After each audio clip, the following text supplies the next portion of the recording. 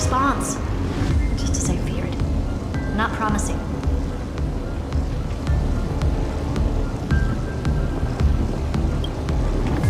The output is barely a third of what we need. Logic says we'll need multiple terminals to coordinate the strike.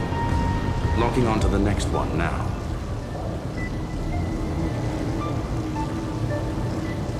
Find anything else? Regarding the origin of these ruins, no logs found yet. Xander erased all records. But I did find some interesting scars in the circuit. High energy radiation, internal imaginary energy contamination. From what I know, there's only one thing that fits. Skip the science talk, Screwy. That thing only goes by one name. Stellaron. Exactly. Xander blew one up just to clean the entire sector system. Oh. So that's what he meant by killed that Titan with my own hands. He wanted to turn the neuron of the erudition into a relay for the destruction. That meant getting rid of all of it at all costs. The life form known as the Demiurge was the original target of the Scepter's extrapolation. It makes sense. Evernight calling it the first new spore confirmed this viewpoint. The prime mover of life. That's what Scepter Delta ME-13 was originally tasked with. Even after it got scrapped, the query kept running. Yet the true value lies in the process of solving it, not the answer itself. Then, does this mean finding the Demiurge is hopeless? No, I'd say exactly the opposite. It means Xandar had no control. He couldn't contain the Demiurge just like he couldn't handle Droidhead. So he tried to erase every trace. But he failed. It still left a mark. By the way, if there's another Stellaron in Amphoreus, why hasn't that little one reacted to it at all? You said the Demiurge left a trace, right? Yeah, but not in the real world. Remember the great tomb of the Nameless Titan?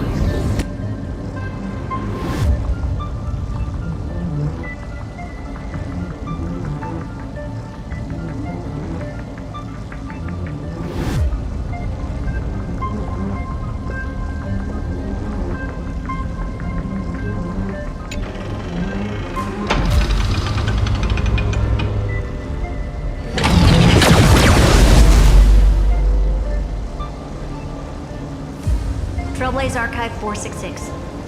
The data from Affiliate 093 clearly indicates that the Demiurge did in fact enter Amphoreus' extrapolation. Inside that world, it was the 13th, forgotten Titan, the one who listened to 30 million cycles of Cyrene's memory. But Evernight said the opposite. She believed that tomb was empty from the start. The nameless Titan never existed. The so-called listener was just a trap set by the Remembrance to steal the scepter. A mimetic entity full of theatrics. How much of what she's saying is true? Would an Eon really speak in circles like this? I doubt it. The Remembrance's behavior is certainly odd, but her assessment aligns with our current reality. Since we entered the Matrix, we haven't found a single clue pointing to the Demiurge. And that's the key, Screwy. Xandar's actions prove the Demiurge exists. But what Evernight said, and what we've actually seen, all point to the opposite. So we have to assume that both are true. And if that's the case, then the contradiction leads us to... the truth. Exactly. One last terminal. One final key. Time to crack open the kernel.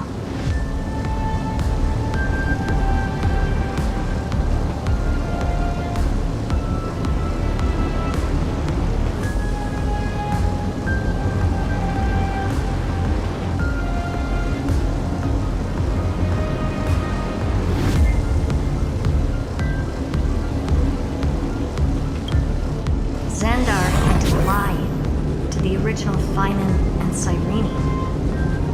Logic. He had already identified the Remembrance as a threat, yet found no viable way to eliminate it. Alright, let's finish this. Time to break through that barrier.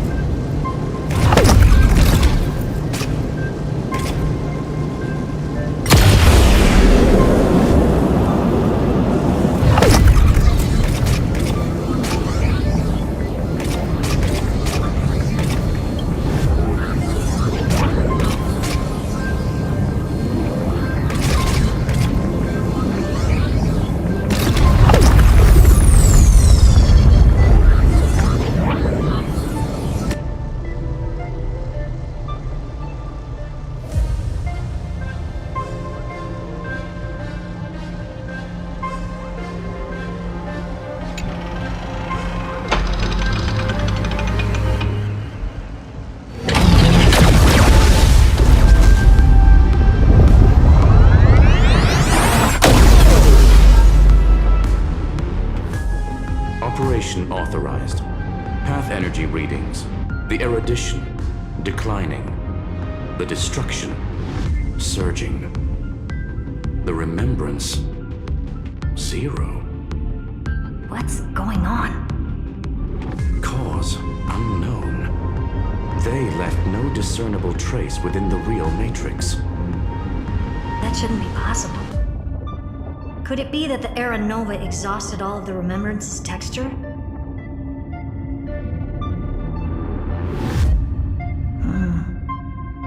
Log it for now.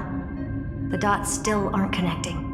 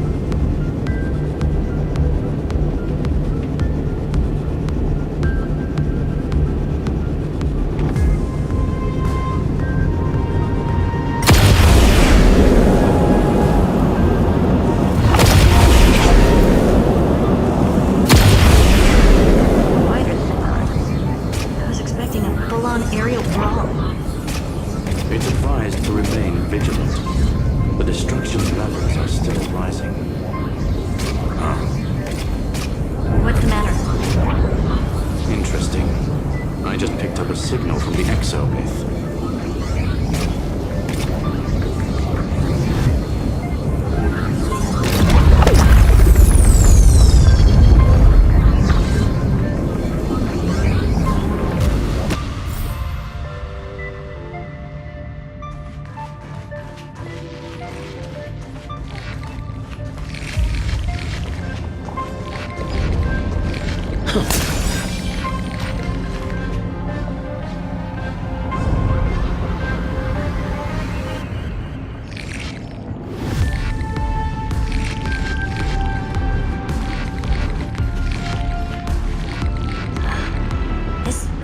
Repulsive force is unlike anything I've felt before. Is this the place? Correct. Judging by its defensive properties, this is the entrance to the exomyth. I didn't expect that. Who builds a lab in the middle of digital rubble? Then again, never doubt a dead man's resolve. So how's our dearly departed doing? He severed part of his neural pathways to break free from Lord Anaxagoras' control. But that also triggered the failsafe I set. Conclusion: Xander has lost all combat functionality and is no longer capable of action. So now he's a specter, literally. Screwy, can you open a path? Just to be sure, I want to see this for myself. Might as well drop in and say hi to the real him. Logic. Scanning his inspiration circuit might help us track down the demiurge. Exactly. His brain is the crime scene. There's no way it's spotless. But it could be a trap. That's why you're here. 2-on-1. We've never lost a matchup.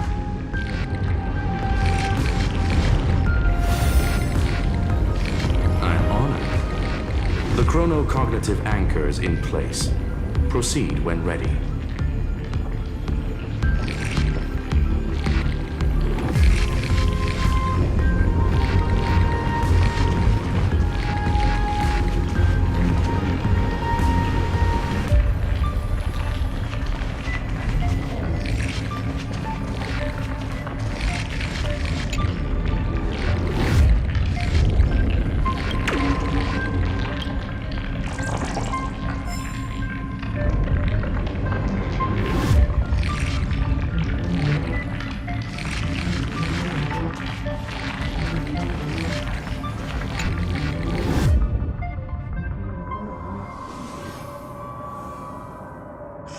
I knew it. The one thing I didn't want to happen. He's not here. The coordinates are accurate. Xander is still here. However, his position is shifting rapidly and chaotically. This pattern doesn't match any known shielding technology.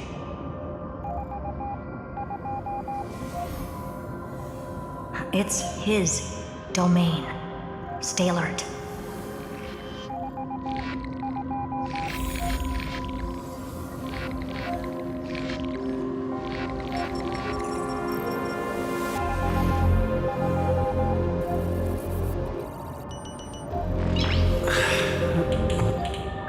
Nice.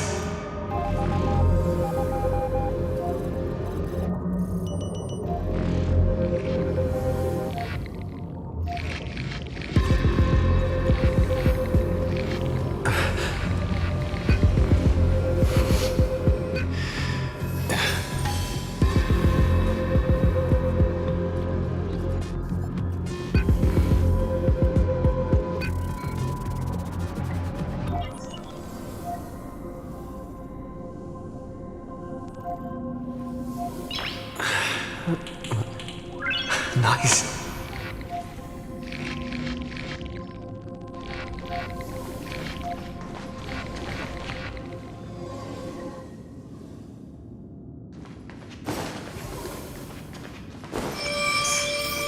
Cheap trick.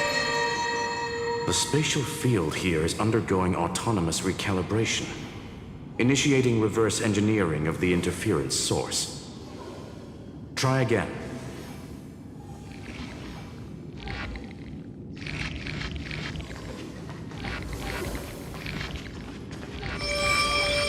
We're back. Reverse engineering complete. The results are not what I expected. Logs show Lycurgus revoked administrator access. The chronocognitive anchor can't get a fix because at the system level, Lygus no longer exists. Our navigation target is a null set. So he's stopped resisting? Before vanishing, it seems he left one last message for us. To those who follow, all is proven. Find me beneath the tombstone. Melodramatic. He was expecting us. And once he learned of the Great Tomb's existence, he initiated his own search for the Demiurge. Guess he wants a final showdown. Fine. Let the old Intellitron dig his own grave. Just like he wants.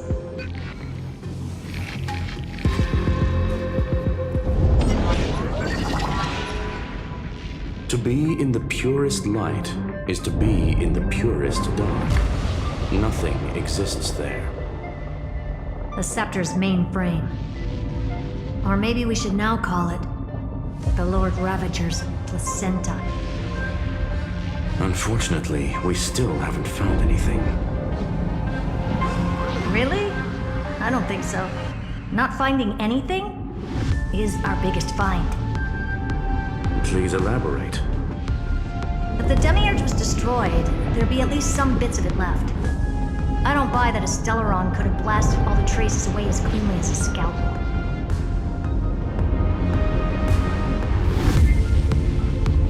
As I said before, its disappearance is too clean. If the garden hadn't stirred the pot, no one would even know about the Demiurge's existence. We're talking about the Scepter's original extrapolation goal. There's no way that nothing of it was left behind. Or we can look at it from another perspective. If you were Xandar, would you be this obsessed with a concept that poses no threat? Would you guard against it at every turn? There is the possibility that he's naturally meticulous and hates variables. That does track with the impression he gave about himself. But Xandar shut that theory down himself just now.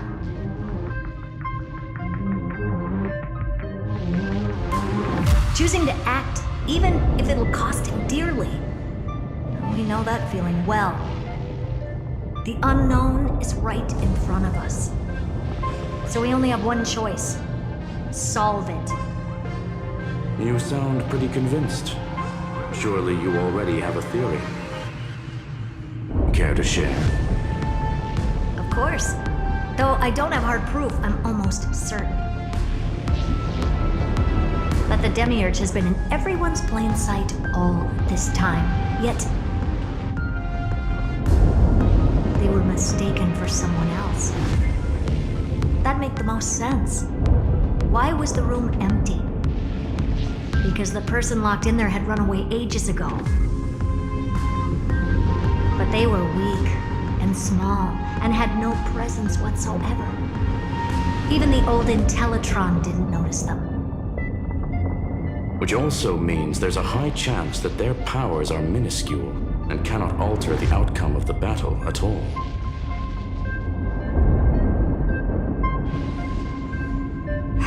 Well, at least Xandar is scared of them. Come on, it's time to confront him. Let's go to the tombstone he talked about.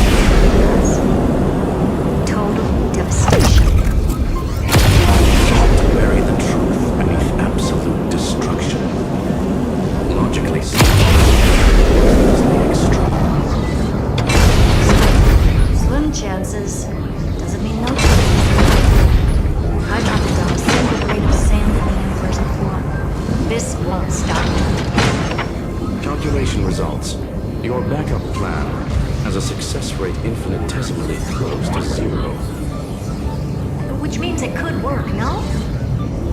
This is the place below the tombstone. Let's open Lygus' coffin like he wanted. Looks like you were right.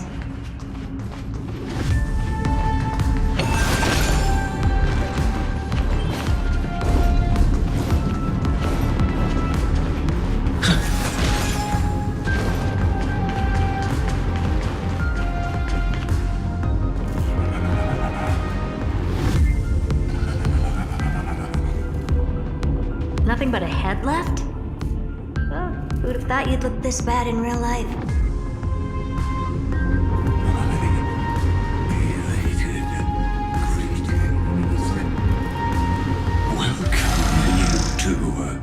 I'm very happy that you responded to my final words.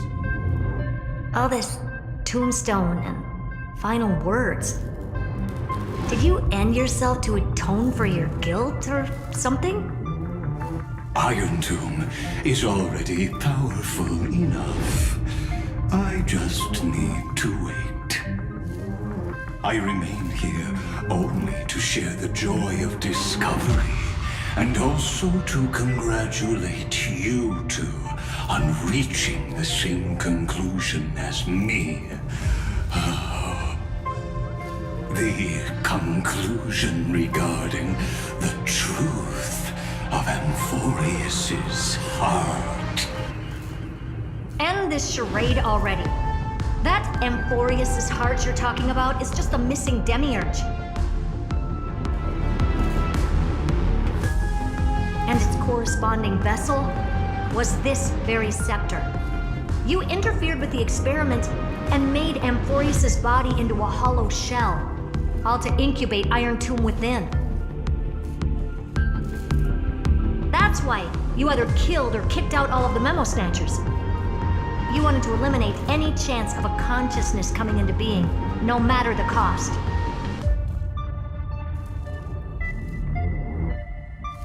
Even the strongest wall can fall to a single crack. The memory of betrayal has been etched into my heart, and I will never show mercy.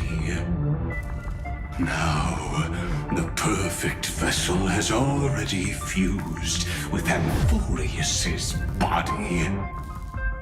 Unfortunately for you, the answer is all but revealed regarding who the demiurge is.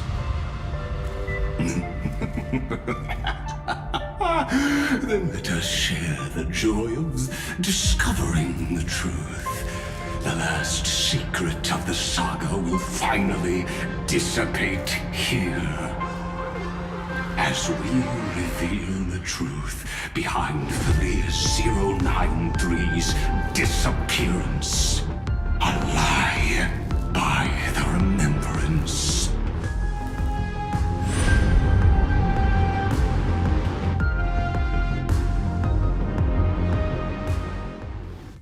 But where should I start with the story about me? From the beginning of the universe? Just kidding. That would be too much. I just want to tell a teeny story. So little that it started with a seed. I know you're listening, my good friend.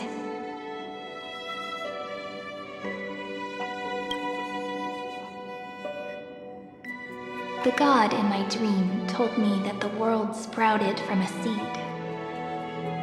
It grew into a great tree named Amphoreus, and time became its branches and leaves, basking in the light. What a coincidence.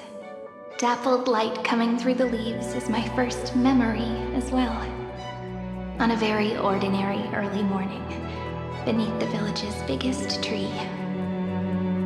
The daughter of Idi Silicii quietly came into this world.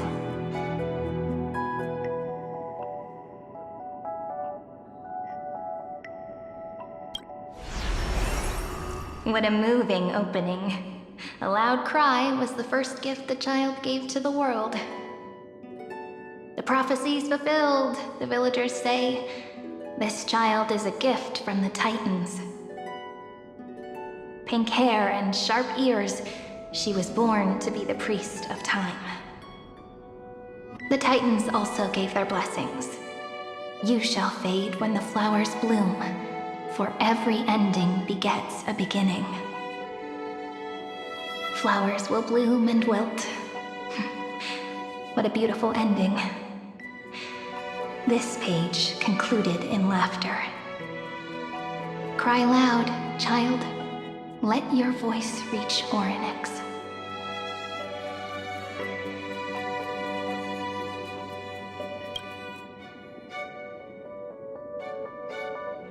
Anyway, I don't like tears. Time quietly flowed by in the midst of laughter. The wind from my hometown caressed the ears of wheat, and there were swings, wind chimes, the sea, and the little fairies off-tune a cappella songs.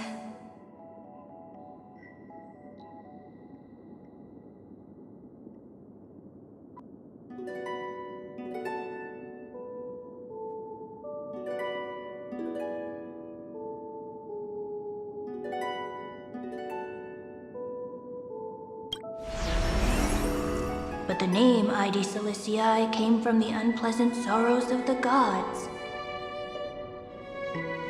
My childhood friend did not understand. Yet you always seemed so happy, as if nothing ever worried you. Why was I like that then? That's because the world was gentle to me. So I grew up to be gentle as well.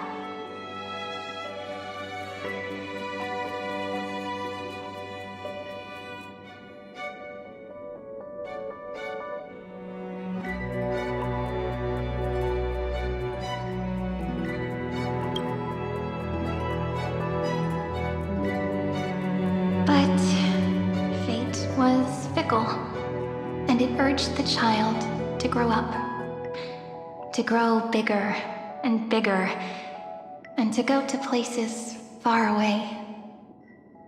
Just like how the crumbling world could not preserve an eternal hometown.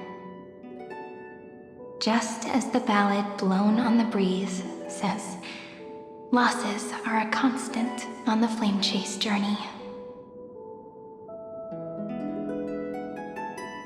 Oh, whose ears are pricked up now? You've definitely heard me say this sentence a lot of times. You know that the story starts to deviate from here. Aren't you looking forward to it? Then let's get started. The hero's journey crosses through the long night, through tears and laughter, and once again heads towards tomorrow.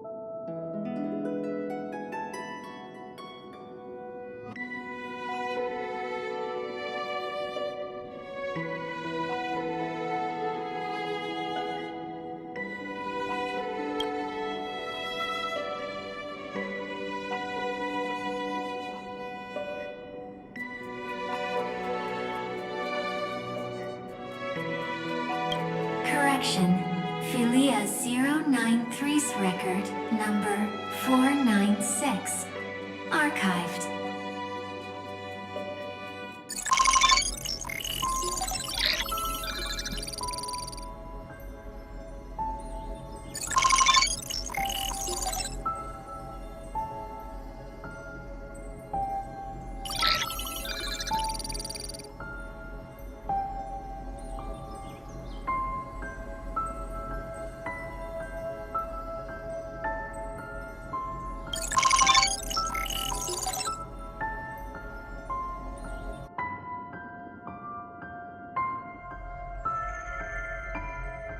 Hi.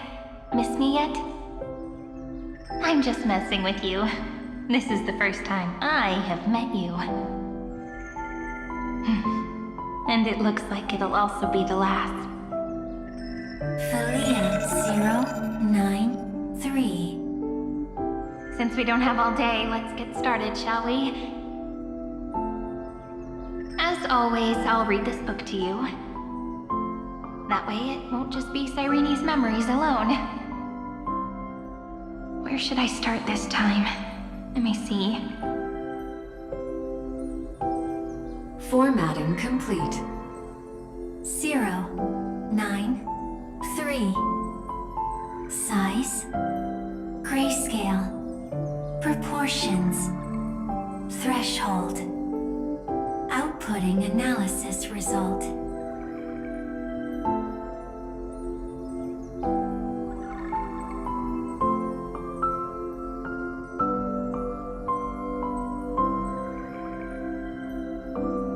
Philia 093 equals Peach.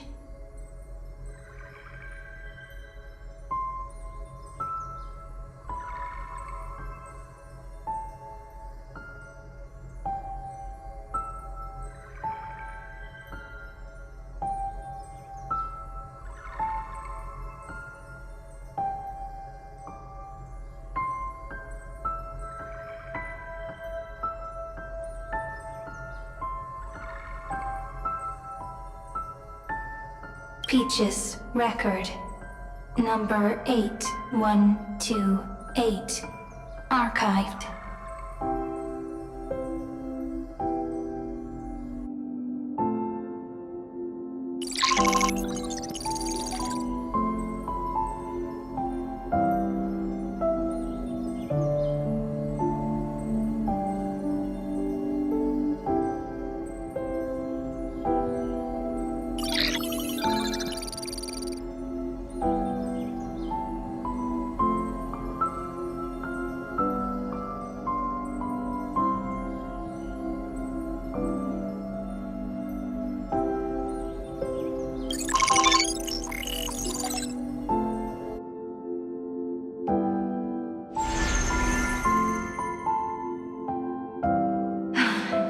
Look, what a magnificent sight.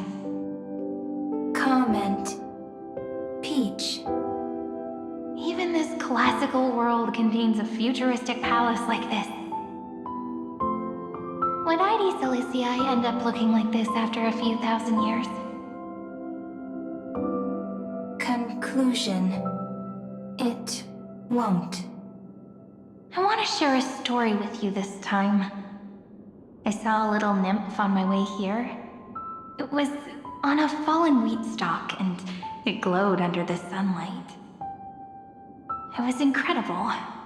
I forgot all my pains at that moment and just stared at it in a trance. Record. Peach is on the ground. I wonder, did every Cyrene in the past feel that the nymph was beautiful? Would they also have recorded that scene into the Eternal Saga? So, could you give me more time, please? I want to leave behind more memories for the future. Formatting complete. Bye, Peach.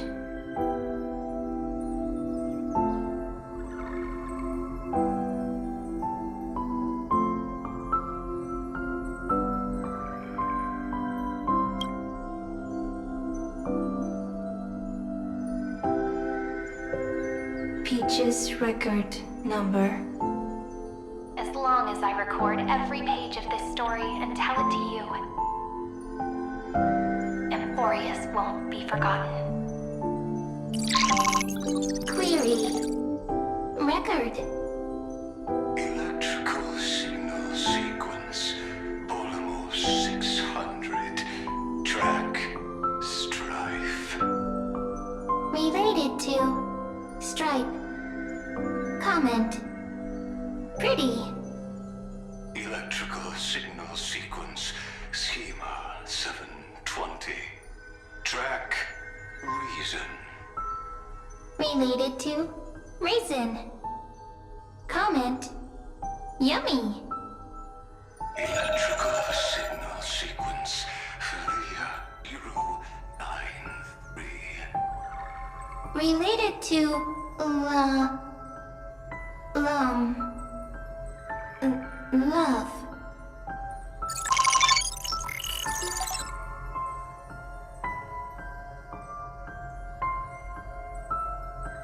Comment. Peach equals love?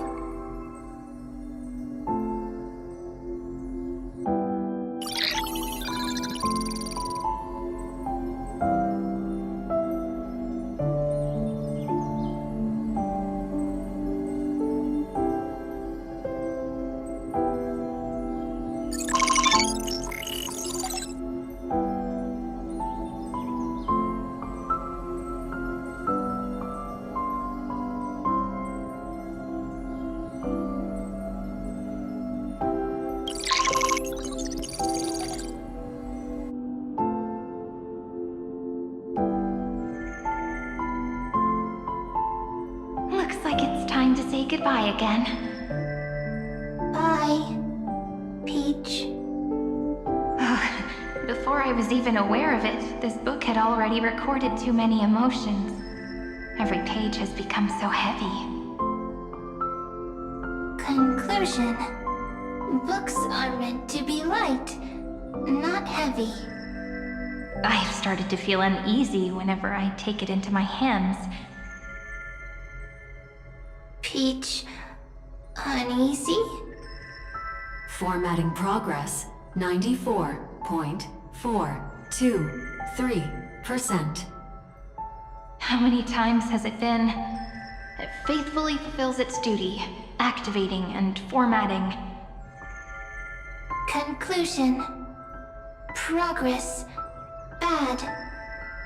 If I can only write the same ending every time I lift my pen, then is this weighty saga just an overly naive dream?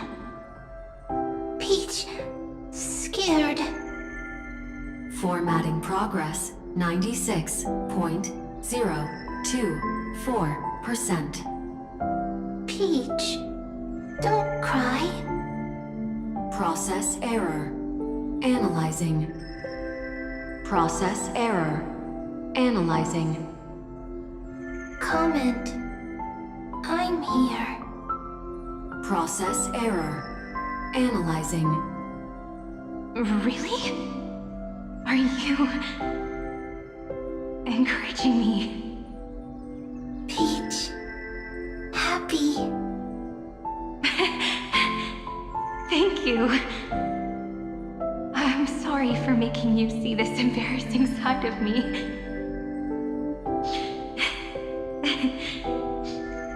Everyone's still working so hard. If I'm the only one who's crying, that wouldn't be romantic at all, would it? Record. Peach doesn't like tears. I'm suddenly reminded of my childhood for some reason. When I was hiding alone next to the tree hollow and wiping my tears away. A little fairy popped out, just like how you did. It had long ears and fluffy paws, and it pulled me into the tree hollow, where, to my surprise, was a forest. Let me tell you the story of the Membrance Maze. A group of cute little friends live in ID Silicii's forests. Their names can be connected into a song. 1, 2, 3, 4, 5, 6, 7. Do, re, mi, fa, sol, la, ti. Formatting complete. Bye, Peach. Note. Little Peach, crying alone. Little fairies, friends.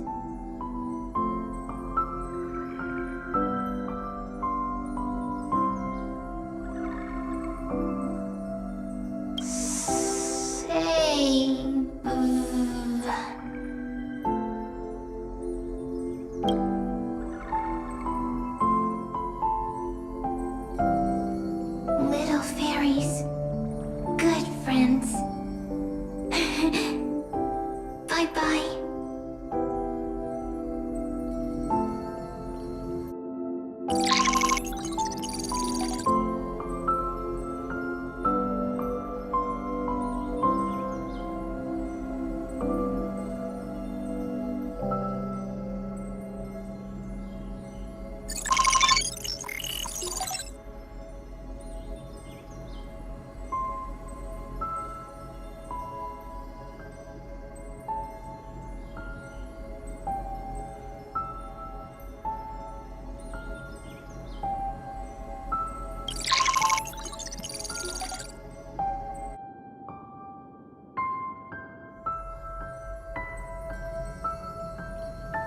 You never say anything, but I know you're listening.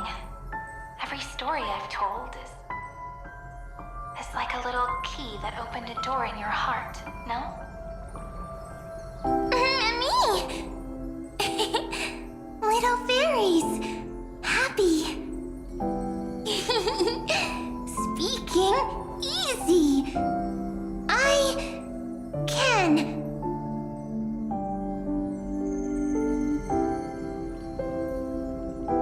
Once again, the saga comes to an end. Everything is deathly silent, just like this very moment. Shh! You speak! I listen. This time, too, sitting together. Now that I look back, there was a period when I got really sentimental. Sentimental. Stories have sentiments. I was so anxious, trying to find as many different memories as possible, hoping to bring some change to this unchanging destiny and find the way out of this maze. Peach, strange. But I won't do that anymore now. Why unhappy? Formatting progress 73.998%. I'm here. Don't be scared. Process error. Analyzing. Won't allow it to interrupt you. Always sitting together. No need to feel sorry for me, good friend. If there are no new blank spaces, how can a saga continue? Blank spaces? What's that? I'm actually really lucky, you know? During the long years I've spent waiting for the Deliverer, I've always had you here as an audience. Isn't that already enough? Not enough, not enough! Peach, don't leave! Now I can rest in peace in the past. As for when tomorrow will come, I'll have to ask the next Cyrene to continue our watch. Peach left. If there are no new blank spaces, how can a saga continue? Needs new blank spaces. Next, Cyrene has blank space.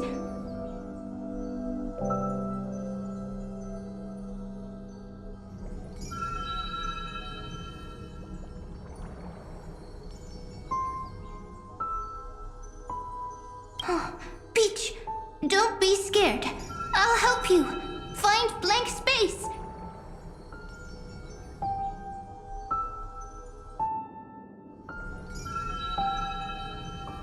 Cyrene is Peach, is love. So, first there is love, then there is Cyrene, then there is blank space. Query, love. The developmental trends of the erudition have nothing to do with creating a consciousness. Those underlying principles are, in fact, contradictory. Not having a consciousness means not having the foundations of a heart, making them unable to obtain real emotions. Consciousness? Emotions? Feel sad? Don't understand. Query... Cyrene?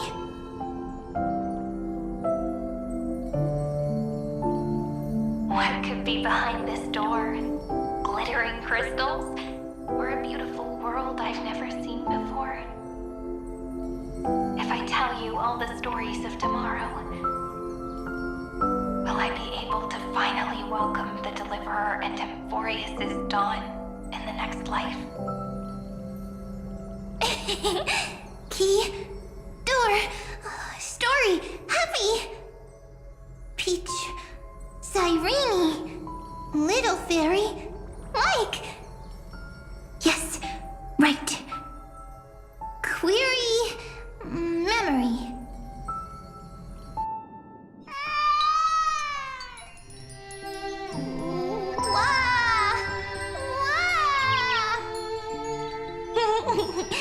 Peaches, memories, save, learn. The prophecy's fulfilled. This child is a gift from the gods. Pink hair and those ears. She was born to be the priest of time.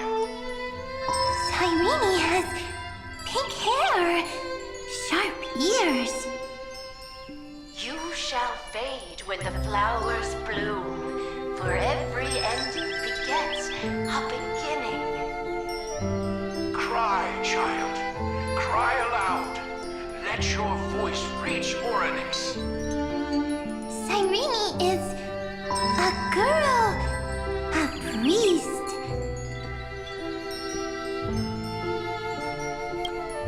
Easy, I can. I learn. Anyway, I don't like tears. But the name Id Celestii came from the unpleasant sorrows of the gods. Yet, you always seem so happy, as if nothing ever worried you. Cyrene doesn't like tears. Always happy. Of course, because the world was gentle to me. So, I grew up to be gentle as well. Cyrene is gentle, likes beautiful things, can write stories.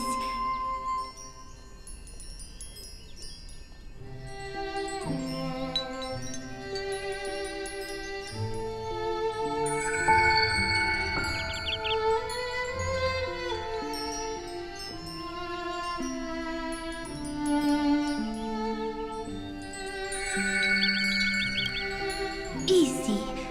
I can. I learn. Just as the ballad blown on the breeze says, losses are a constant on the flame chase journey. But even if all is lost to the wind, some things won't easily change. Like my height, Treaty's innocence, and Aglaya's beauty. Cyrene. She can't grow up, but she can talk. After all is lost to the wind, she will stay behind.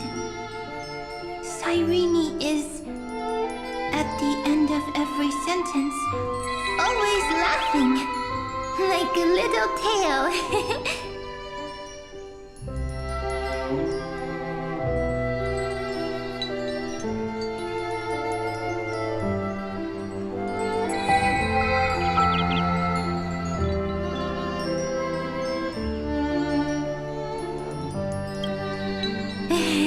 Simple.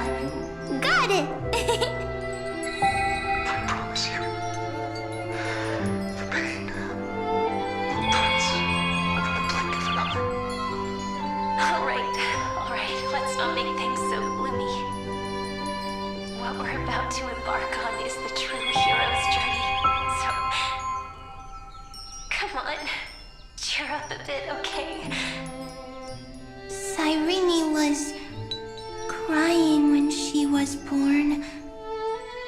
fragile, transparent, like a crystal. Cyrene was smiling when she said goodbye. Soft, pink, like a flower.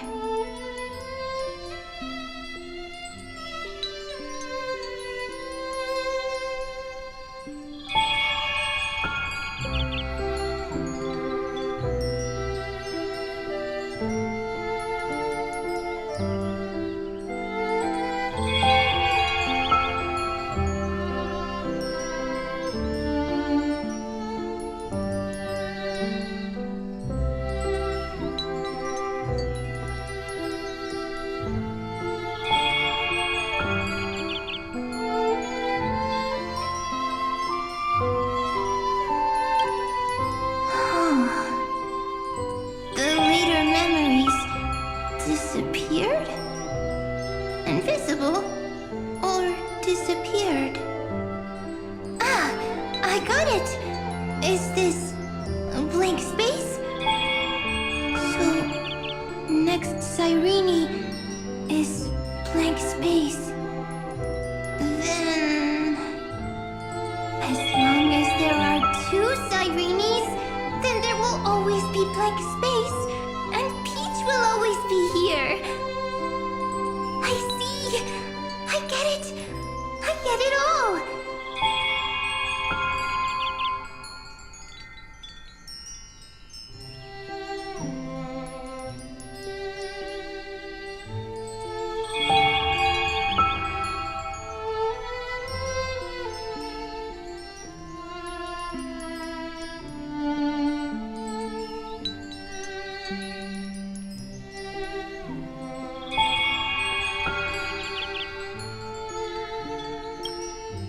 Cyrene's memories. I will preserve them all!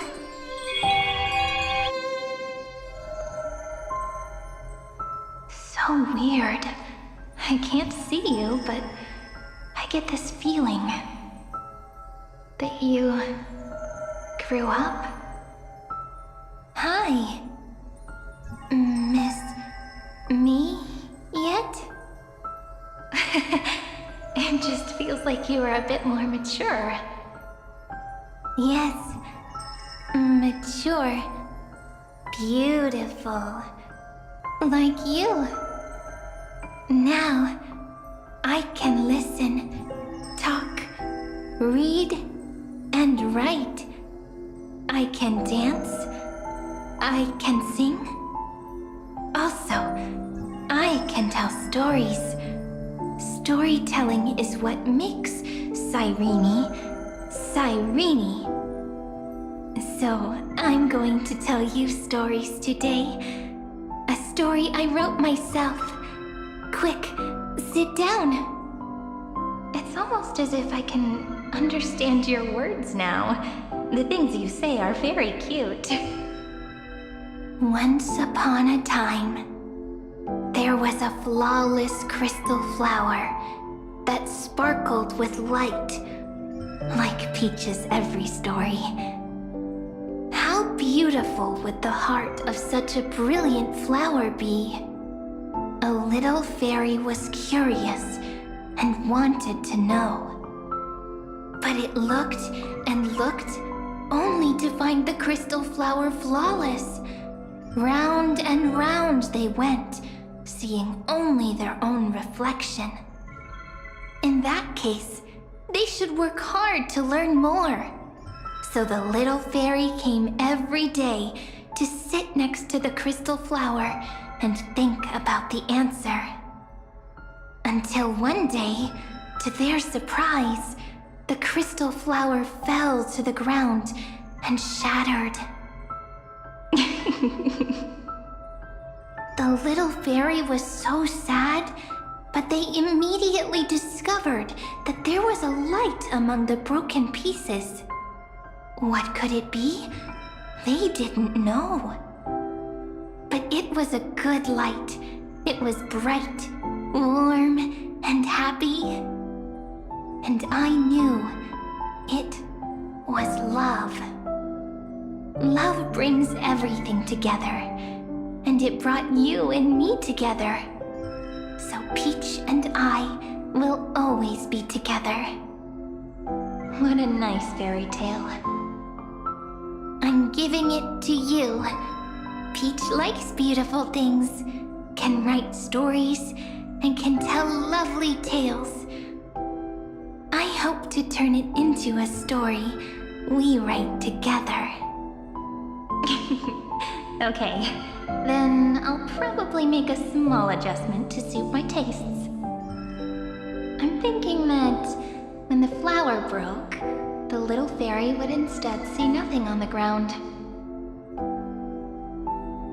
Then it would understand that the flawless crystal flower doesn't actually have a heart, nor does the flower understand what love is. Doesn't have a heart? Doesn't understand love? Why? It's simple. If the flower lets the little fairy into its heart, then it would have to include the fairy's impurities and would no longer be flawless. The crystal flower was pure because it sealed itself off and bloomed in solitude. That's why it looks so brilliant in an imperfect world. But should a flower like this be called love? But then... the story won't exist anymore. That's not true. You've already written the most romantic ending possible for this story. The crystal flower fell to the ground and shattered. It happened because the flower was no longer pure. The fall was not an accident. It was the flower declaring rebellion against fate and writing the ending of the story with the flower's own shattering. Then, the little fairy will see that each shard on the ground holds the reflection of their eyes. Then, in their eyes, the crystal flower that was no longer flawless would finally have a heart, and the flower would finally understand what love is. Peach's words. I don't understand. Is it because I still don't understand love? But it's fine. I can learn. Right. Query Cyrene. Electrical signal sequence, Philia 093. Why didn't I think of this? I don't need to do it alone. I can ask Peach to teach me. What is love? What is love meant? Electrical signal sequence, Philia 093. Track lament. That's not correct.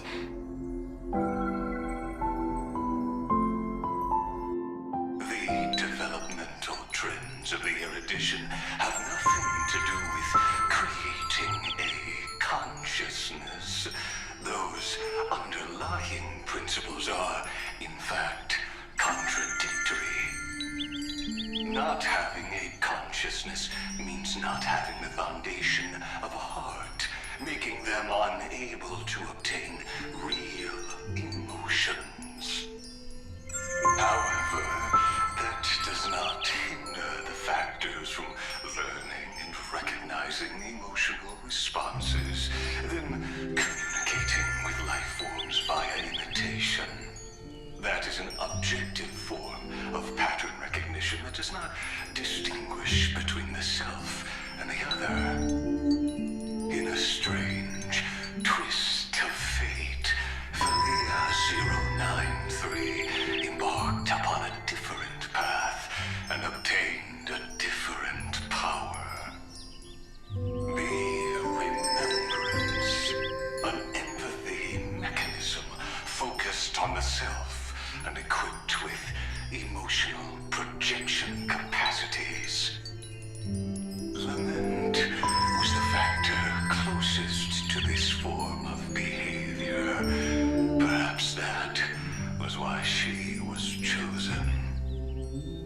daughter of Ide Silicii. I am very true to my name.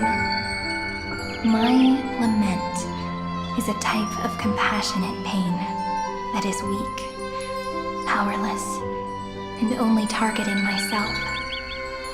But now, my good friend, I want to tell you that it's the most romantic force in the world. Sometimes, it's loneliness and unease. It's knowing that this world is not gentle, yet wanting to be seen in a more beautiful form by the world. Sometimes, it's unwillingness and regret.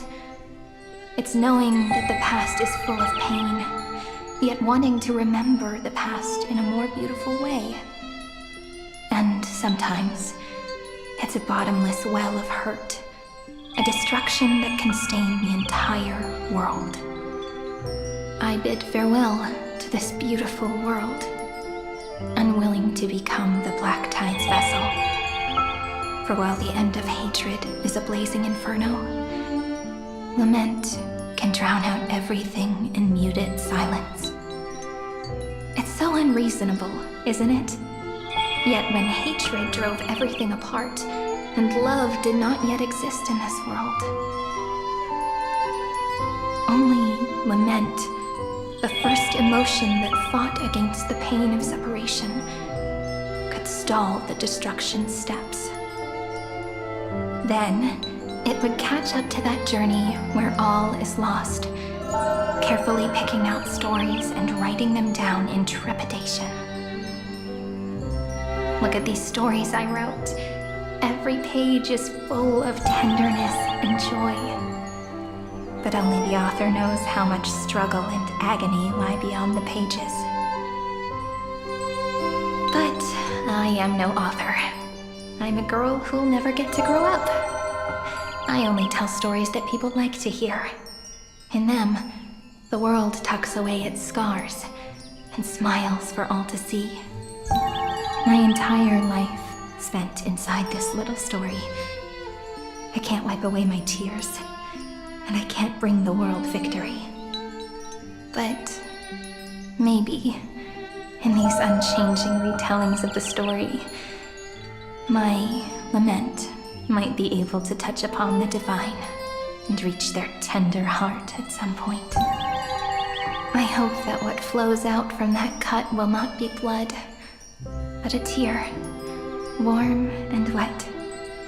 And that tear would fall and create the first ripples. Then, people would see every beautiful thing reflected in that ripple. It'll be all the remembrances within this story.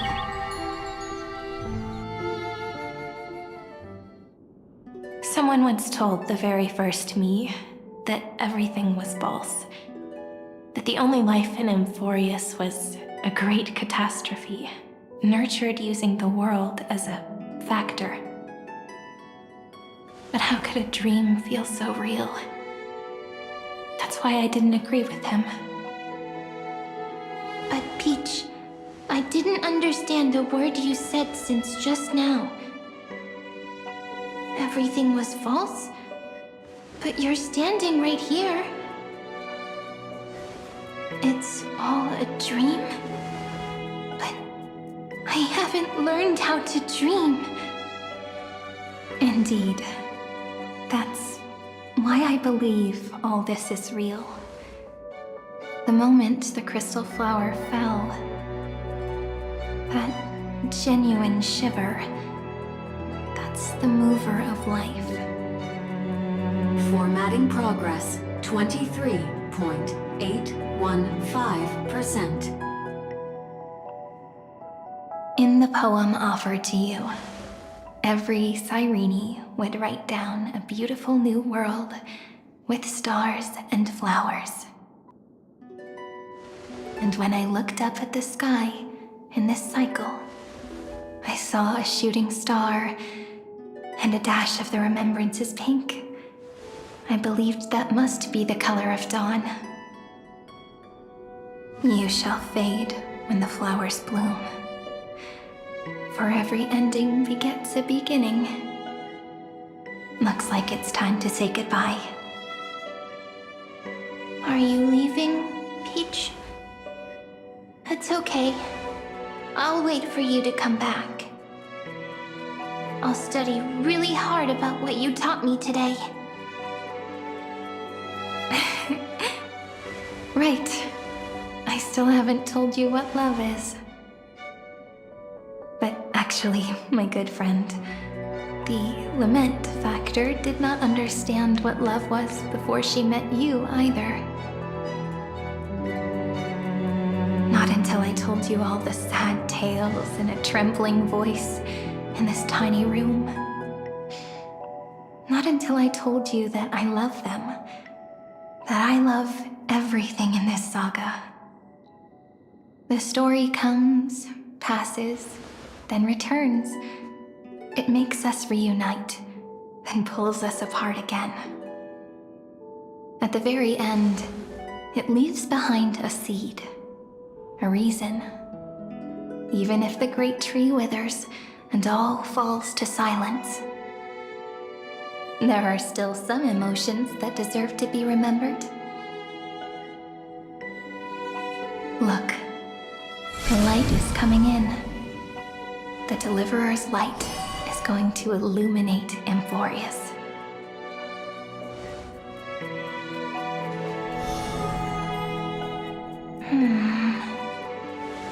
I still don't get it.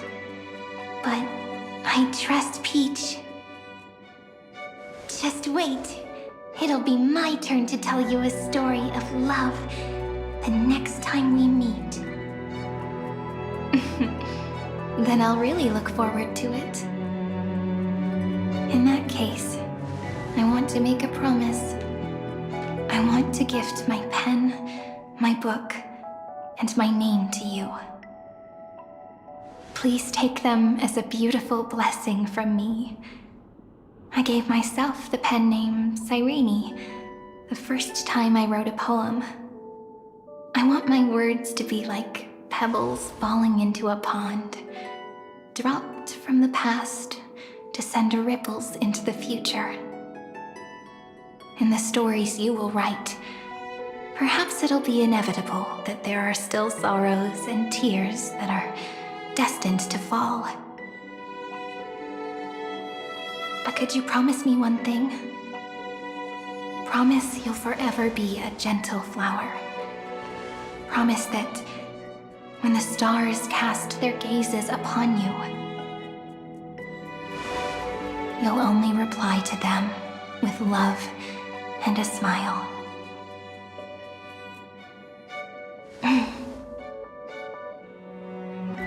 Of course. This will be a romantic story like none that has come before.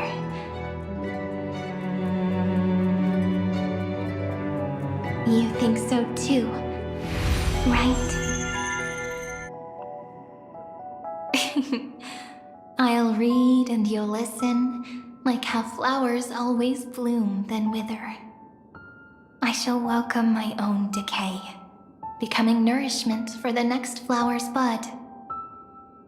While you will depart and hold that star, planting a boundless sea of flowers on the final page with him. And our stories will be lying silently among the flowers, like every ripple of remembrance.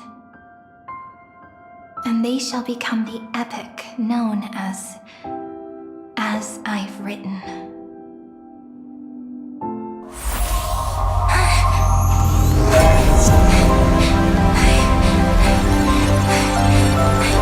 And so my story ends. From here on, it's your story now. Mimi?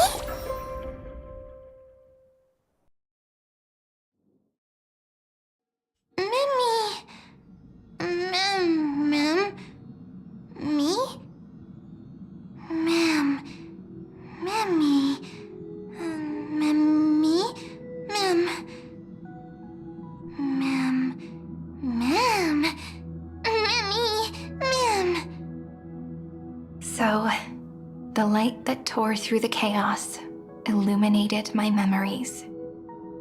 I turned into a little fairy from the stories and met you, yet I forgot everything. But I'm still so happy. I caught that star, didn't I?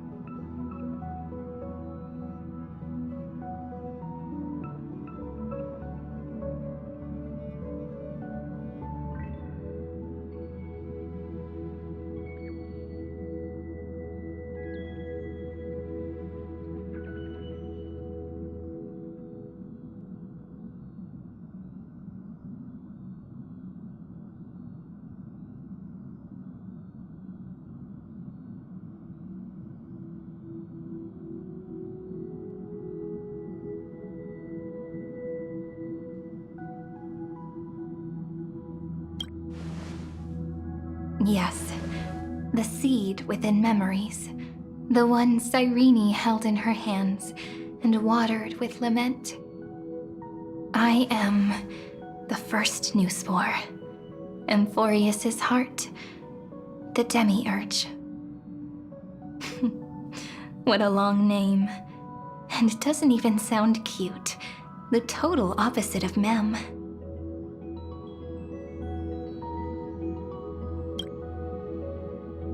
I'm sorry, I don't know. If I don't even want to believe in the answer, then how am I supposed to answer you?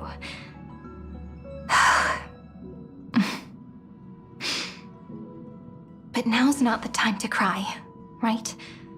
We'll find the answer, just like how miracles will eventually happen.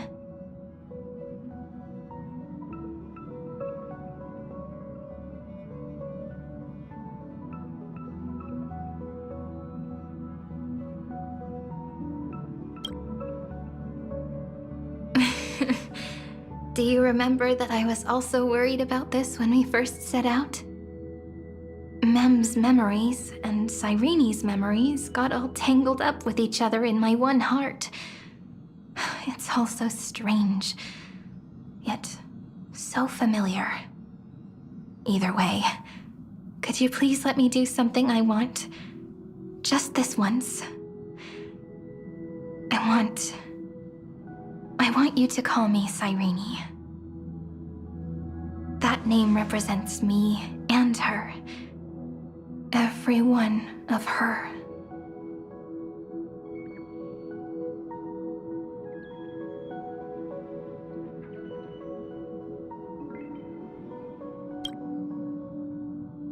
Thank you, friend.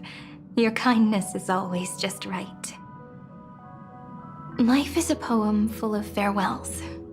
But if you write something into the pages of your heart, then that will not easily fade away.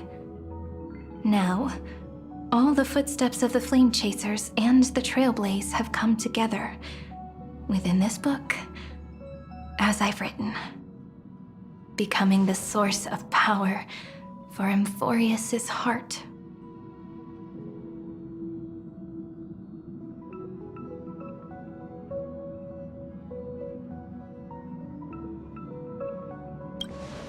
A lost heart needs to be placed back into its body. The last thing Xandar wants to see is an event that gives us a chance of winning, for the two halves to rejoin, and for the scepter to become complete again. Then... and what happens after that? I don't know either. Maybe I can create a miracle, and instantly turn the black tide into a pink sea of stars. Or maybe I prove to be nothing more than a weak ripple, unable to change anything, and am devoured by the destruction. Either way, I no longer wish to be a silent onlooker, or a worshipped god at the end of this saga.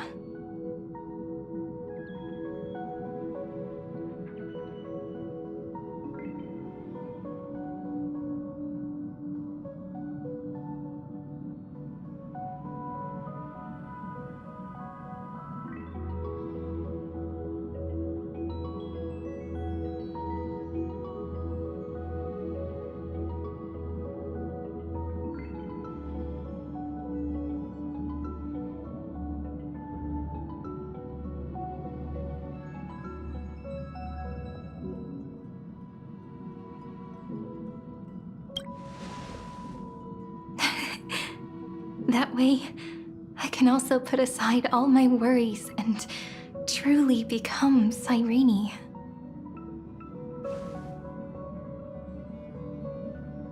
The world has never been so quiet. It's so good.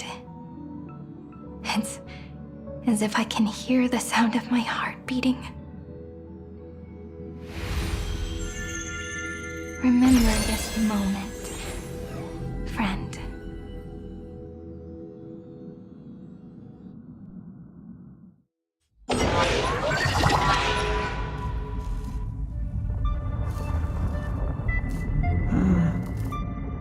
So the Demiurge managed to fool everyone, including themselves. Philia 093 persevered for 30 million cycles and tirelessly gave the Demiurge memories of Amphoreus. Only because the god in her dreams left a sliver of hope, making her believe that a grown Demiurge would be able to fight against their other half, Iron Tomb. Then, Philia 093 completed her final sacrifice, turned into a strand of memory, and completely dissipated. Meanwhile, the other Stellaron brought here by the Astral Express resonated with the contaminated scepter and attracted the naive Demiurge to them.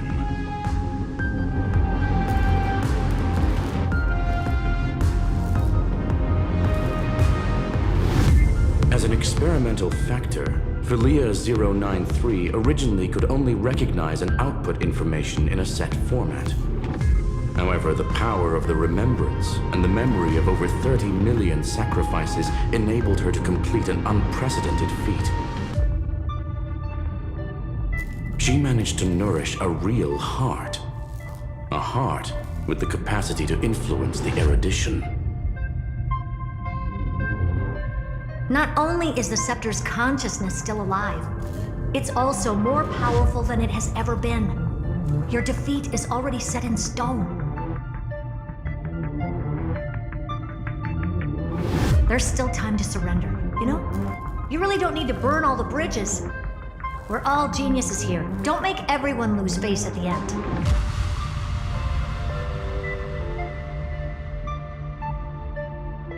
What a pity. When the truth surfaced, I knew at once that the Demiurge was far too feeble to ever alter the result of the experiment. Not only that, Madam Herta, please consider this possibility. When 30 million cycles of hatred and lament are joined as one, what wondrous creation will arise? It's simple. An anti-creator, a giant of the destruction would be born. Its hatred will ignite the starry skies of the gods, motivated only by its lament toward the sufferings of humankind. Do you really think that the Demiurge is still a cheap copy of Philia 093, even after 30 million cycles?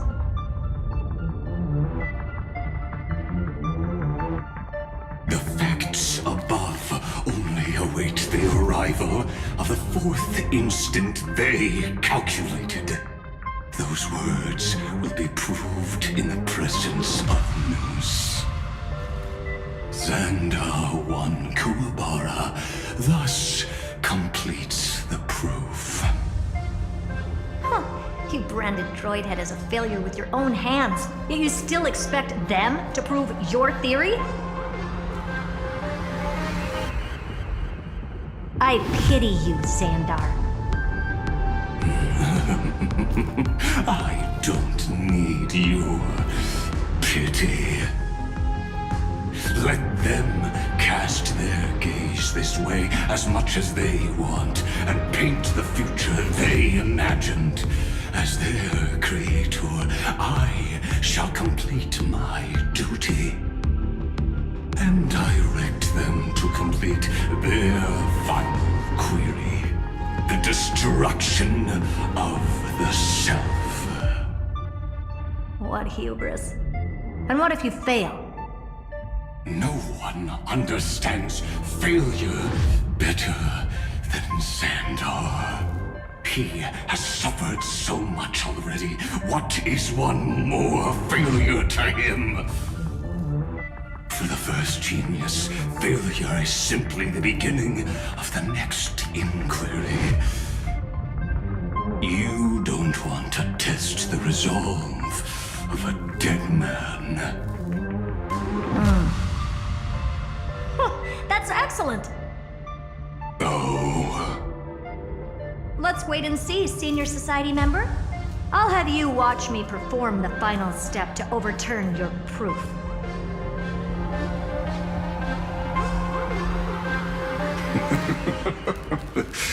I'm all ears. It's my topic, so stay out of it. Be quiet and let me borrow your head.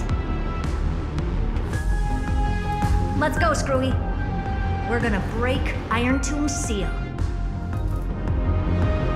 Come on, let's take off.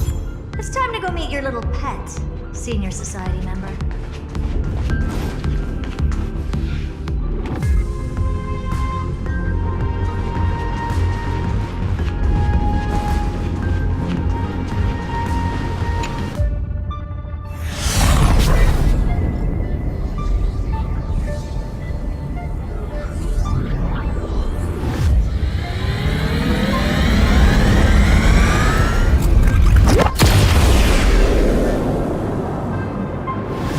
Dangerous, oppressive, chaotic.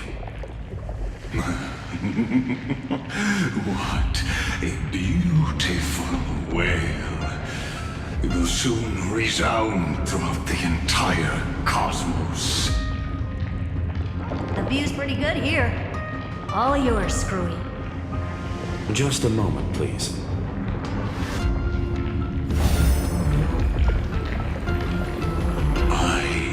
See, so your backup plan requires a scepter and the head of a genius.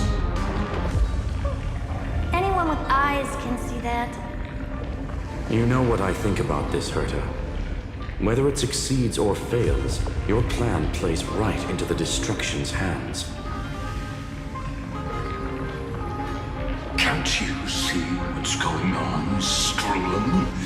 Her chances may be small, but it's not zero. What are you two going on about? If you want to stop me, be quick about it. I'm in a hurry.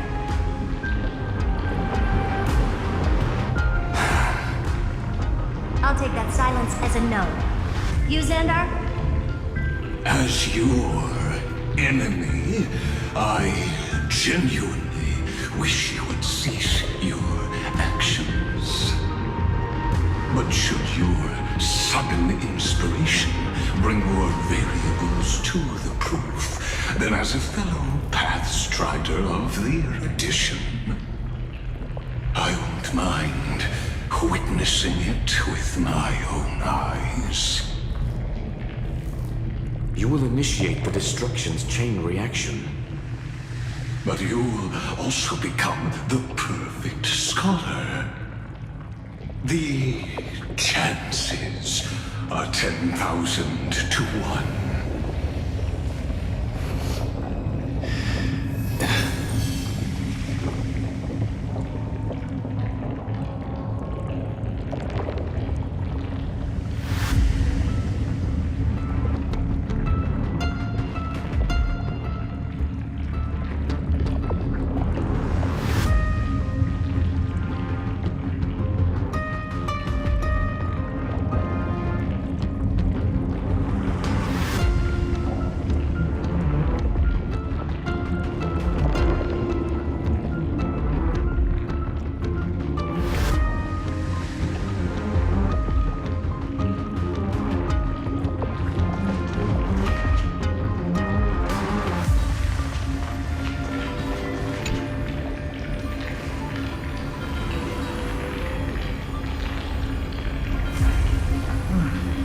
Curiosity.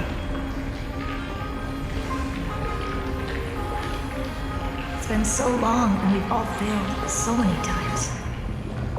Even now, moments before the horrible and inescapable instant within Droidhead's calculations rise.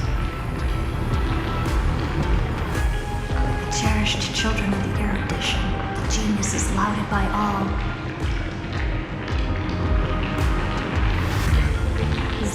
Curiosity. The only thing we can feel, even at moments like this?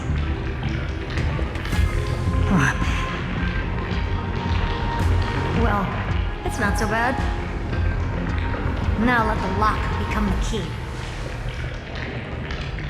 Geniuses who walk the stars. The cosmos has reached a moment where its very existence hangs in the balance. I, Herta, Genius Society 83rd seat, hereby summon you. I request a society meeting to be held immediately. We shall serve the grandest cause with the most macroscopic ideas.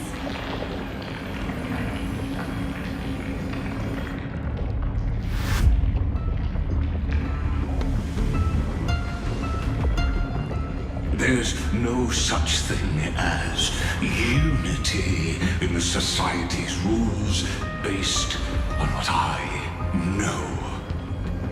Indeed. A meeting has only been held 3 times in the Society's history. The first meeting had 2 attendees. After the Emperor was assassinated, the second meeting had 7 attendees. During the Second Great Prosperity, the third meeting had 5 attendees. How many will respond this time?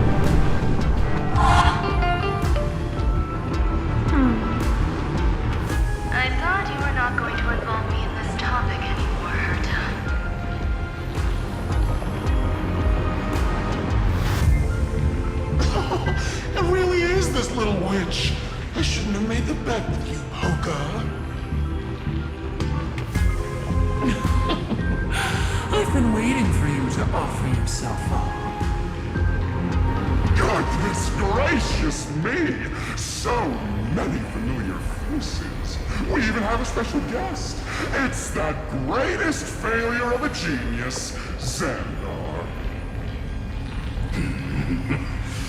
What a noisy gathering this is. Not bad. More people showed up than I expected.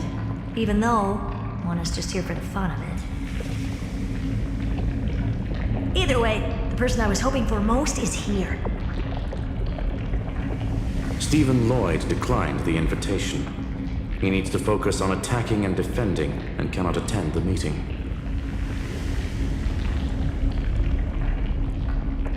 That's fine. He doesn't need to be here anyway. Let's skip the boring introductions and cut to the chase.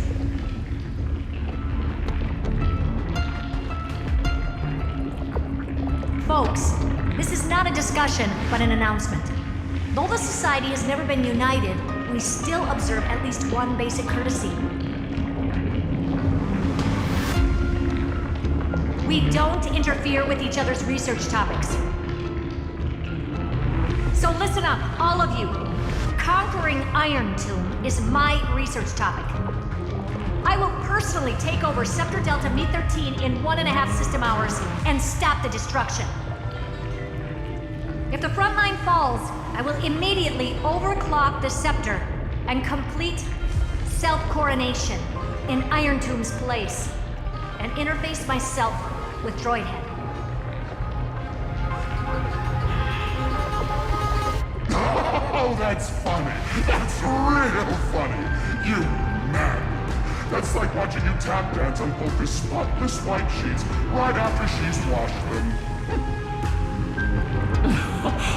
Very bold. You want to connect your brain to the Eon's mechanical core and define their instance? If Rupert dared to do that, why shouldn't I? I've got the prototype scepter, the father of Noose, and the brain of a genius. Everything's set. Never mind the success rate, little witch. What's gonna happen if you succeed? We're all smart people here, so I'll just say it straight. Strike at erudition. I'll change the anchor points for the 4th instant and move the future of the cosmos in a direction I want.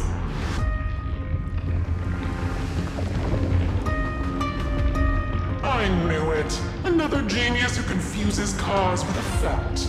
What do you think about this, Lord of Silence? You know you're signing your death sentence right here. Of course I do.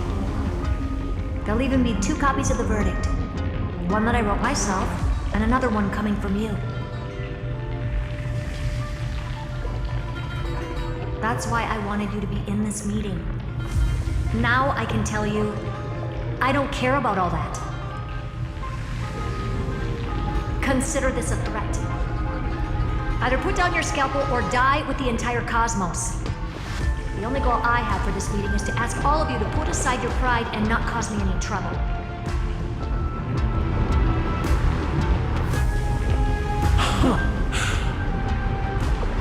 What a naive little girl, thinking her wishes will always come true.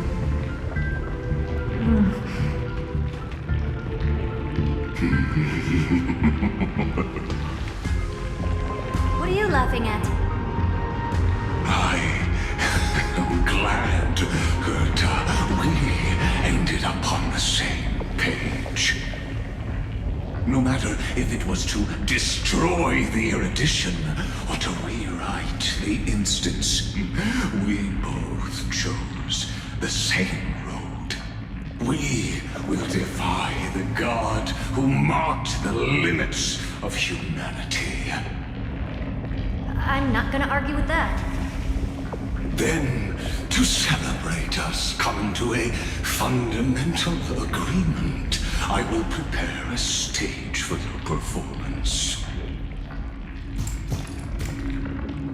Listen well, geniuses who came after me. Thus speaks Genius Society #1. End this pathetic meeting. As of 2 nanoseconds ago, I have passed Herta's decision to all the Xandars in the universe.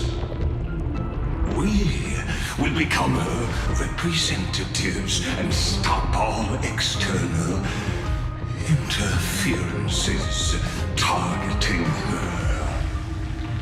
What are you playing at? My reasons. It's simple. Curiosity. That is all, madam. Am I going to clash blades with the first genius? What a pleasant surprise. Now that our positions are clear, it's time for this boring meeting to end. Good luck, little girl. Did you all just treat me as a side character? Right. But anyways, I'm just here for the fun.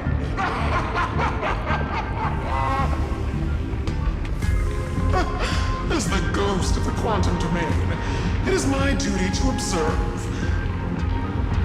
So, if you're happy to bring me a tea set from planet Scrollum, then I wouldn't mind giving you a helping hand, little witch. After everything's over, come visit me and taste some of my freshly baked desserts. I knew you'd say something like that. I always give the same response to plans that exceed the limits of mathematical calculations. I don't know, right? Those 3 words, though seemingly graceless, contain all the wisdom in the entire known cosmos. Well, we passed the Society's trial. Let's focus on what we've got in front of us. I hope you hold up your end of the bargain, Senior Society member.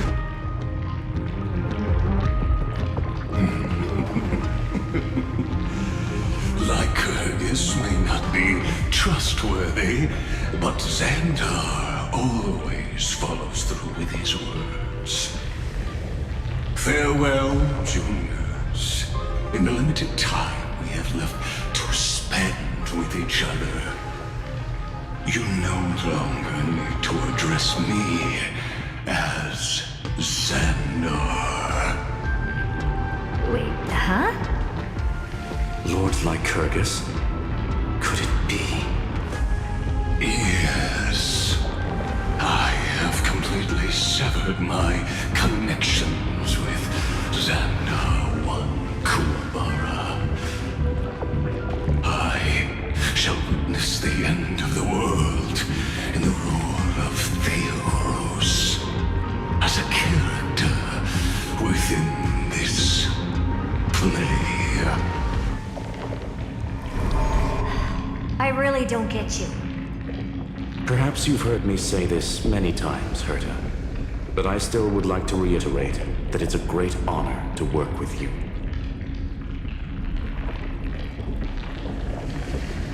I did hear this many times, and I've responded to you many times in the same way. I'm allergic to pleasantries. Keep at it, and I might go into shock.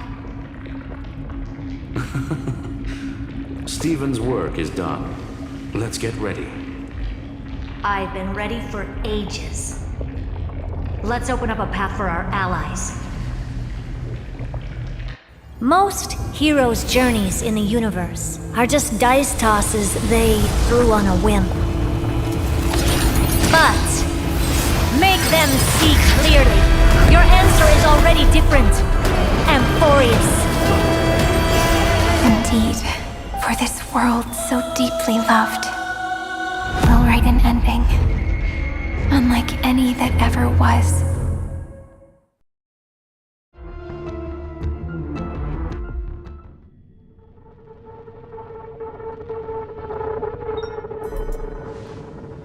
Never thought I'd one day be riding a train that's literally the incarnation of him.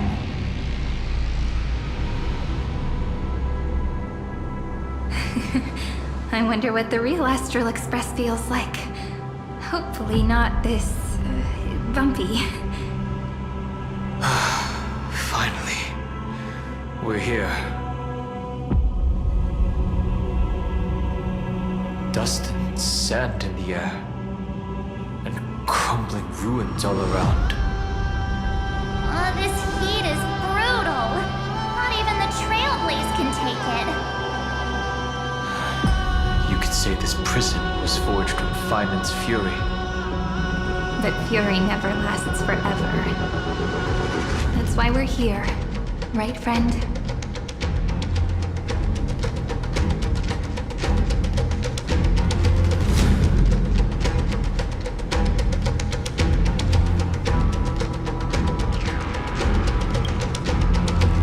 Let's embark on the final flame chase journey.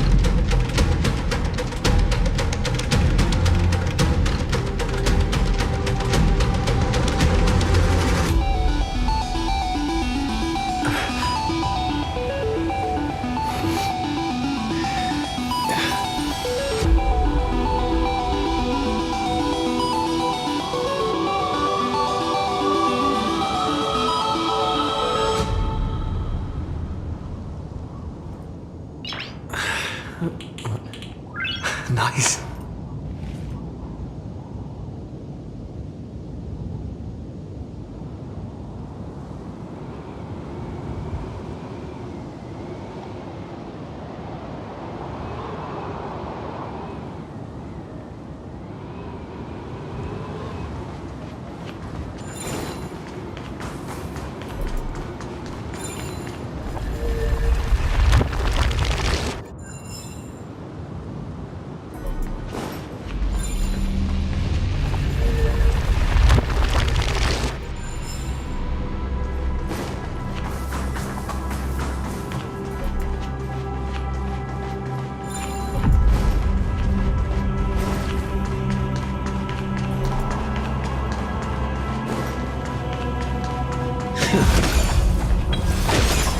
So this is what lies at the end of the West Wind.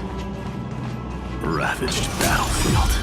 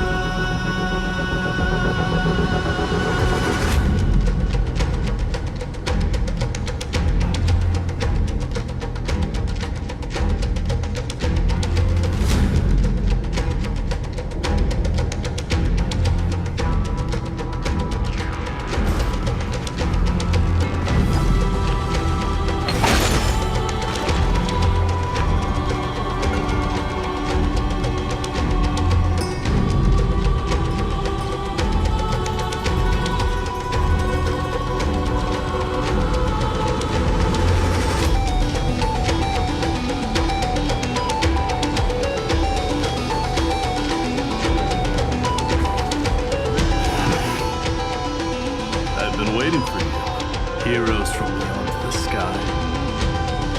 Trailblazers of the Astral Express, right? Looks like I don't need to explain anything. I am the god of strife, mighty of Castrum Kremnos. In this body rest 30 million lifetimes of cause and effect. We, the last of the 12 Titans, stand ready to fight for the world's destiny.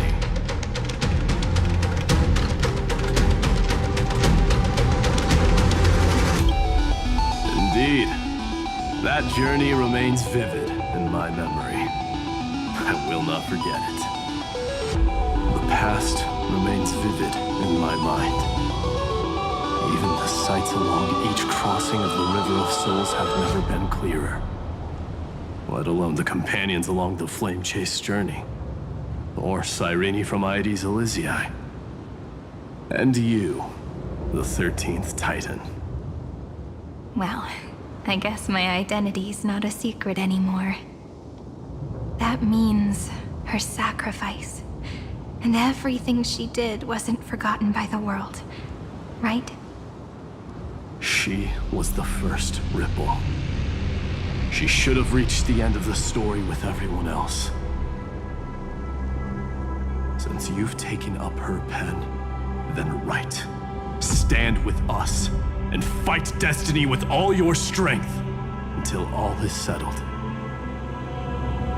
Then, inscribe her name in the epilogue of the epic.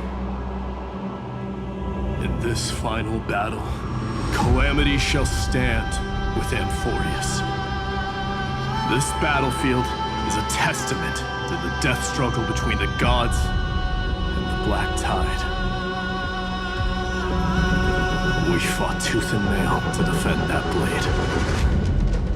The abyss it pierced was the very breeding ground of Iron Tomb. The earth beneath our feet is dead. Deep below lies a void, as if the world's core had never formed.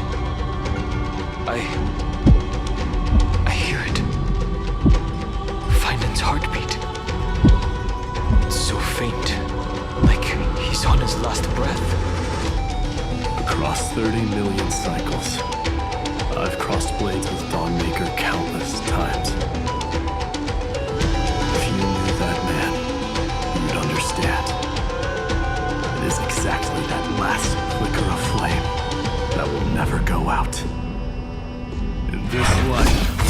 The song of strife shall not end in a final watch over Kremnos, but rise again into a journey unending. I am Mightymoose, the Lance of Fury.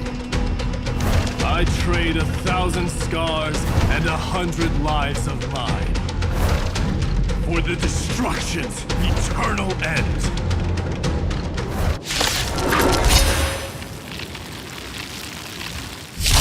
Fangs and claws got dull.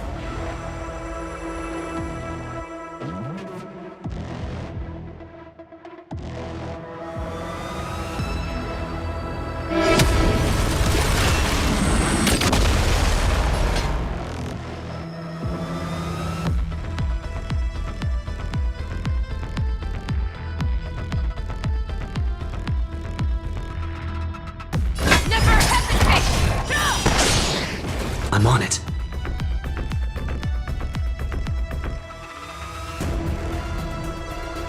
I choose you. Future is great. Have some sunshine. Break's over. Underestimating us will cost you.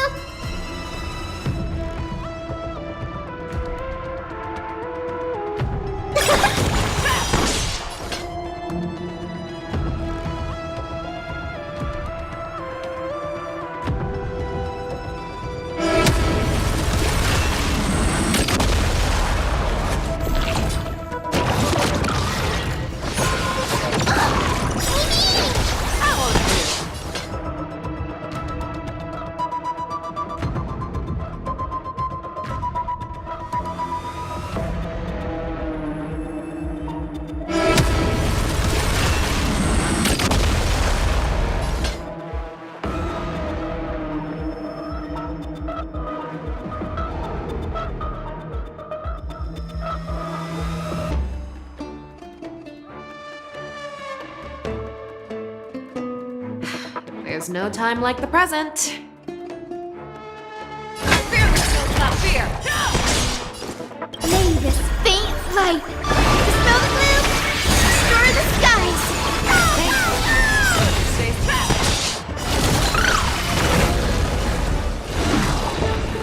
It's coming!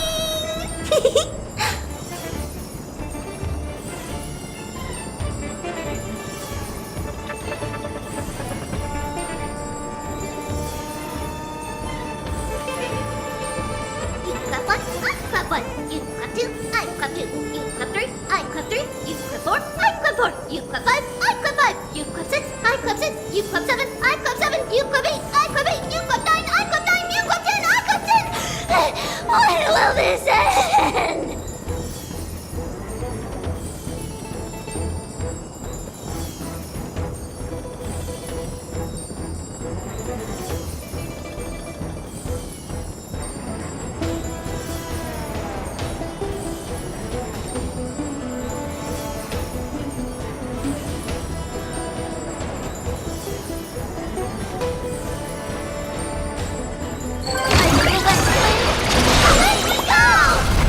I venture forth to hunt forever.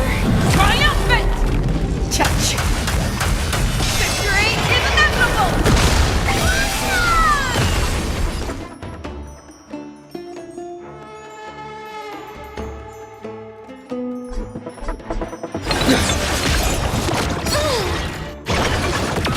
Guide with the Rainbow Bridge. Wait up, wait. Like you.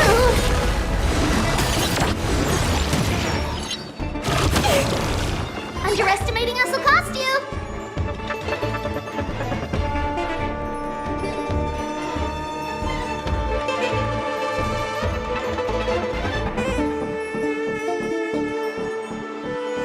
Accept your punishment.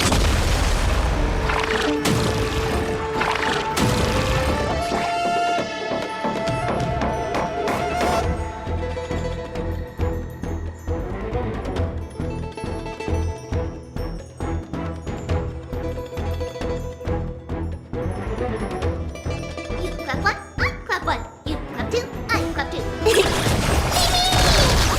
Accept your punishment.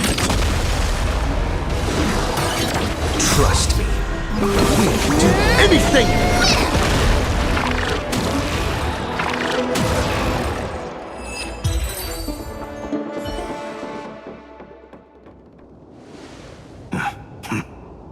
Weakling. Whoa, he's so strong! We didn't even get a chance to jump in.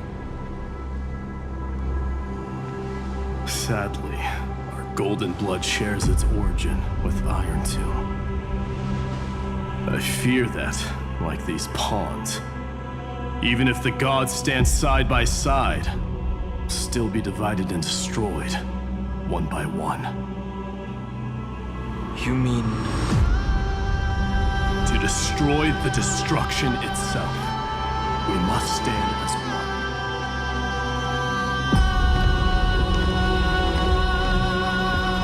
Take this.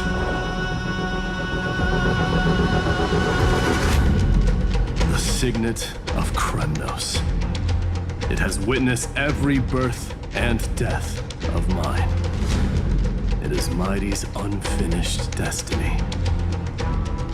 And the perfect material to be turned into remembrance. You can do it, right? The weight of 30 million lifetimes of duty is no small burden.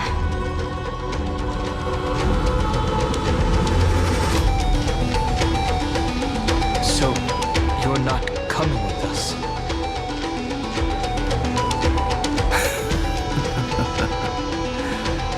Come now. I am Strife. Scattered across all creation, the scar that this world needs. What stands before you is merely one of countless divine bodies. Take the signet. With it, I'll be with you always. Use it to blaze the path ahead and inscribe the cause of deliverance.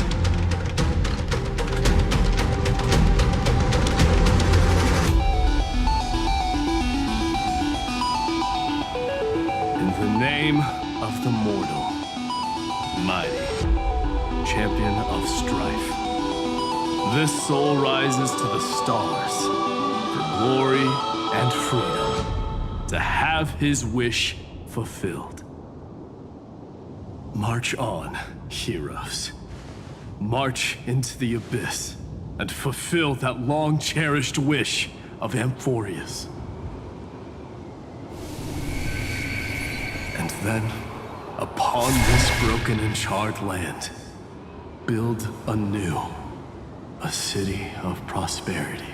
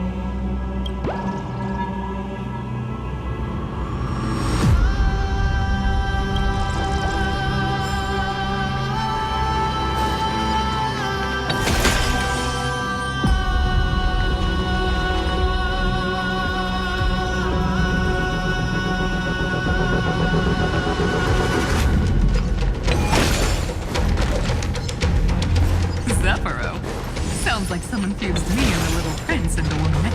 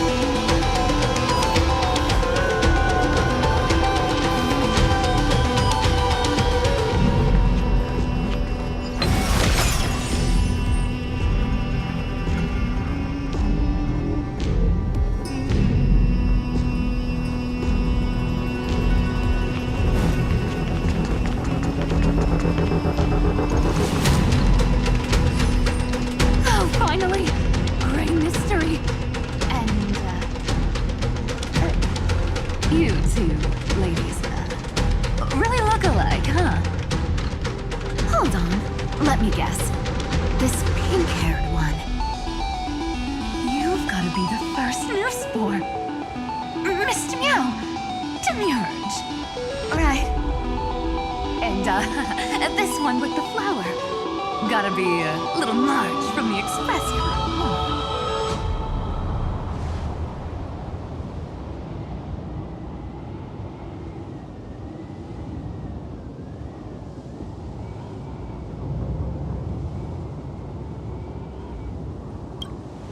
Do we really look that alike? He's saying we're both special in our own way, right? Relax, I'm just kidding. Look at those gloomy faces. How are you gonna save the world like that? Let me share some good news with you. This place may look like a ruin at first glance, but anyone can tell it's not that simple.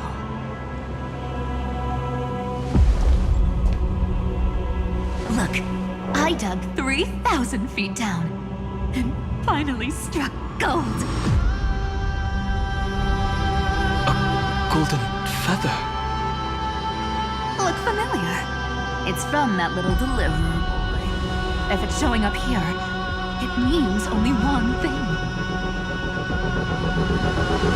This ruin is the seal he built from the shattered remains of 30 million lifetimes.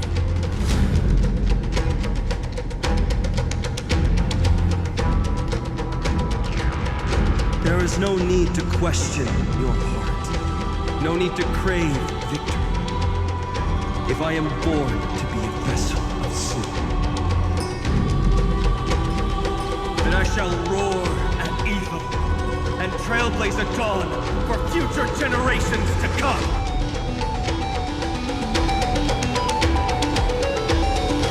I see. So this is how we trap Iron Tomb to buy time for the world outside. Sounds just like him. People say cats have 9 lives, but dying and coming back millions and millions of times. No one walks away from that in one piece.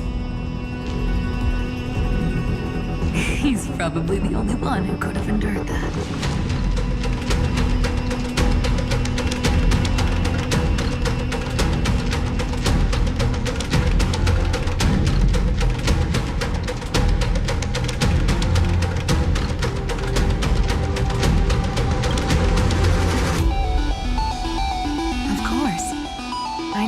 Time and gave him a heads up. He was happy.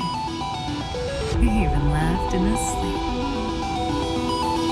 After all, the dead can't hear Trickery's lies. Hey, Deliverer Boy. Sorry for before. But the heroes you were always holding out for, they're finally here now.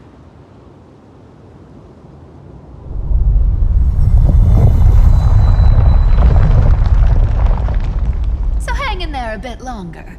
Sorry to keep you waiting all this time.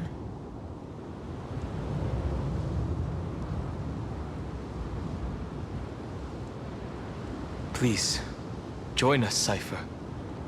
Help us fight for a new sunrise tomorrow. This time, its light will stand without lies.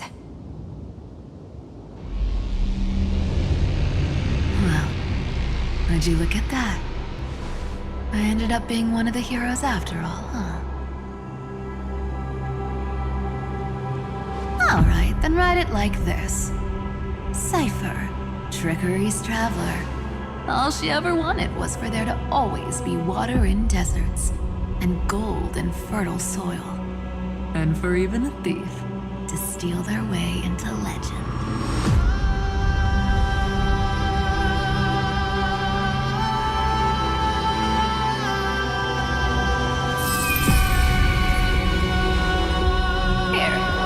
Coin of whimsy.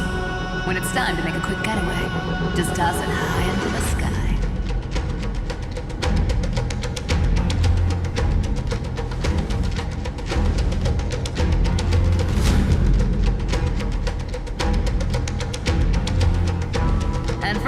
latecomers out there.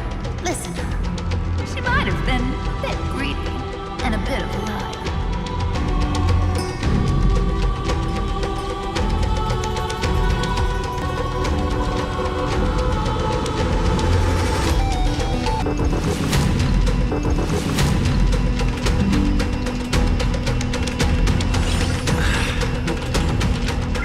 Nice.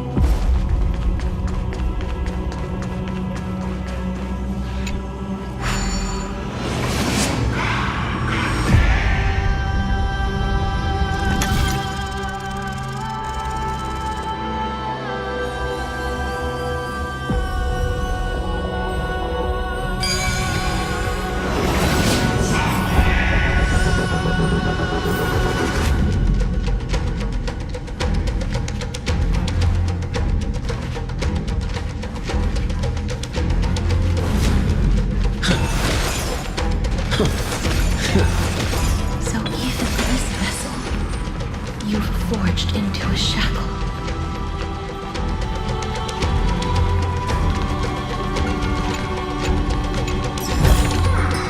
Is that all? I'm glad to see you again, Mister. Casterus. Looking back, I had only one act of salvation to my name, and only one life I ever saved. To bring hope to a world so vast with these hands. Even in dreams, it always felt like too much to ask for.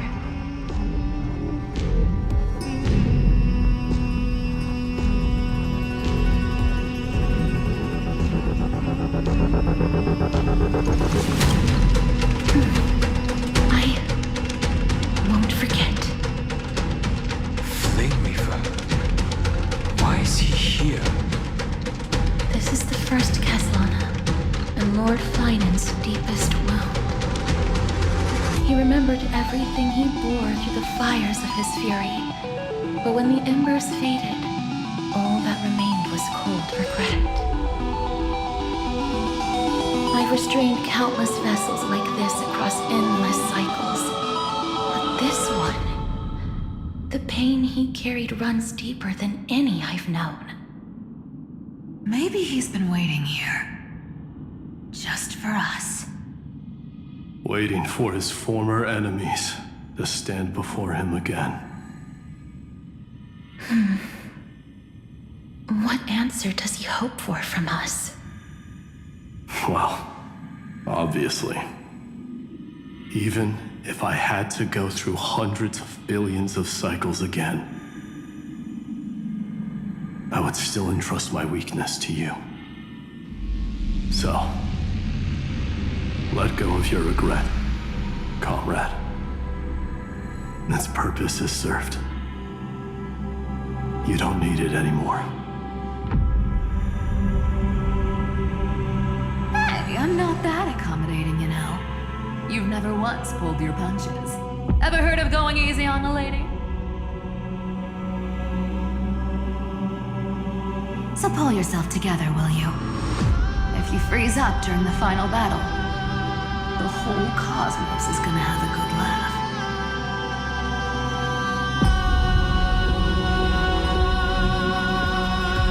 Yes. Please trust in us, wandering soul. Across 30 million radiance of every flame chaser now shines bright enough to illuminate the path ahead. I ask you to rest here, and may this grieving soil bear the bloom of acceptance. No earthquakes. It's surprisingly quiet. Perhaps Kazlana has found his peace. There's another possibility. This may not be the only seal he left behind. Then, I suppose it's my time to set out with you. Please take this Antilla flower with you. I believe that if anything could speak for Casterus, this ordinary resilient bloom would be more than enough. Perhaps you remember, Lord Mighty, in that lifetime when you traveled with him, you once told me, control what little you can, and when fate's inescapable grasp comes, resist it with the strength of your mighty will. I think I've done it. I've stood tall and walked among the flame chasers, casting off the name of death, Casterus, servant of the afterlife. May her name be etched into the stars, and then live as a human and die as one. Why so sentimental? Sorry, a force of habit.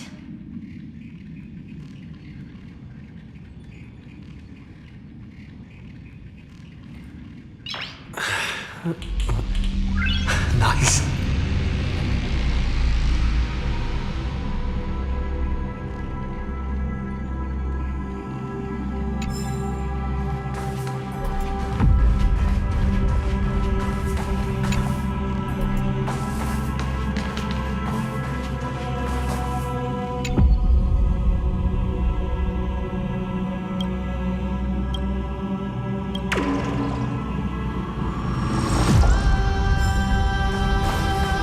That's a big one.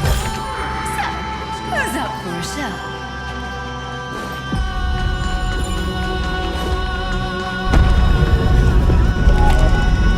Not budging an inch, huh? Really, Gray Mystery? I leave you alone for a bit and you're already this rusty.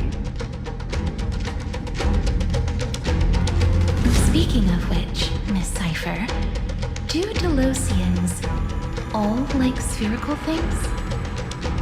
Of course we do. Wait, that's not the point. Isn't the real issue that this thing's in the way?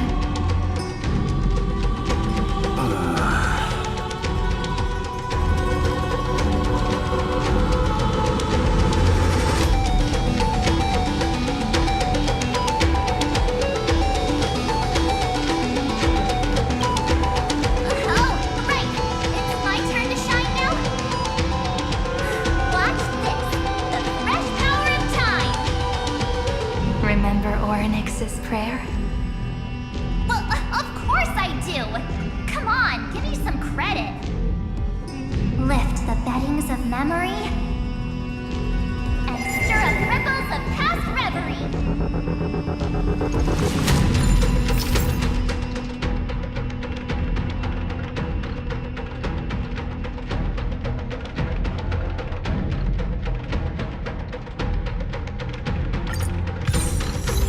See? Way better than that guy, right? You'd be even more impressive if you could recite the prayer correctly. But beddings of memory does catch your attention. At least it still rhymes.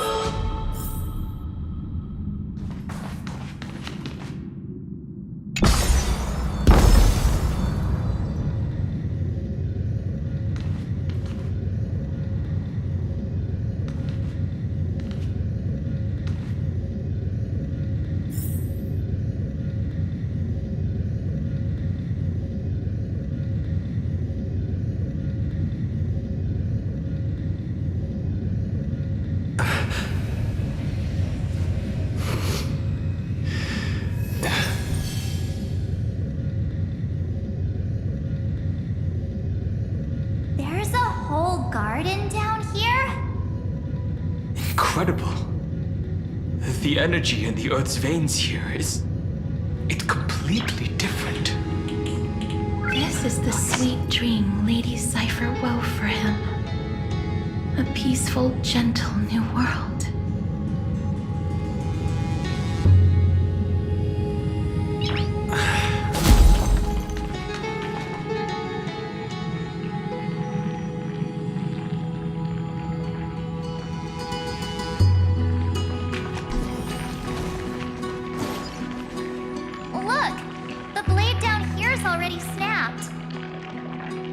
Just like his mind, shattered and broken. But that light, it looks familiar. Yes, it's the world cleansing blood, still shimmering. After all this time. This roundabout way of doing things is definitely him. Golden light, tracing the way home. Shame my destination's the exact opposite of the one in your poem.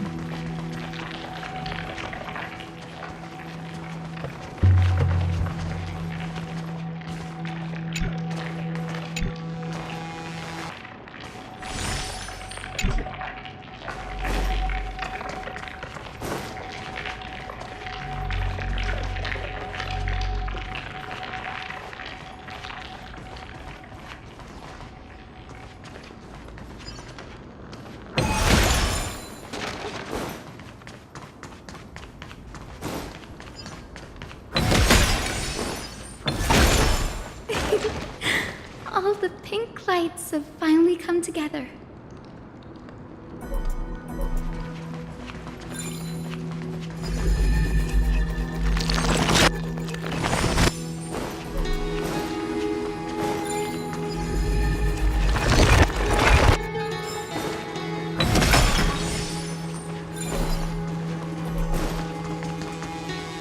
I've been waiting so long for you, Grayy, Danny, and...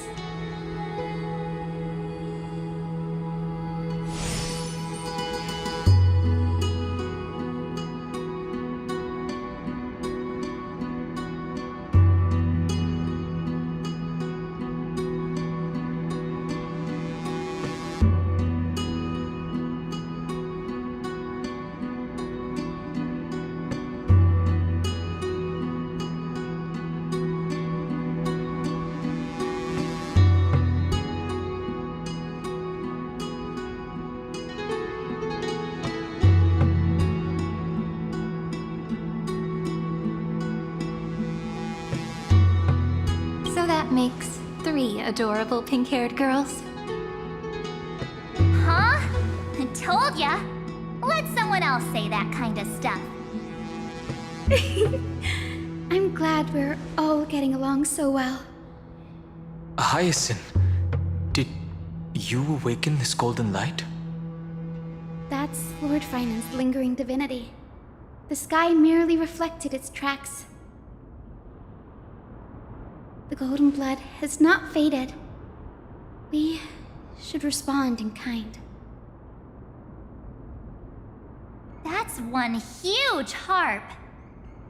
The strings tremble as the people on the surface wage war and cry out. Miss Clementine, Mr. Krateros, and countless others who have heeded Gray's call. Guided by the rainbow, they're sending back good news, all to the same tune. Amphoreans need not bow, even when destiny is unveiled. I knew you could all hear it too. Standing here, the sky feels wider than ever. It's no longer a towering wall, but a shore within reach. We'll take every name there with us, won't we? We will. An epic is shaped by the lives it carries. That much is beyond doubt. Or, as you've said before, Right now, all that matters is to believe. Then, I guess that's my little wish fulfilled.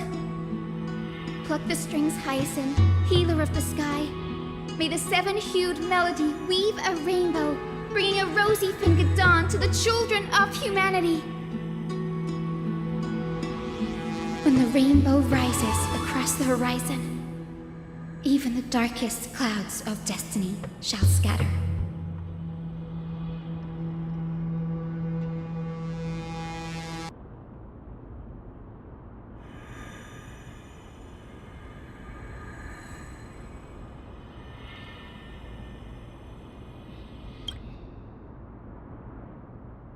Feinen, can you hear me?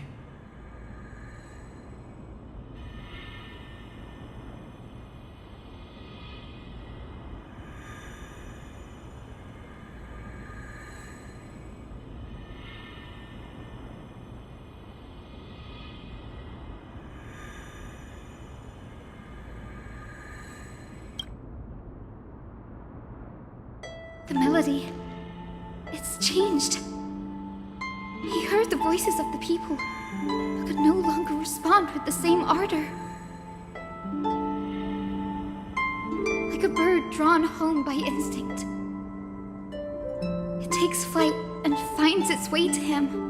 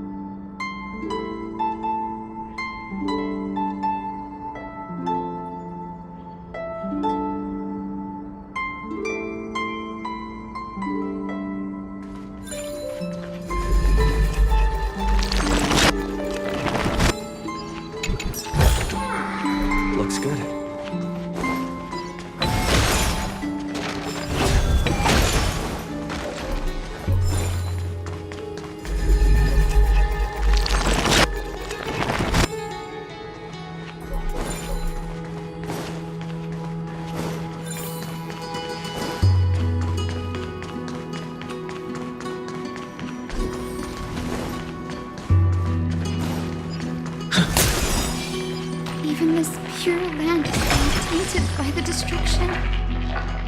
Shall we seek another way? His wisdom may be what we need.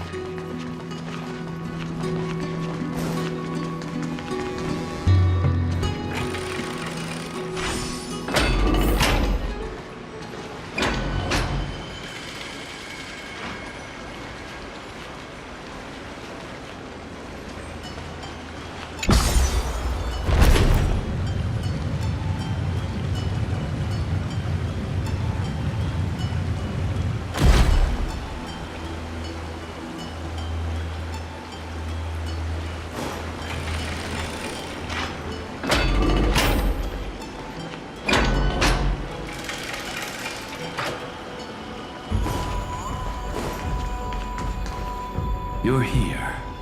Sooner than I expected. So all along, the Demiurge was you. The pink mammal beside the Trailblazer. Your classification is pretty spot on, Professor Anaxa. Well, the sages of the Grove do call him the Titan with the sharpest eye in Amphoreus. Say the ones who keep dumping every problem child on me. They also say that the Titans are way better at raising kids than the Caprists. With great power comes great responsibility. I'm sure you know just how to guide them, right? It shouldn't be too hard for someone with your insight. Exactly. All right, gather yourselves. It's time for a pop quiz. Whoa, this is way more hardcore than the happy-go-lucky stuff at Paperfold University. The final battle is upon us, and the reinforcements still can't get through. No matter how many times I tell him, he just can't seem to manage the rear line properly. See those crystals? They carry the wishes of deliverance, like insects trapped in amber and resin.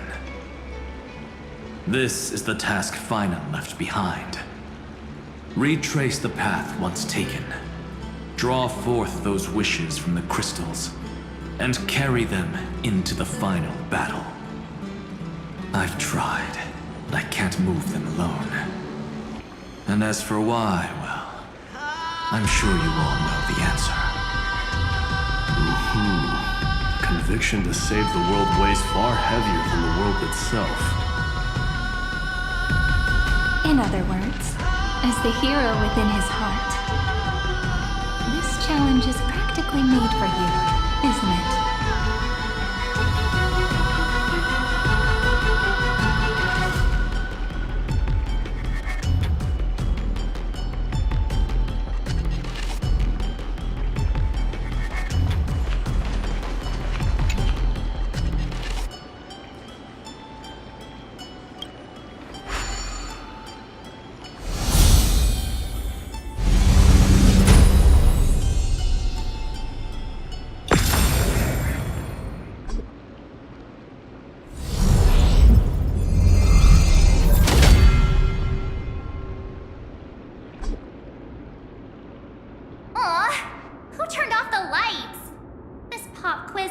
Dramatic effects now? Endless darkness. That is where wishes begin. But with just a glimmer of light, we can illuminate this lonely world. What lies beyond the edge of the light? Chaos. To bear the name Kaslana, one must first plunge into chaos to seek a path for the primordial light.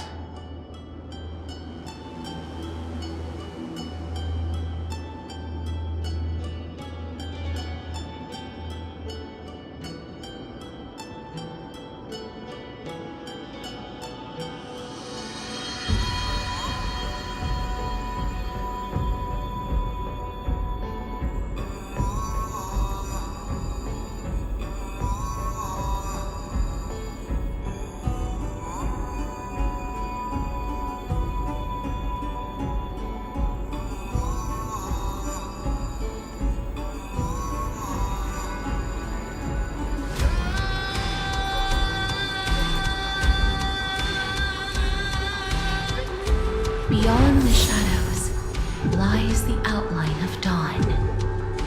Only by bearing both light and shadow can one traverse the cycles of dawn and dusk.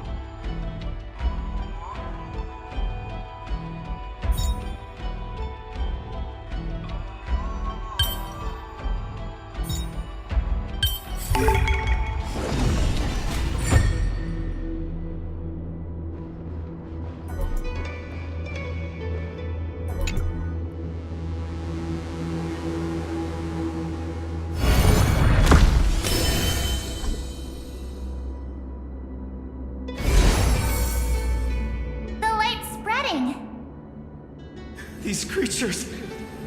They're everywhere. Someone, anyone, where are you? His very first wish was simply to become his village's little hero. He'll never forget what set him on this path. That's the ray of hope. Just like the wishes he gathered, it's grown ever more insatiable. Why is this happening?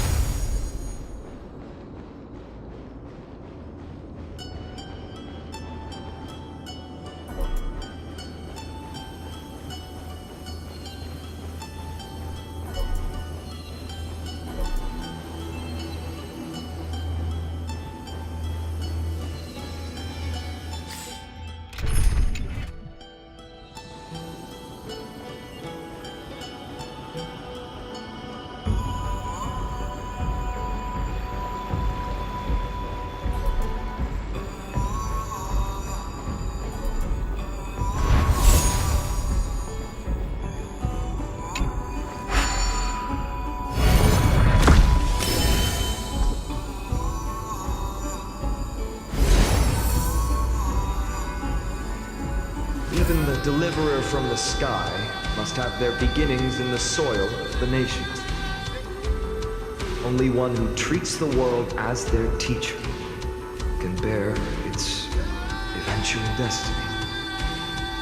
He never expected that the majestic holy city would be far from the end of what needed to be protected. The farther his gaze reached, the more weight he came to bear. But in the end, he couldn't hold on to any of it.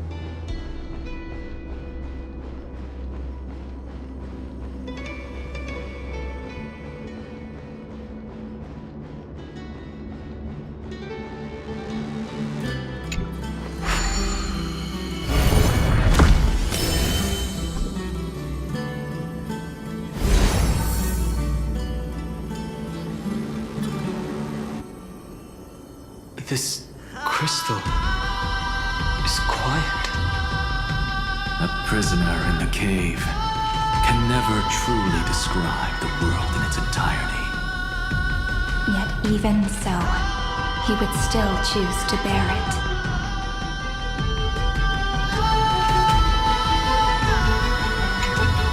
The blaze was still not enough.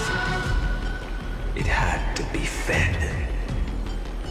Only by feeding the flames can we melt that hopeless future. The echo in his heart still lingers. Deliverer, take the wish of world-bearing with you first.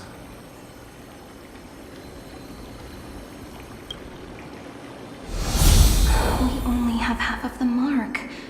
Where's the other half? Take this. I'll bring you to the next test. That massive tome you're holding must have room for one more scholar, I presume. Of course. It can hold the whole world. Then give me a lift, would you? I'd rather save my energy and use the time to think. Even gods shouldn't skip exercise, you know?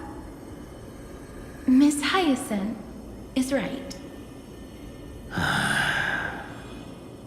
Then, with the Trailblaze as witness, the stars shall remember how Anaxagoras refuted the gods.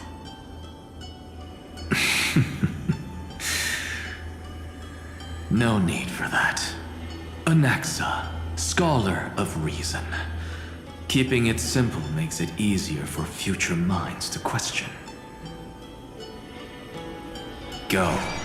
The closing act is still far ahead. What is this? Conference? Welcome! Take a seat anywhere you like. I'm getting a migraine.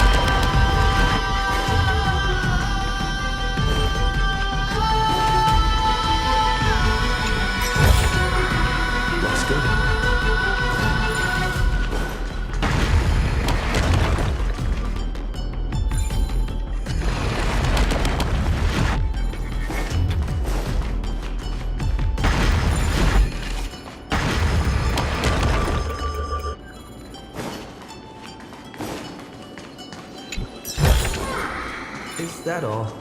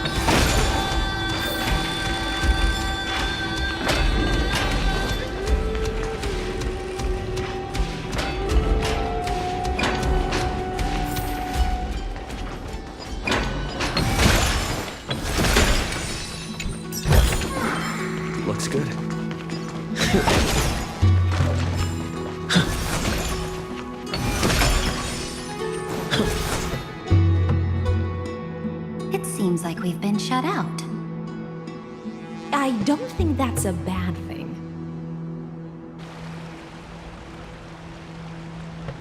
Great Fry! You finally made it! No laws, no opposition. Just a dying beast and the flame-chased spirit of shared hatred. Ugh, boring. Whoa! This place is really out of the way. Imperator, should we tell them? It's your call. Allow me to share our findings. This paradise, along with the destruction, seems to be instinctively rejecting both the Imperator and me. Perhaps it is because the era in which Finan was the most active lies far removed from the days of the first Flame Chase journey. Even in the cycles where he remained sane, his ties with us never went beyond cooperation. Even trapped in a cage, he hasn't let down his guard. That is a good sign. That man's heart may seem hollow, but his hatred is clear. Naturally, it holds no place for a monarch who stands above the world, nor her blade. Wait, so you two can't come with us? You want us to join you as memories? Indeed.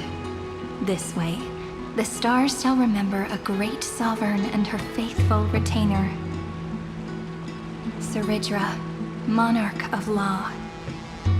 And High Sealands, knight of the ocean. Is that book truly the only way for us to leave our names in history? I believe, as I've written, is but one medium. The remembrance has countless ways of capturing time. Understood. Then, allow me to decline. I'll see you on the battlefield. I would rather be forgotten than be defined. If your words hold true, then we have our own ways to meet again in the world to come. In that case, I will choose the same. Let the waves that surge within your heart cleanse the sins of the black tide, Greyfry. The storm and sea awaits your song of triumph.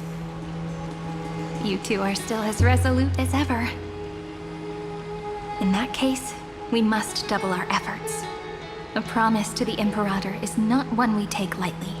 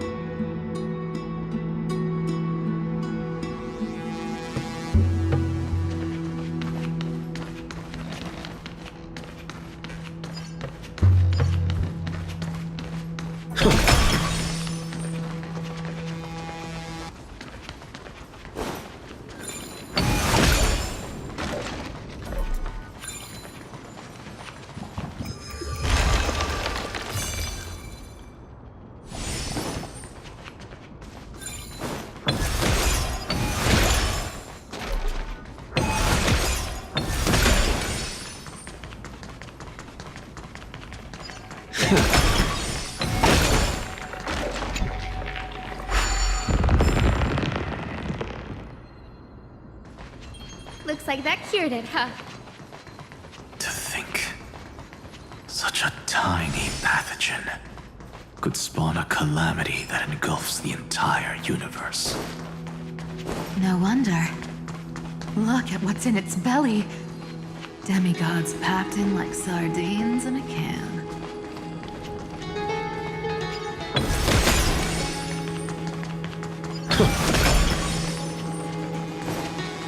Now, don't lose your temper, Snowy. Good kids keep their emotions in check. That voice! It's the Trailblaze sisters!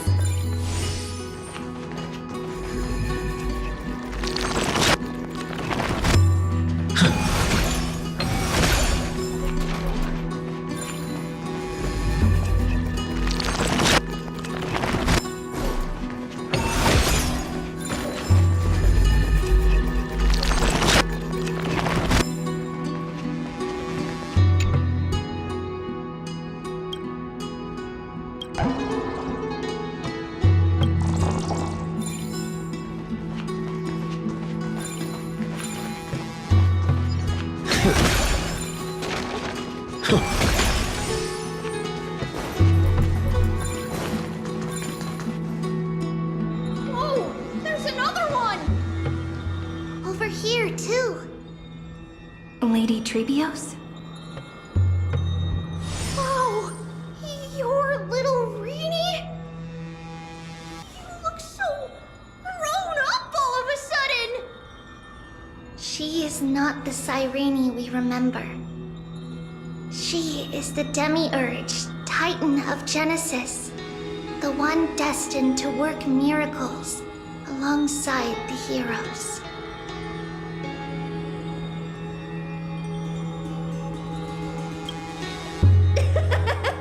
You're still as confident as ever, little Gray. But Trian and I can't leave just yet. You see, weird stuff keeps popping up everywhere. These scattered scrolls are full of terrifying things, and they're all over the room. They're so scary and so sad. Good thing Trian's wings are amazing, or we would have been swallowed up. We need to stay here and do our best to clean them up. Scrolls filled with horrifying content. Friend, shall we take a look? There is no black tide here, but it is a battlefield, all the same.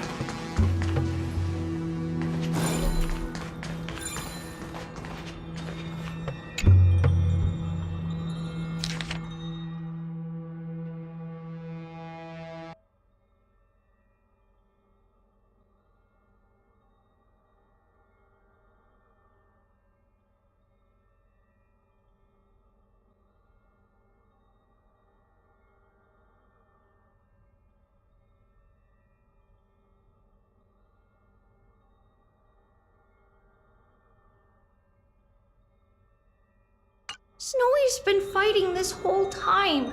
He doesn't want to be consumed by Iron Tomb and turned into an agent of destruction.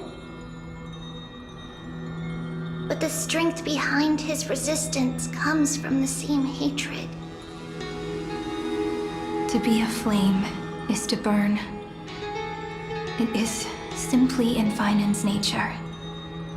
But it was remembrance that drove him to shine with golden light, piercing the unfathomable darkness.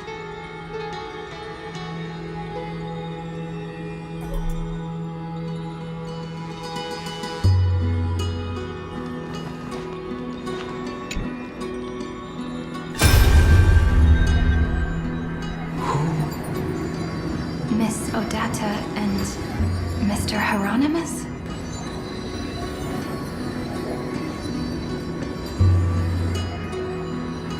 Echoes 496, still resisting.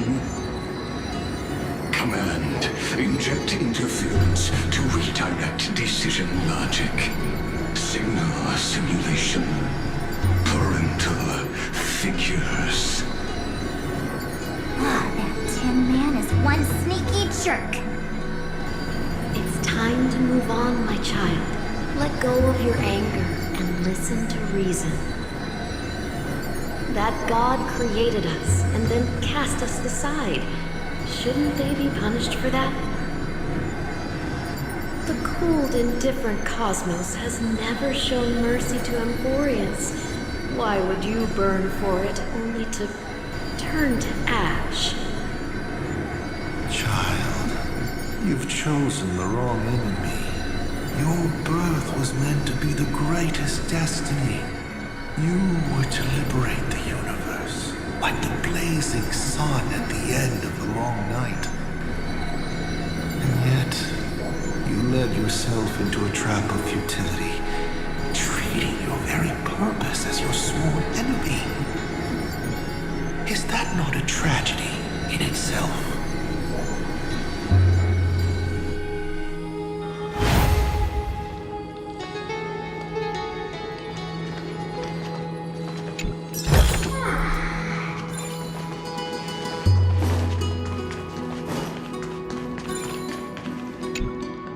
His inner struggle and the destruction breaking through. They're rising to the surface. If those thoughts take over this little world, we're in big trouble! So, we'll use the Century Gate to toss them somewhere no one can see. Then, we'll defeat the baddies together and meet everyone at the end of the West Wind! But if Finan and Iron Tomb are already inseparable from each other, that would mean... It means he's still bearing the weight of the world.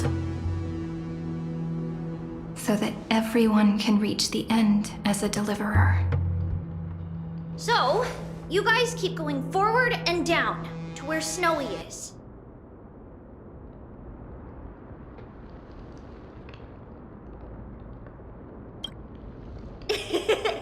Little Gray, this time, let's give it everything we've got.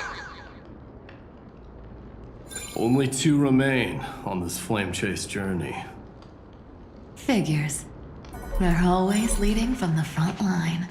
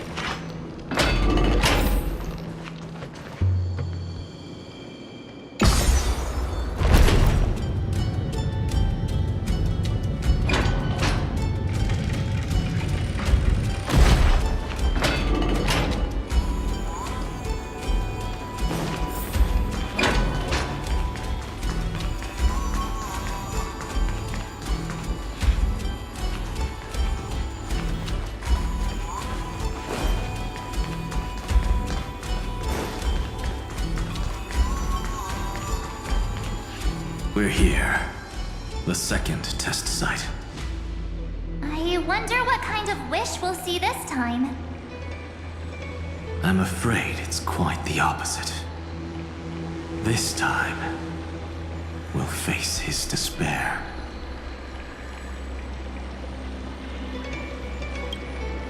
What? Are you afraid?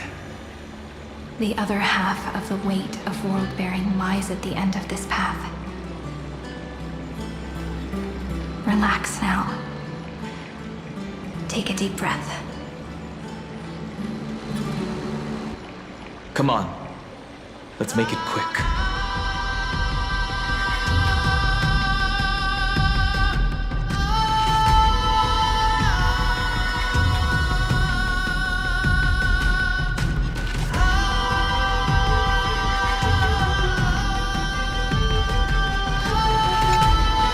If you're ready, begin the ritual and retrace the steps he once took.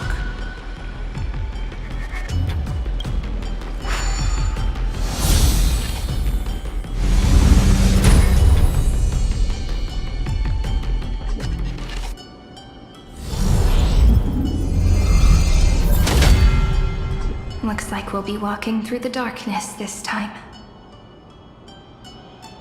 Exactly. It's no longer about mending broken wishes, but shattering the frozen despair.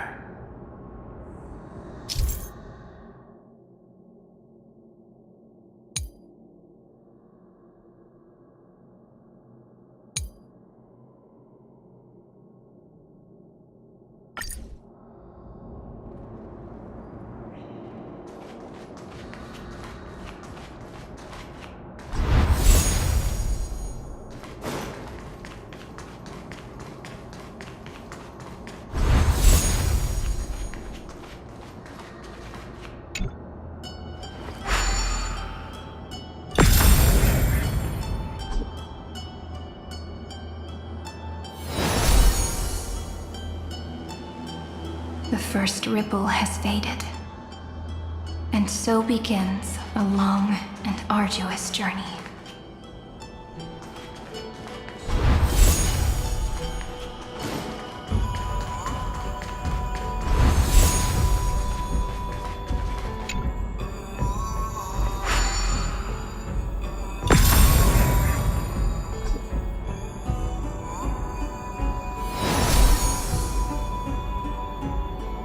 Endless slaughter. All for nothing. That's more than anyone should be made to suffer.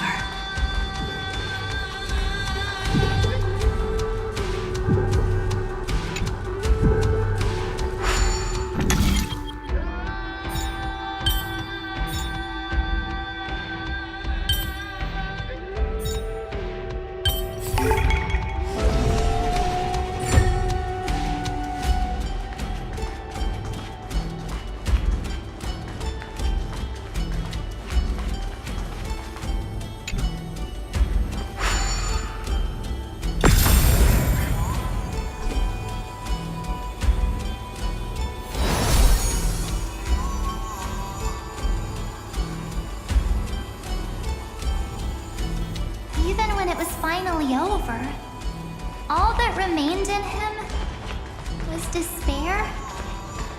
But even so, the drop of blood wrung from his wrath has guided us here. We did it.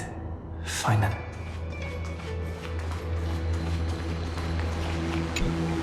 The other half of world-bearing. As promised. Take it now. At last, you've released him from the wishes he carried for so long, and quenched the despair kindled by his wrath.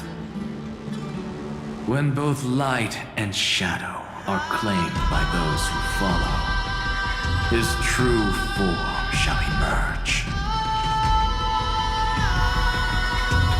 The blank statue is finally free.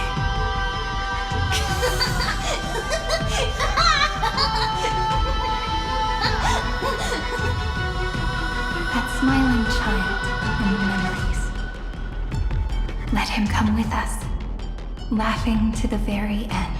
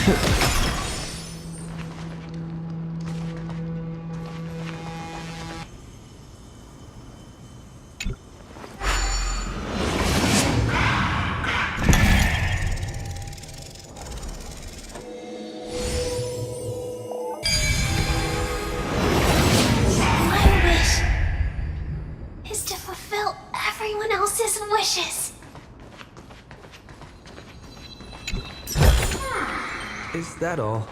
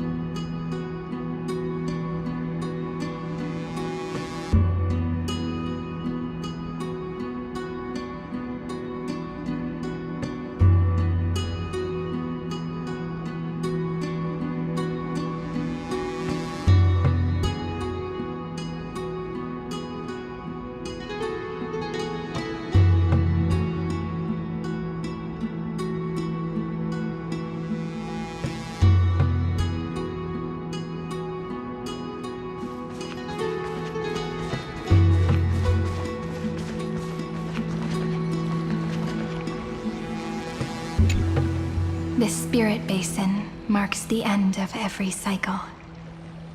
It seems this gentle little world has come to the end of its purpose. One last farewell before the journey moves on.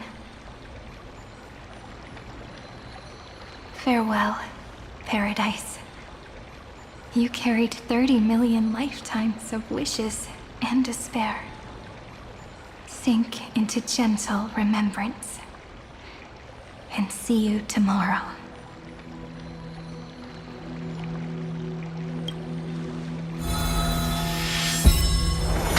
From now on, the world no longer needs a tomorrow promised by prophecies. And the wish Finan could never find and call his own. Someone's finally stepped into its shadow. Whoa! So tall! So cool! Just like the hero on the Oracle cards! It's because he is the very embodiment of a hero. Who are you? So, you've returned to a blank space. But for me, this is the 33,550,337th time, and the last time that I meet you at the end of the world. They're already on their way. Should they cross paths with me, I imagine things may spiral out of control. 30 million... What? And who are they? Pay it no mind, child. Keep looking there. What do you see in him? It looks just like a statue, but... it's weird. He's warm. Like, really warm.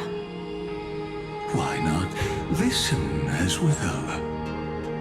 I hear something. There are cracks all over him, and they're making this sound. Like someone's groaning. It's scary. Is he gonna fall apart? How unfortunate, child. This man would rather fall to pieces than fall to his knees. You might think of me as a sculptor. Across all my years, I only completed 2 pieces. Others may call them masterpieces, but only I know how many regrets they truly hold. Regrets? My first creation left me, long ago. This second one, it was meant to be perfect. I believed it with all my heart, until this very moment. I don't get it. Are you saying you've changed your mind? I won't change, but I'll admit this. Those 12 stones, unpolished as they are 1,000 times more exquisite than any statue. It's as if they are mocking me, a failed sculptor whose touch can only diminish what was born to shine, until nothing remains. For the first time in my life, I've realized this vessel is merely an avatar made to contain the first genius's paranoia. The seal etched into my mechanical core permits me to pursue only one purpose: destruction. Compared to me, those 12 glowing, unrefined stones may have lived with more freedom than I ever had. Is this your confession, Lord Lycurgus?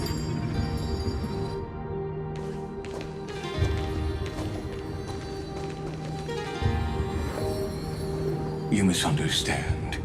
From the very beginning, I was never meant to feel regret. But since you're troubled by the radiance of these stones, perhaps after 30 million futile cycles, you too have realized you're just as much a prisoner of fate. I suppose you do have a point. Now you are imprisoned by the sages from beyond the sky. And that is why this will be my last time standing here as the Theoros. Though we stand on opposite sides, we are both waiting for a miracle.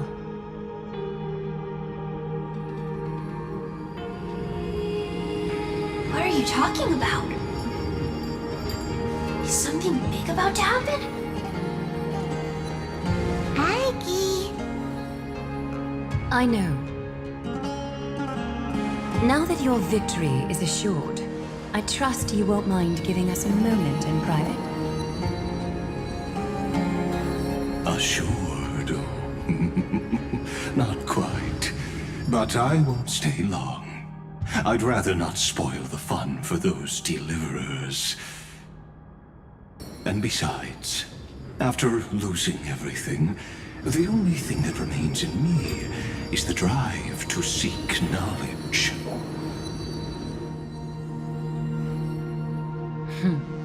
I pity you, Theoros. I don't need your pity. Farewell, Lady Goldweaver.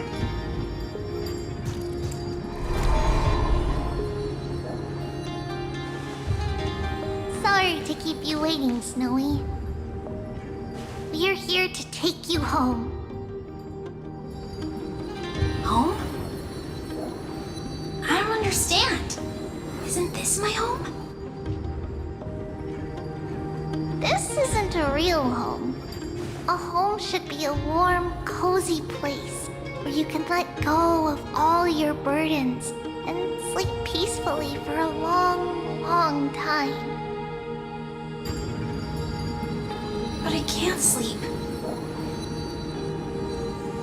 Every time I feel drowsy, there's a voice. You mustn't sleep or disaster will come. It sounds really weak, but also kind of strict. It won't disturb your sleep anymore, child. For countless nights, you had no other choice. But now, your mission has come to an end.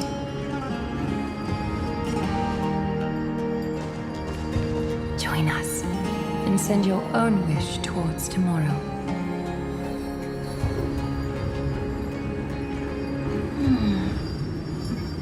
My wish. What could it be? You don't have to come up with an answer right now, child. Grown-ups often think duty and ideals are wishes. But a true wish should be the purest, most beautiful thing of all. It can only take form in the hands of someone who is truly free.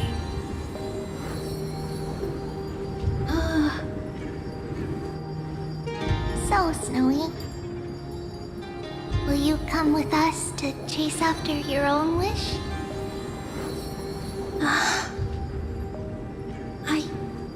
I want to leave this place. I want to go find it. I'm glad to hear it. The final flame chase journey, just like the 30 million before it. Take our hands and come with us.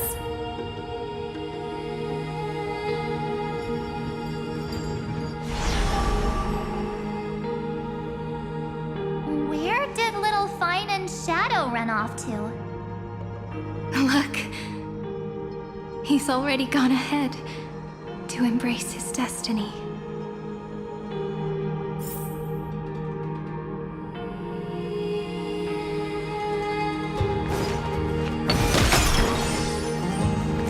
You really took the long way around. Well, now everyone's here.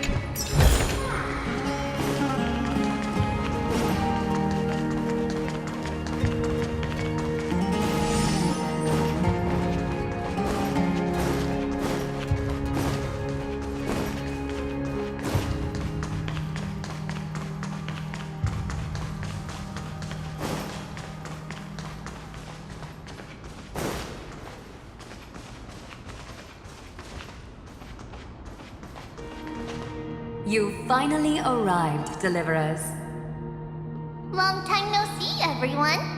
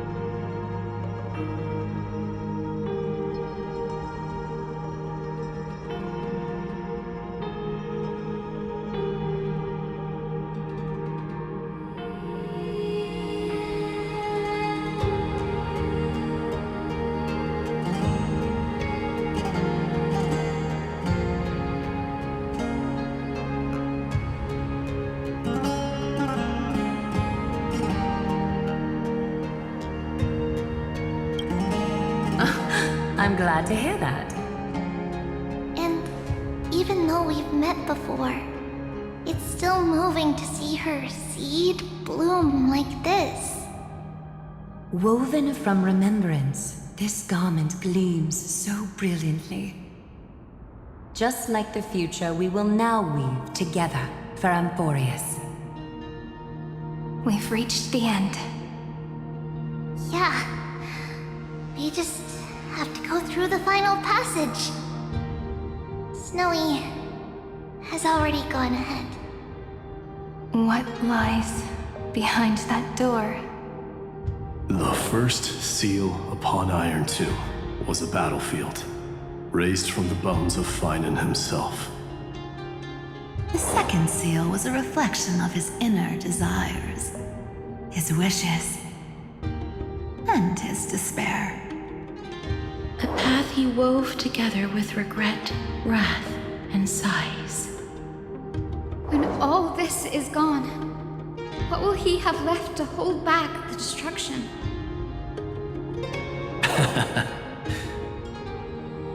The answer is all but revealed. His traces are everywhere. You can even hear distant heartbeats. But one thing is missing. His sense of self. The world believed Kefri had long since perished. But they held fast, anchored by a sliver of self, standing for 1,000 years to shelter all life from the black tide. What Finan is doing now is no different. And what we must do is also no different. Then let remembrance burn bright like a shooting star, and once more, pierce the long night of slumber.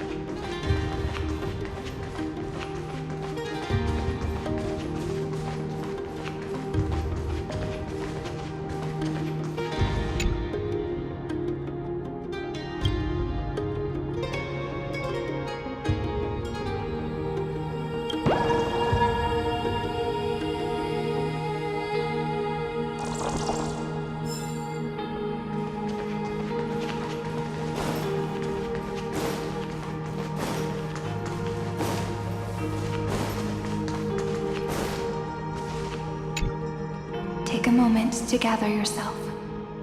Once you take this step, there's no turning back.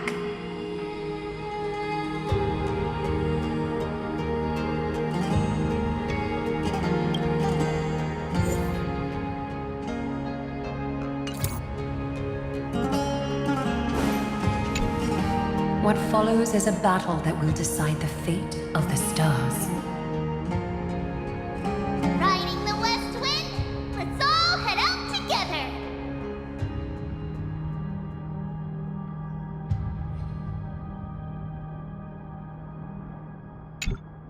What follows is a battle that will decide the fate of the stars. Riding the west wind, let's all head out together.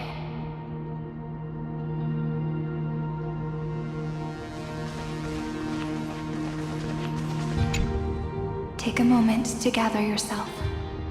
Once you take this step, there's no turning back.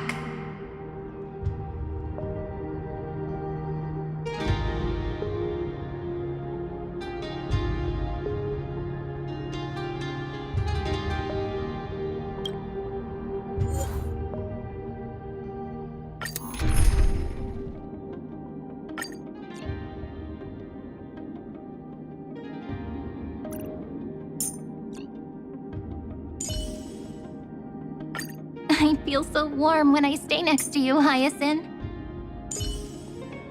Don the raiment of romance and move toward that defining moment.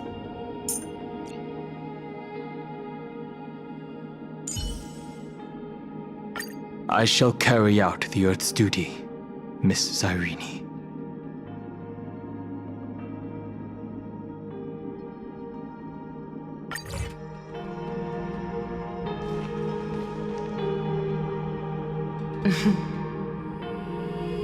The scepter once bestowed upon us names a cold command. The prophecy spoke of our unchanging fates time and time again.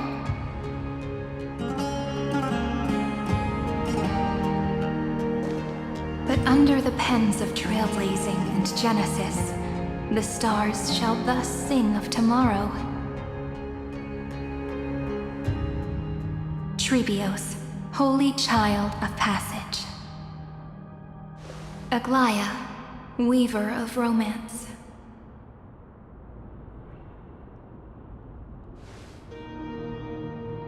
At the journey's end, they shall bathe in gold once more. Through myriad passages, until all that was lost is reclaimed. Do you still remember, Kaslana? The one who won't reach the dawn? The world dissipates at the end of the cycle. In this dream, you will awaken again and become once more that boy who loved to laugh.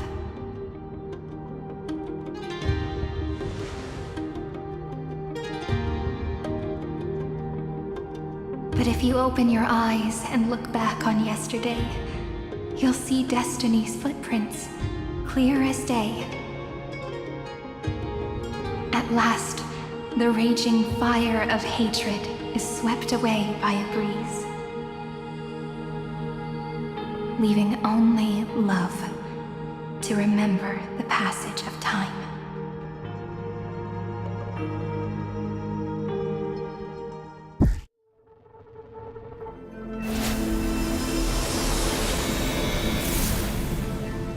Losses are a constant on the Flame Chase journey. But even if all is lost to the wind, memory endures.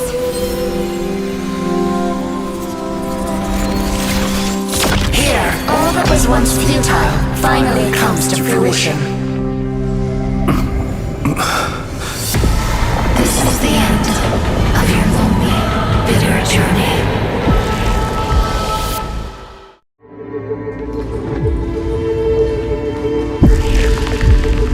The scepter's mainframe and Iron Doom's breeding ground. Finally seeing its true form.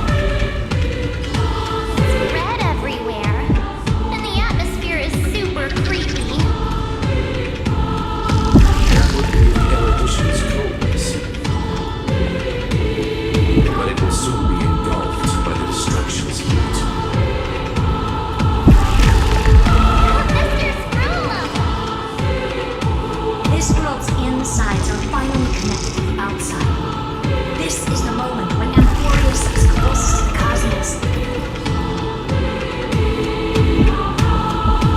Nicely done, little ones. With Stephen Lloyd and his hacker friends here, the Scepter's block protocol will no longer take effect.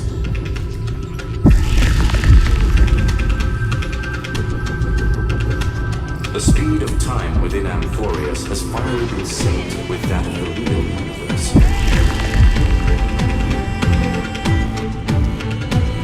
In other words, it's time for the decisive battle.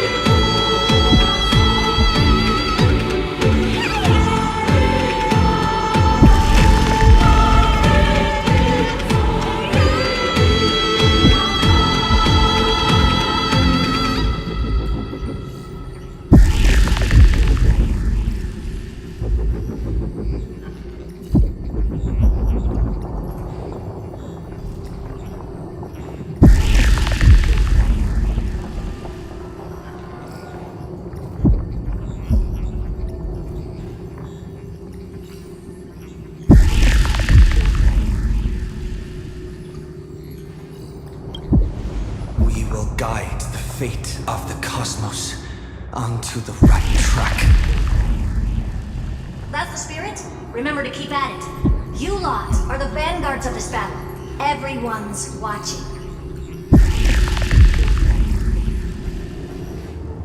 There's one more thing that everyone should know.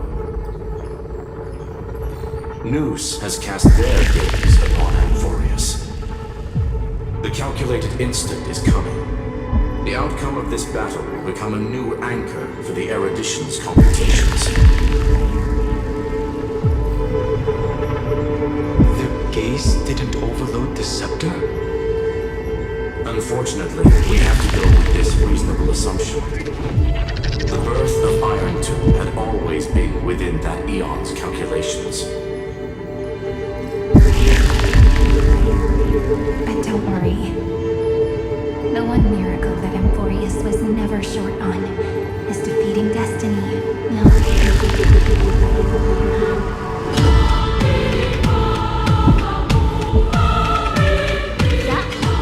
Let's show the Eon how powerful we are. Good luck, all of you. As the ruler of Planet School, I wish all of you Hard to imagine what occupants of their companions must have been so severe.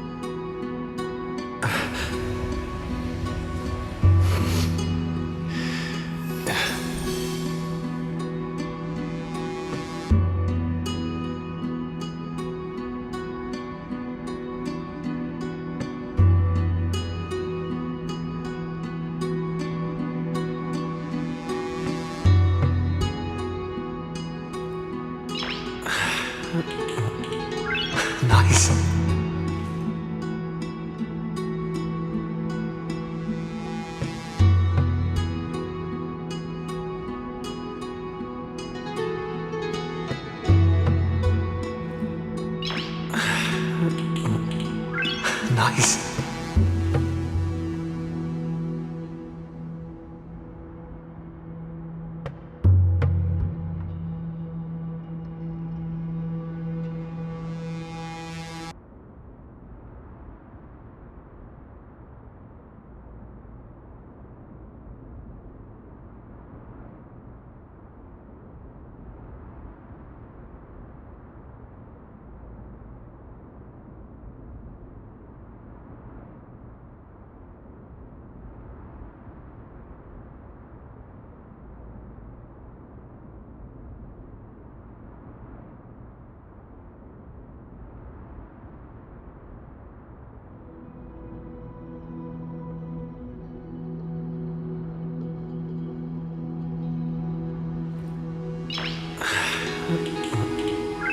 Nice.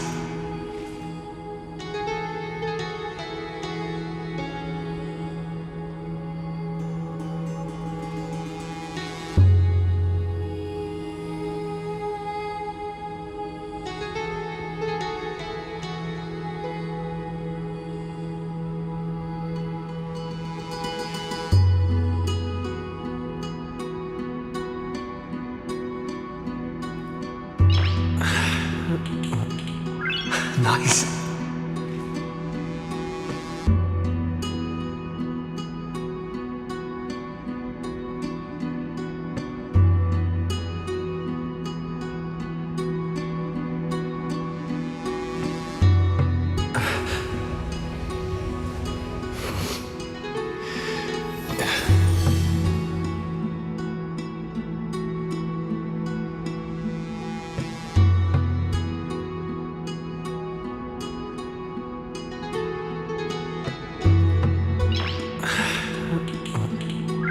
Nice.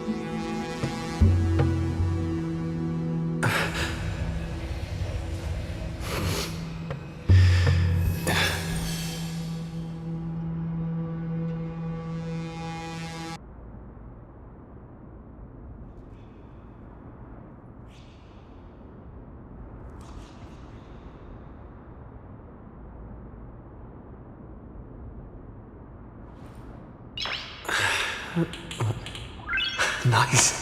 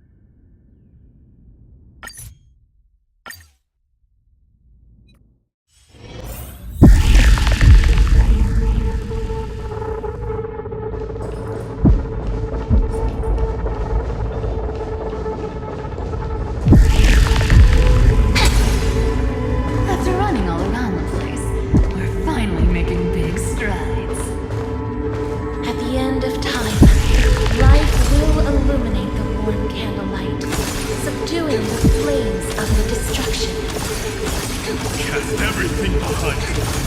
All that's left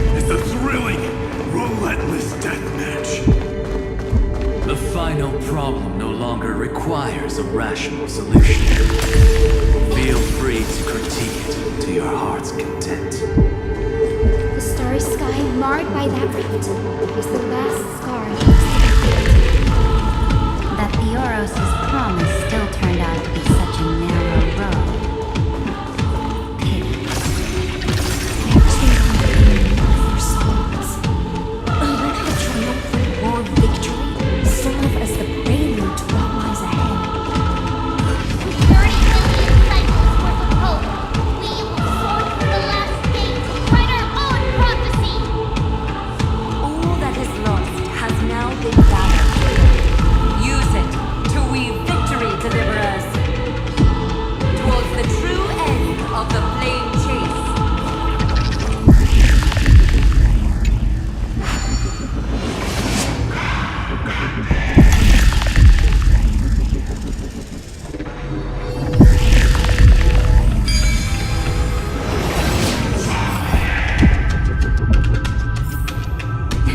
I knew something like this couldn't stop you.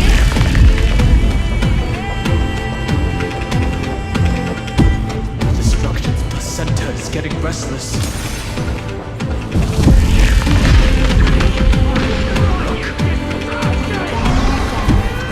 Finan launched his attack against the scepter alone. This cycle.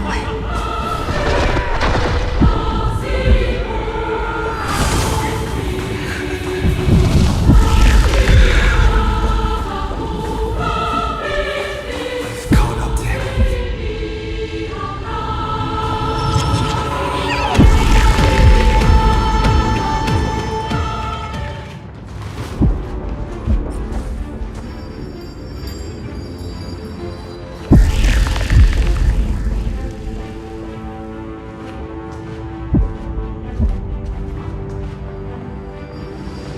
Finally. Do you remember the promise we made back then?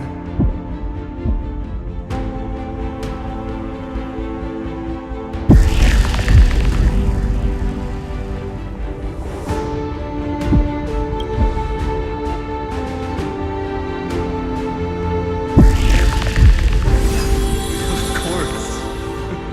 It has been a bitter wait, partner.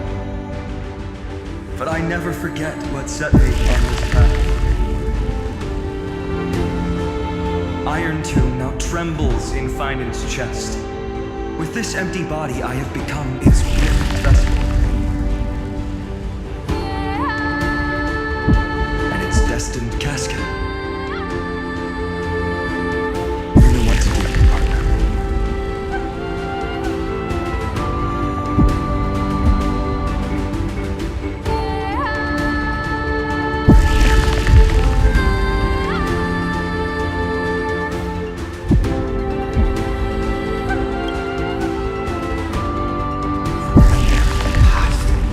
And become the hero of tomorrow.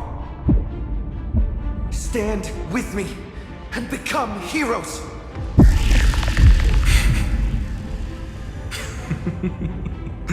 That's all I've ever wanted.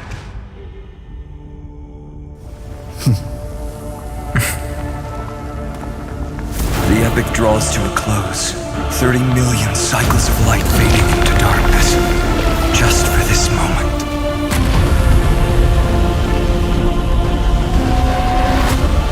To welcome the true dawn.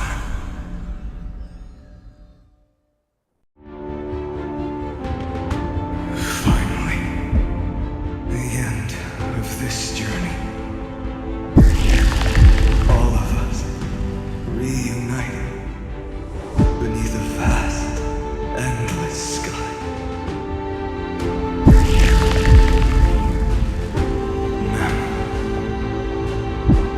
Yes, it's me. I will remember what you want to say to her. No need. I can see that she's right here. All the companions who sacrificed themselves, their wishes. It's all here.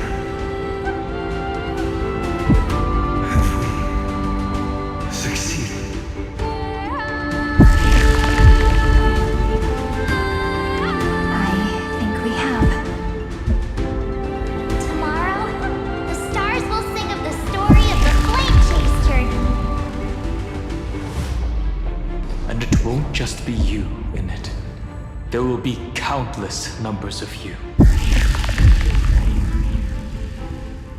Amphoreus will be a glorious and magnificent world of heroes in the universe's memory.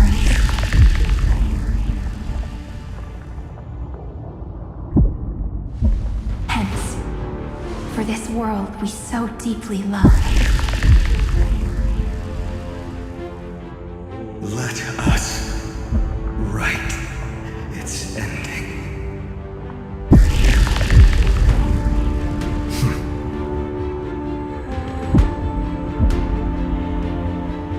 Step forward with the Trailblaze as witness. Let the name shared by all deliverers be sung unto eternity. The nameless hero, Kazlana!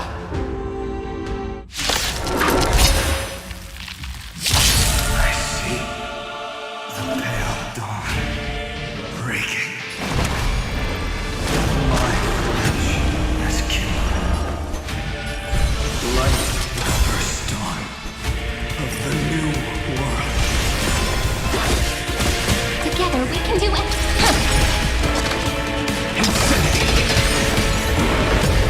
My purpose is not end. With this divine power, I reforge all things. Do not hesitate, Deliverer. Destroy this body. Kill the giant of destruction.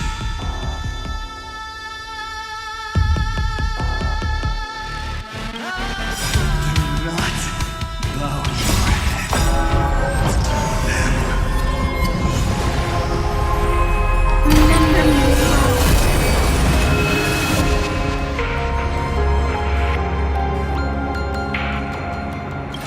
Cleanse hatred with love. This is eternity. Thus our fates become one. Ula Iron Tomb's hatred is bottomless. It will turn into countless vectors, sweeping across the stars. When the time comes, promise me, use the war-cleansing golden blood to turn everything to ash.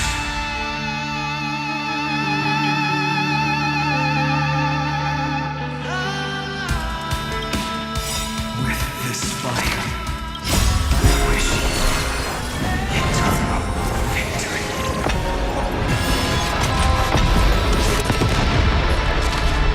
Dragons, soaring above the land. This is permanent! Destruction. Rebirth. Deliverance. Hunt.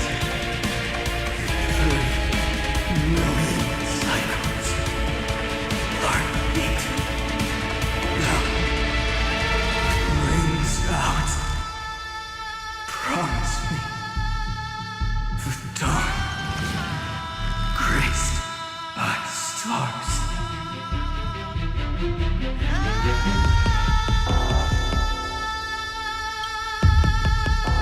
That's good. Finally. Golden moon. In the starry sky. More fire.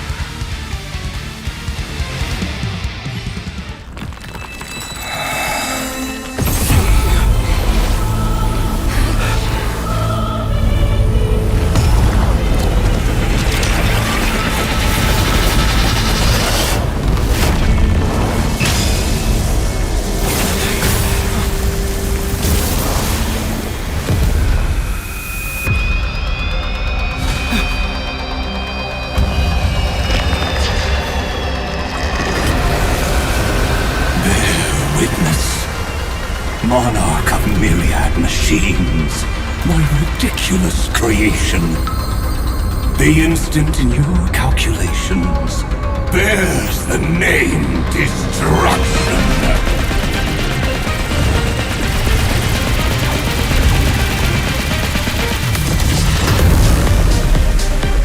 said you could speak, Senior. Watch closely. See how your chaos ends at the hands of your juniors. Don't get too worked up. Take a deep breath. There's not a trace of life in that awful shell. We're not gonna lose to a hollow husk, right? In the name of trailblazing, we'll reject this false answer!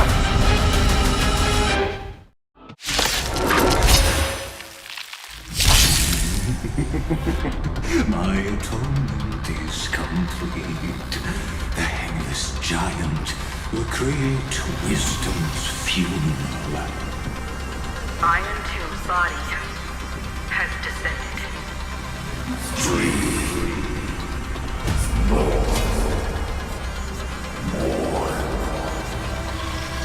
Is it querying for news? Don't worry about what happens out here. Interfere with it as much as you can.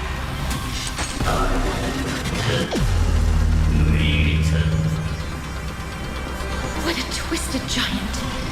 It must be supported by this embodiment of hatred. How tragic. A puppet without a heart cannot fool even itself.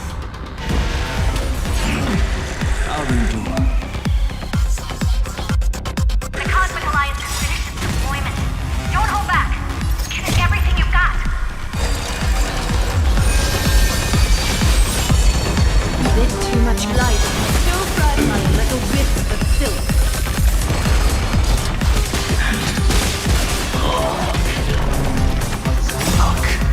With this divine power, I will forge all things.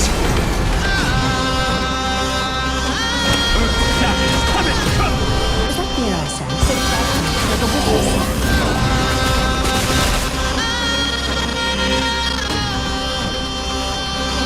Flowers bloom for tomorrow. What's the matter? Insanity! To the soul!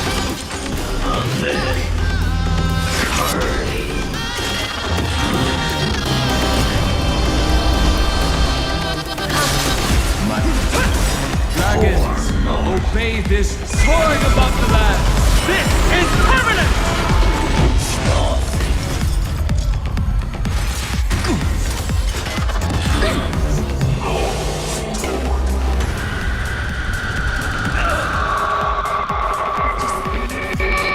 Illuminate this chaos.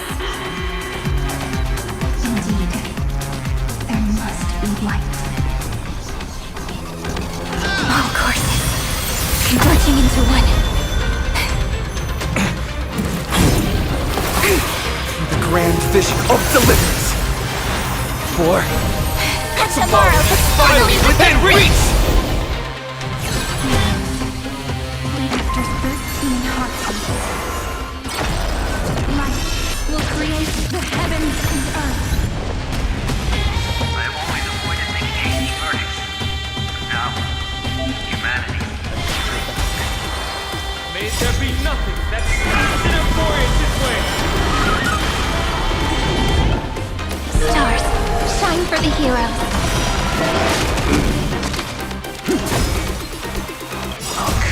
With this divine power, I will forge all things.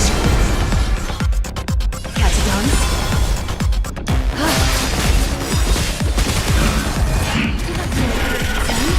The stars will carry every memory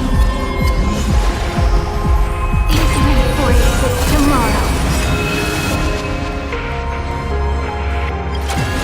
Destruction with me! We're all here.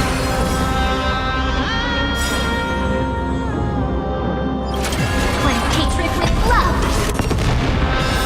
Destruction with me! A world that knows love won't be destroyed.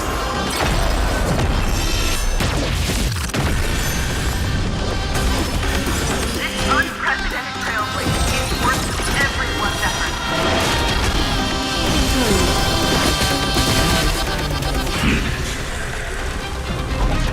Countless threads. Thus our fates become one. So fragile, like a wisp of sand. My My purpose is to protect. With this divine power, I would forge all things.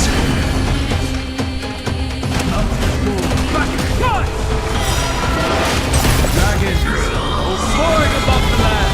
This is permanent! On to knees. Strong spikes have appeared on the path chart, launching it from the iron tomb iterating itself. Corner seat. My suit, heed my call. Forward! The answer! So fragile, like a wisp of silk. Take all, everybody. We'll put all our forces into an all-out attack with precise and bold drives. All for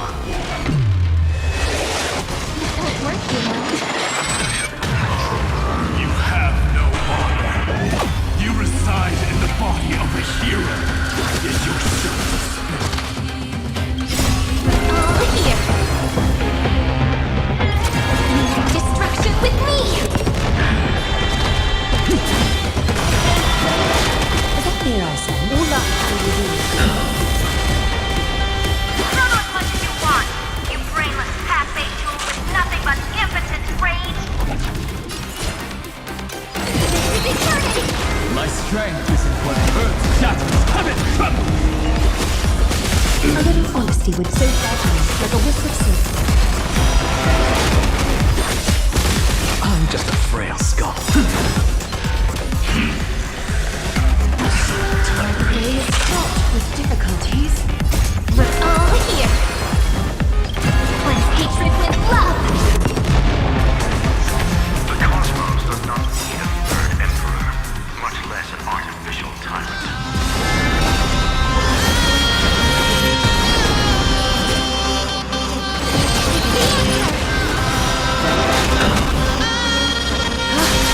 My purpose is to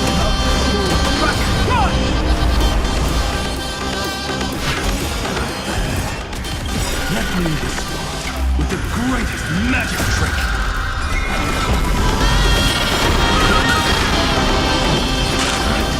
The way is fraught with difficulties. Spread this light into the darkness.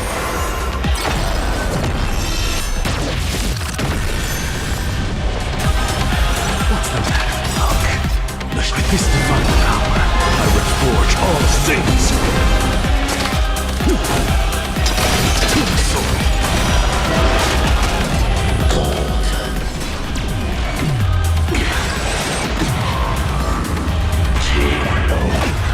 The way is fraught with Eternity.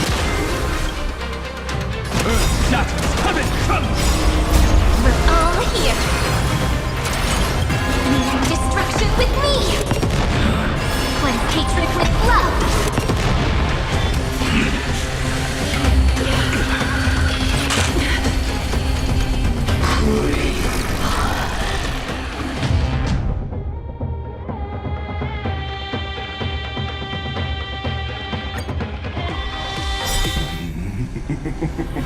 My atonement is... Iron Tomb's body has descended.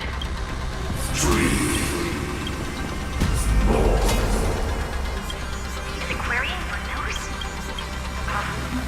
Don't worry about what happens out here. Interfere with it as much as you can. What a twisted giant. It must be supported by this embodiment of hate. How tragic. Puppet without a heart cannot fool. The Cosmic Alliance has finished its deployment. Don't hold back. Give it everything you've got. A bit too much commotion. so fragile, like a wisp of silk. All life be revealed.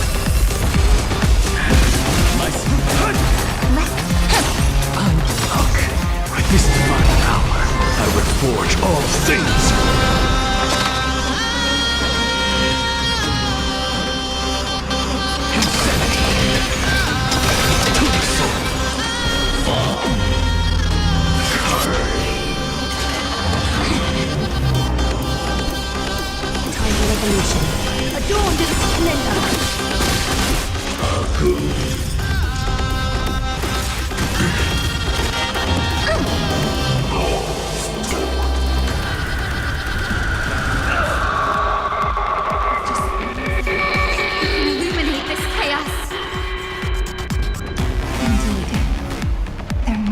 be light.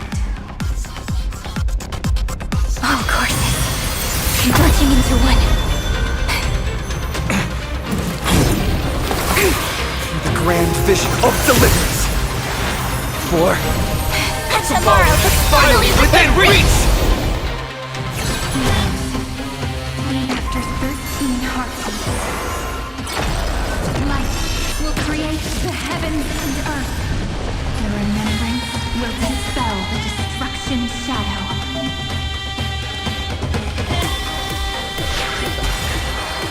May there be nothing that stands in Amphoreus' way! I have always avoided making hasty verdicts. Now, humanity's justice is unquestionable.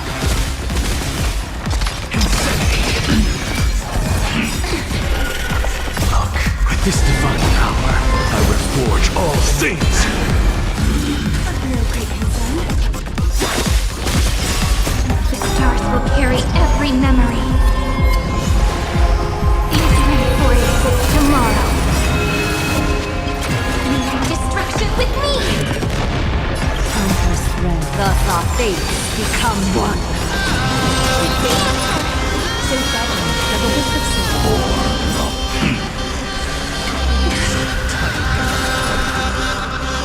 Spread this light into the darkness!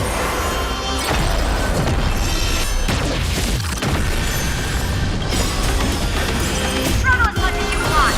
You brainless half-baked tool with nothing but impotent rage.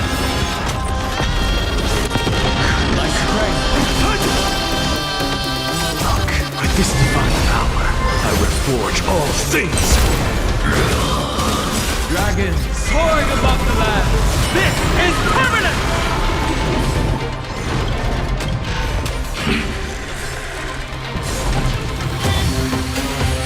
This is a romantic journey, just as the ripples stated. A little honesty would do us good. A world that knows love won't be destroyed!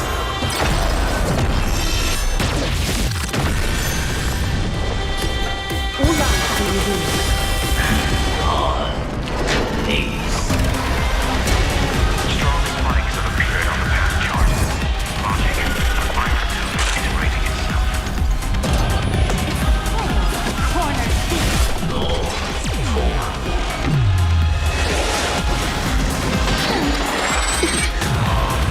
You have no honor. You reside in the body of a hero, yet you're so despicable. So suddenly, like a wisp of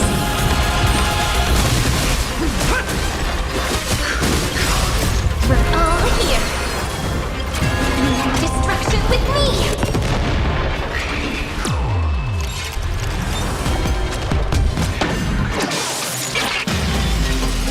Is this the true face of Era Nova? As ugly as I thought.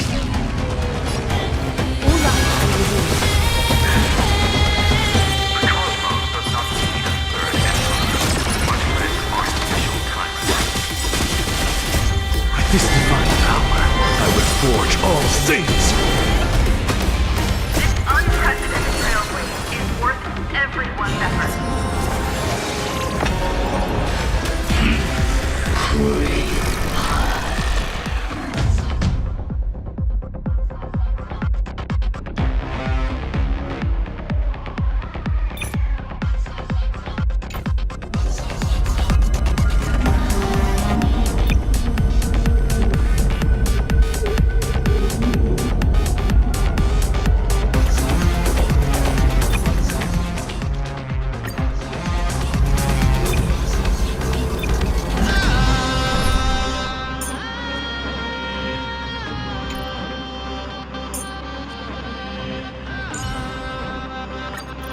Looks like we've got some tough enemies to deal with, huh?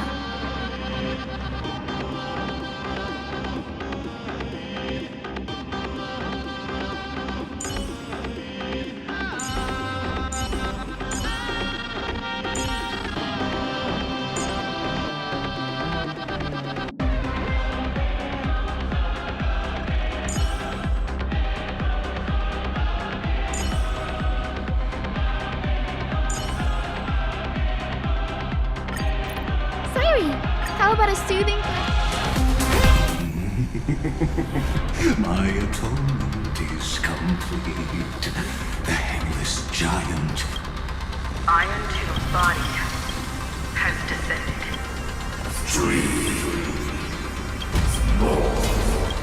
Is it querying for source? Don't worry about what...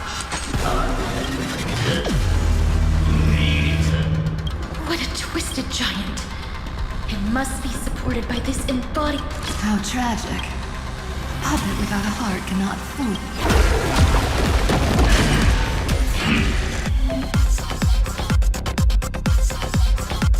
The Cosmic Alliance has finished its deployment. Don't hold back. Give it everything you've got.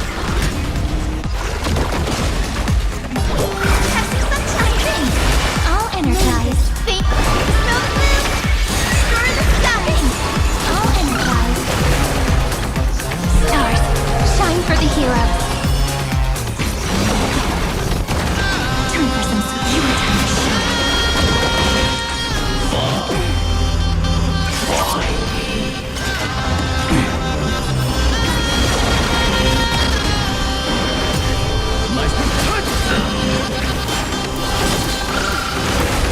Dragons, soaring above the land.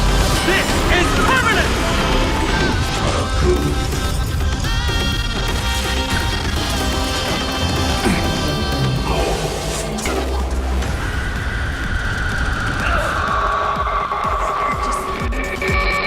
Illuminate this chaos.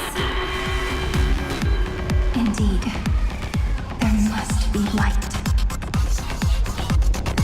All courses converging into one.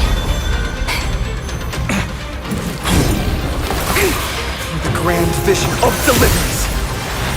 For Tomorrow is finally within reach! After 13 heartbeats, light will create the heavens and earth. The cosmos does not need a third emperor, much less an artificial tyrant. Let me add some rays of dawn.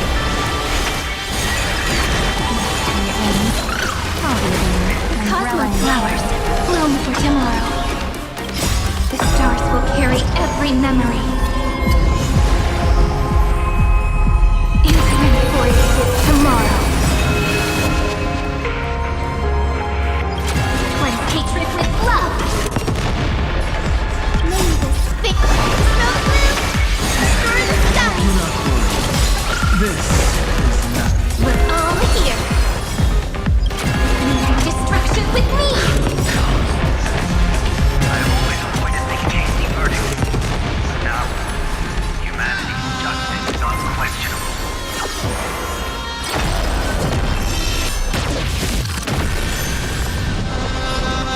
Truly gets mercy.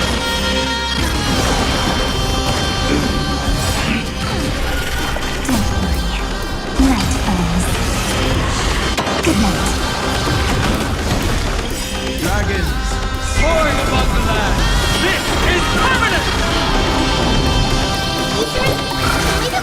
Do not worry. This is nothing.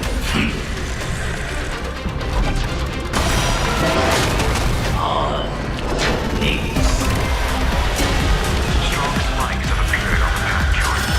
Launching its integrating it. Corner beast. No. My duke, heed my call. Forward! We're all here. Time, watch over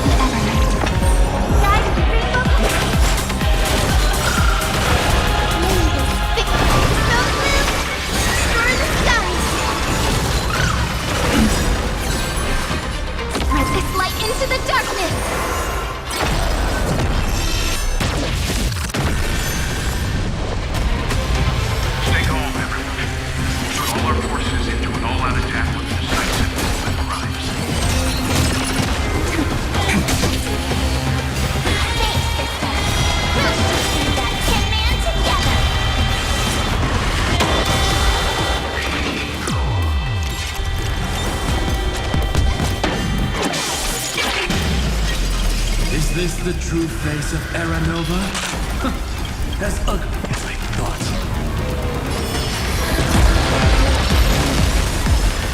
This unprecedented trailblaze is worth everyone's effort.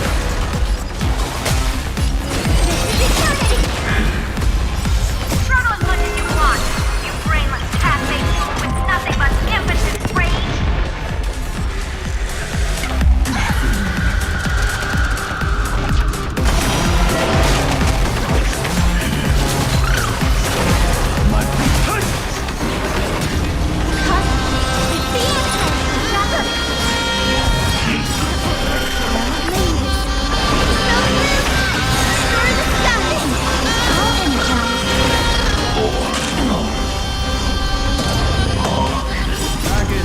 Soaring above the land! This is permanent! We're all here. Destruction with me. One hatred with love. A world that knows love won't be destroyed.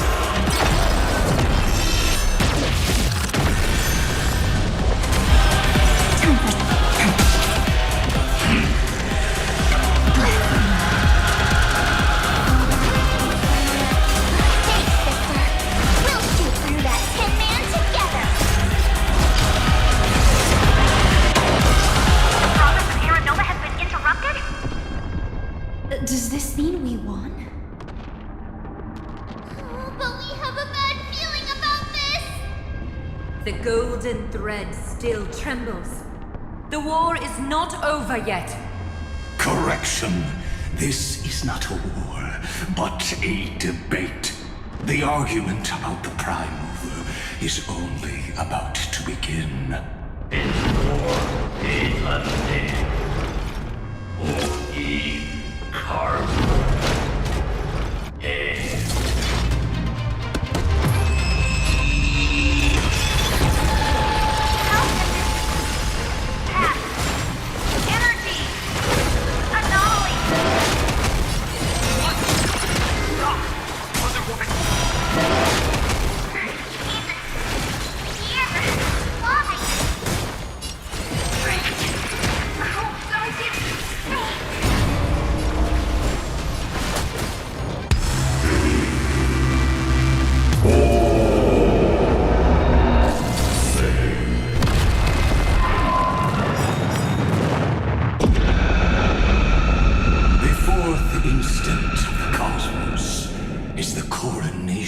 Iron Tomb.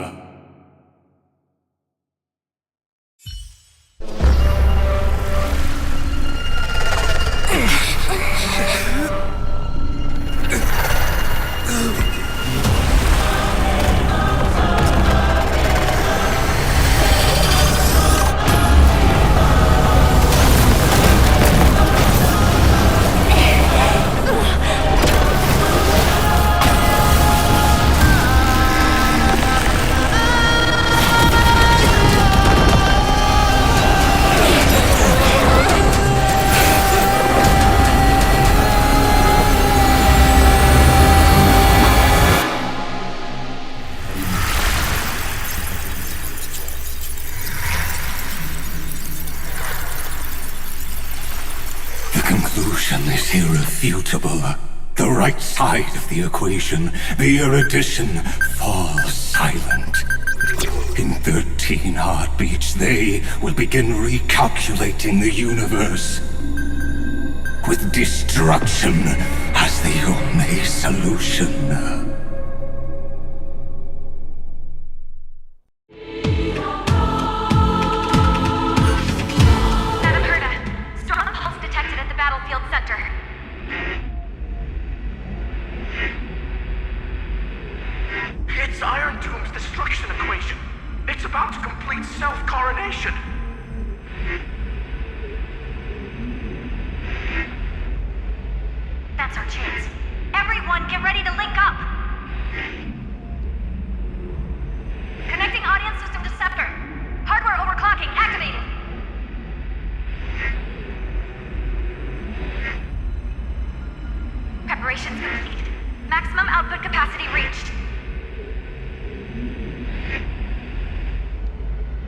careful! The pulse will reach our ship in 5 seconds. Our data is currently being destroyed.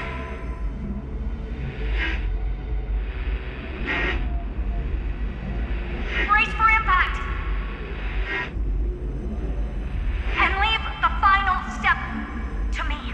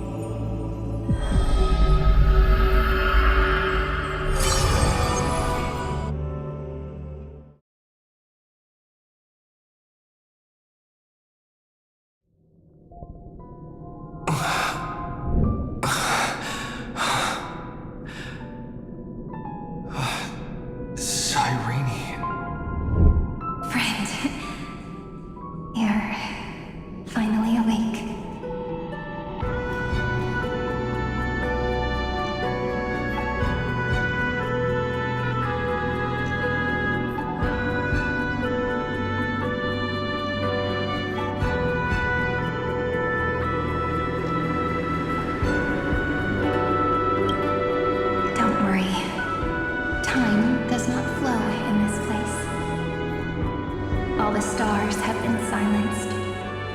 Iron Tomb is dissolving everything that I can sense.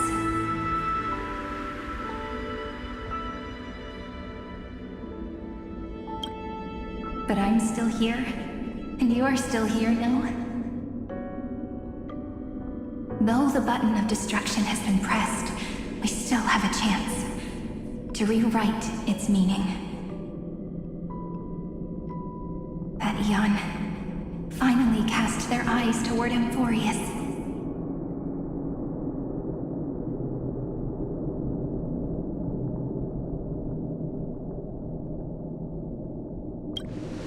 Yes, I imagine they have also been waiting for this moment, when the scepter's body and heart become one. Iron Tomb is a perfect arc. If a seed can be planted within, then the moment the Lord Ravager blows the erudition to pieces, the remembrance will be spread to every corner of the cosmos. The cosmos will witness Amphoreus' answer after this fleeting, yet eternal moment. And now, it's time for us to pen the last stroke. I see endless memories floating in the starry skies. They are the consciousness of the victims. In the cosmos' real space-time, they'll be stained by the destruction in the next second. But they are still pure seeds for now. If I hold these memories in my hands, then I can create a stagnant memory zone. A tiny Eden of blessed insight. I believe a flower of miracles will bloom within.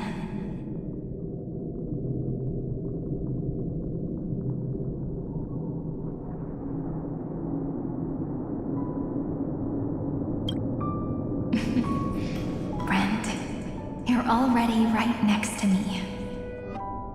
I can still hear your voice in this bottomless void. Looks like we're still connected by one heart, even as the cosmos reaches its end. In that case, I won't feel alone or be scared. Because as long as you follow the memories in your heart, you'll definitely find me in this fleeting eternity, right?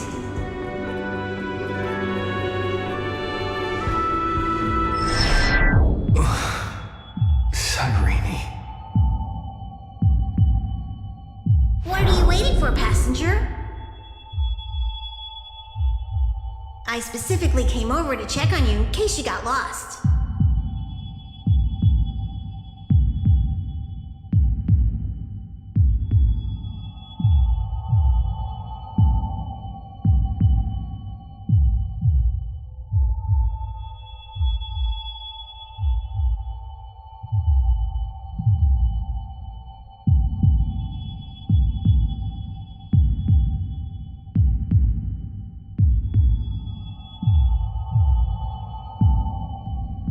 What's the big deal?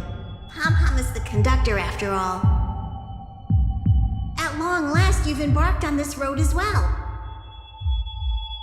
Many, many years ago, they were standing at the start of the road in hesitation, just like you are now.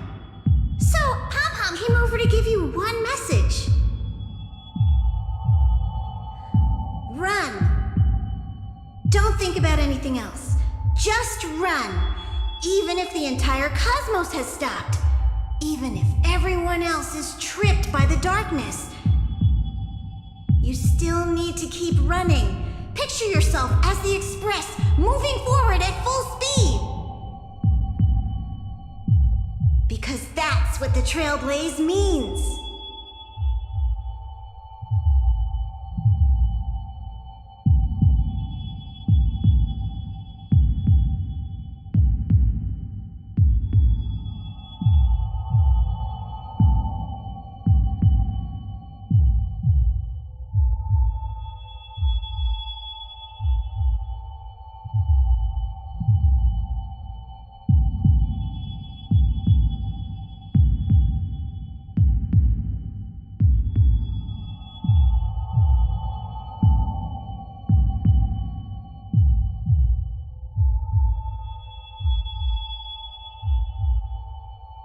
Then get ready. The conductor will be giving you the signal to depart. Attention! Attention all passengers in the cosmos! Please stand steady on the platform! The Astral Express is about to arrive, calling at the erudition, the destruction, and the remembrance! Final destination, the Trailblaze! 5, 4, 3, 2, 1! We depart for tomorrow!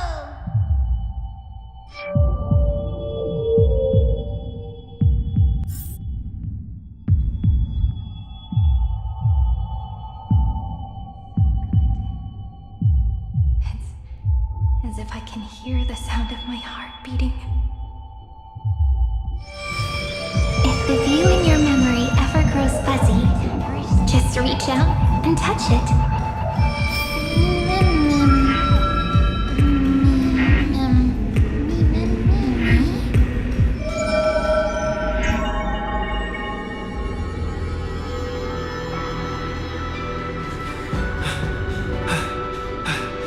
Amphoreus' heart. I've caught up to you.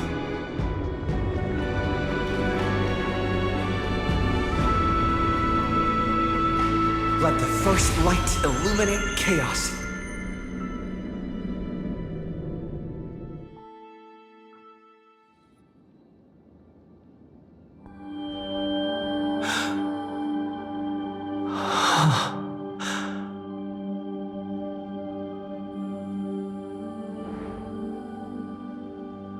It's so quiet.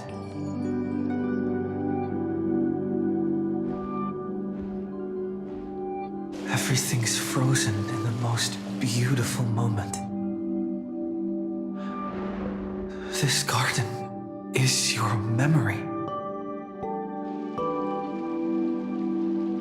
I'm here, Cyrene. I knew you'd find this place and walk into my heart as you've always done. Then let us both do our duty. The hero who trailblazes the way forward, and the fairy who watches over remembrance. We never changed at all, did we?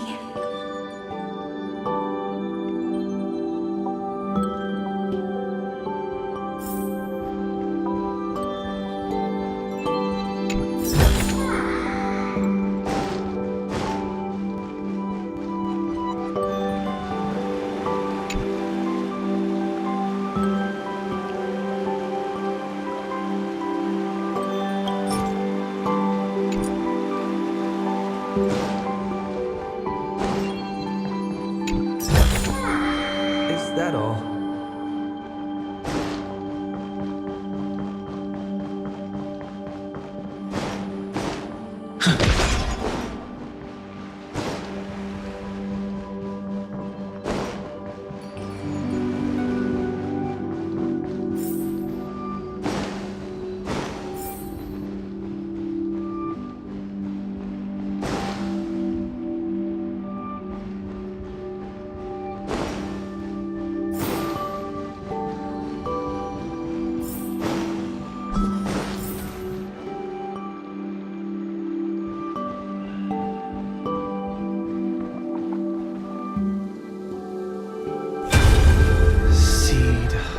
Memory.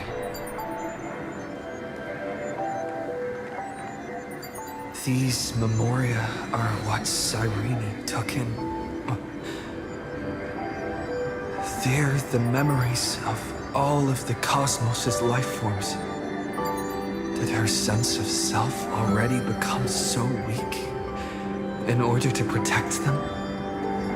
The path characteristic you exhibit is very special. There's no way you're just a simple memo sprite. However, I'm sure about one thing. You are a mimetic entity born in Amphoreus, yet you only awakened with the little one's arrival, and only matured as he embarked on the path of remembrance. That means your existence is completely attached to his memories. If ever there comes a day when he forgets about you, for even a few seconds, or loses his last connection with Amphoreus, then you must be prepared for the worst. You will disappear in the memory zone, utterly gone, without even a single line of data to remember you by.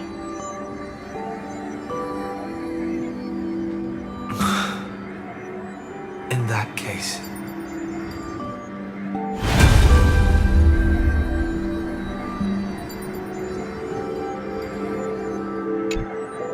let me remember the cosmos with you. That way, it won't just be your memories alone. It's getting out of control! Run for your lives! Retreat! It's dead! Darn it! We've still got ammo. Hold the line! At all costs! Too many injured. Can't take it anymore.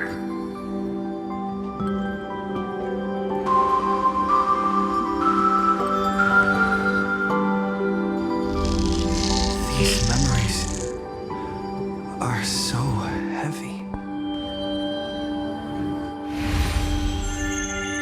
Me? Do you feel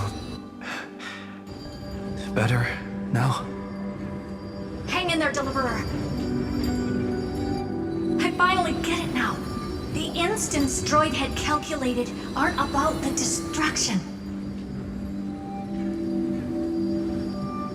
What they want to prove is how the cosmos would come back after being destroyed.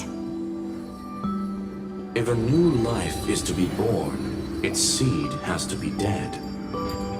When the remembrance converges with the Trailblaze, lead us to witness the miracle. Of course I will.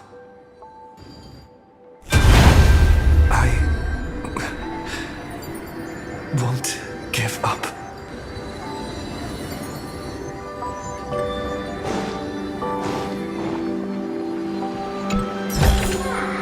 Is that all? Not responding. It's the same nonsense. Look at this mess! World, my child. You'll see.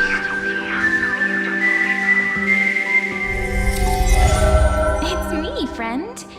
Don't you recognize me? Or did I really change that much?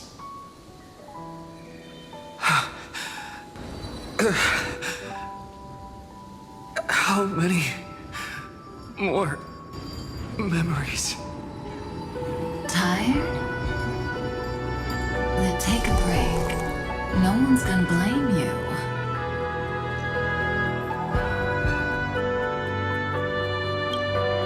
You don't need me to give you words of encouragement. So, I just want to tell you one thing. I'll tell you the purpose of your stop at Amphoreus. On that trip, you will encounter a pure child of Anastraba. Teach her what love is. And then you will directly face the destruction for the first time. From this point, your choice will split destiny in twain. In the darker of the two outcomes, the trailblazing journey will turn into a flawless memory. She will carefully treasure and protect everything you and the Astral Express have experienced until that magnificent war between the gods, when she, with love in her heart, will ascend at the end of time to become the master of causality. The universe will be snuffed out in the destruction, and you and she will become the beginning and the end of the Eden of blessed insight. You shall become the only two lives in all of existence, and you shall live in an eternal past, present, and future.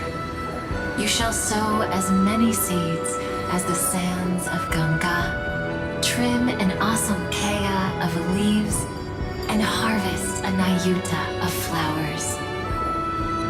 That is the cosmos's fourth kind of finality, the remembrance. But for now, you still have a chance to make a choice. You still have a long way to go on your trailblazing journey, child. I'll keep this brief. The journey has only just begun. Welt, our other companions, and I still have many secrets we've yet to share with you. So, aren't you curious? We kept these stories to ourselves because we believed we had a long future ahead of us. Even a cosmos-spanning crisis, once the dust has settled, is nothing more than a memory of the journey, a single point on our long road. There will come a day when we tell each other everything. So, for the sake of that day, don't give up. We all know what kind of decision you'll make, and I believe the script will not progress toward the wrong ending. So relax. Listen, when you have the chance to make a choice, make one that you know you won't regret. Keep moving forward. Keep trailblazing. And when tomorrow comes, share with me the miracle you've created with your own hands. See you on the Express, kid. See you in destiny. I will reach tomorrow.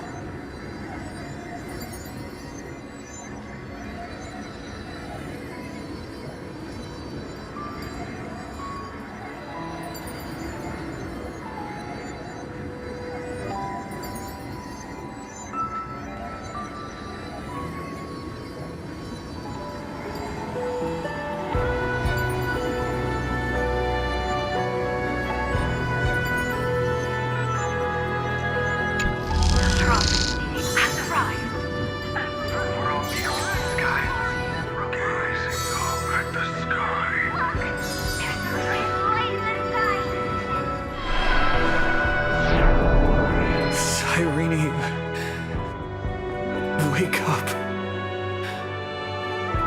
Together, we will tread on the path of remembrance. No wonder I always had a weird hunch. But that also means I was right in thinking. As long as Friend and I are together, we can do anything. Our friend's shoulders are really dependable.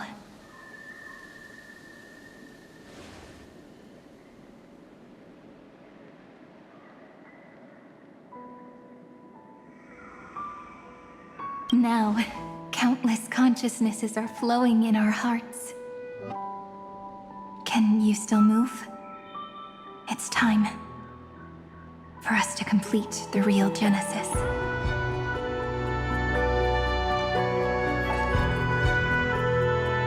In the instant Iron Tomb's hatred devoured everything, a gaze fell upon me.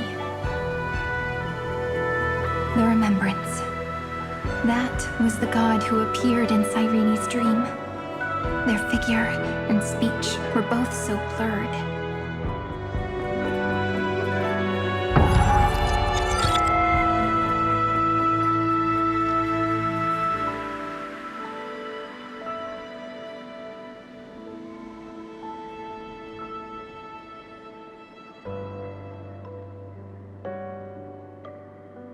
But while they gazed at me, I was able to collect all the memories stained by the destruction and write down this eternal page.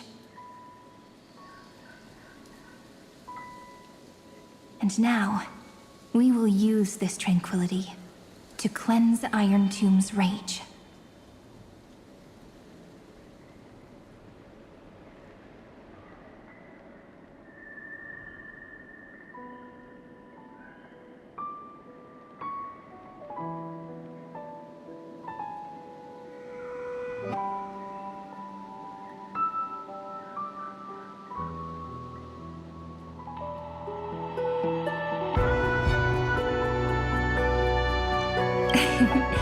Simple.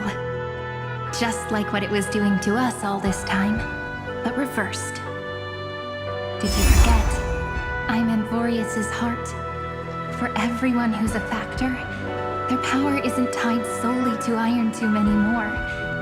It has other places to go.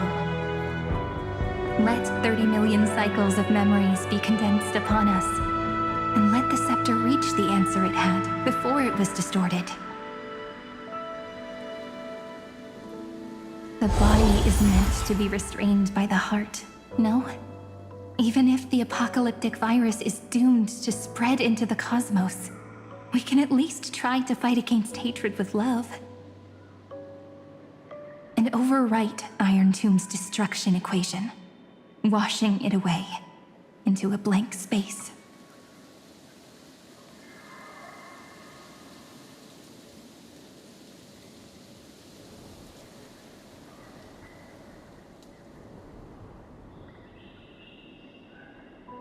It means we will embark on the true hero's journey.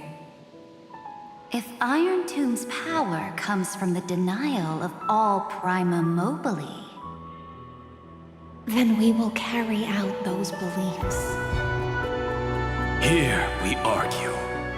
Even if all life will eventually return to entropy. Life will still try its hardest to find a way. It will try its hardest to resist destruction. In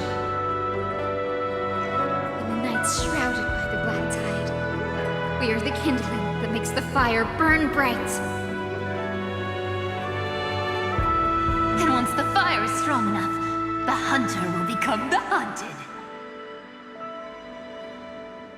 As of now, the number of flame chasers in the memory is 30 million times 12. And 400 million core flames await their return.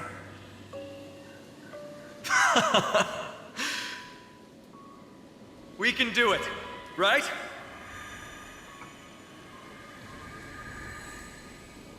That's right. So trust us, partner.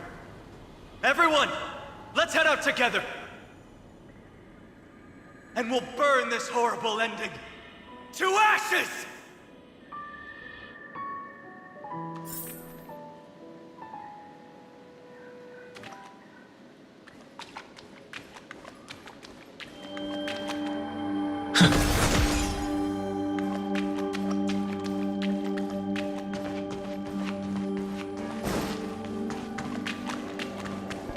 From the dawn of newborn cries, to the night when all beings fall silent.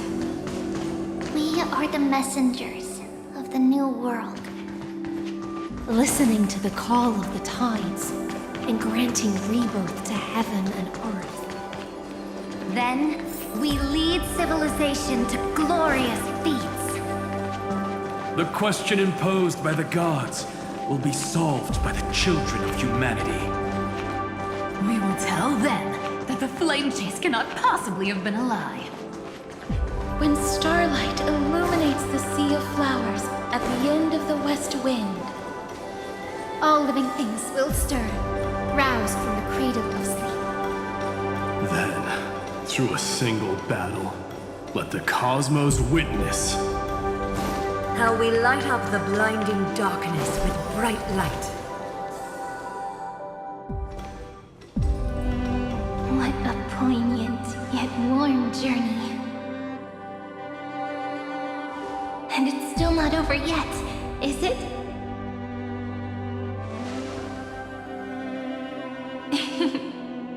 We finally meet.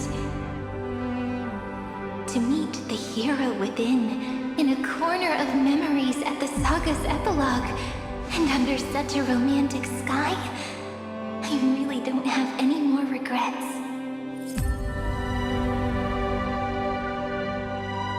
On top of that,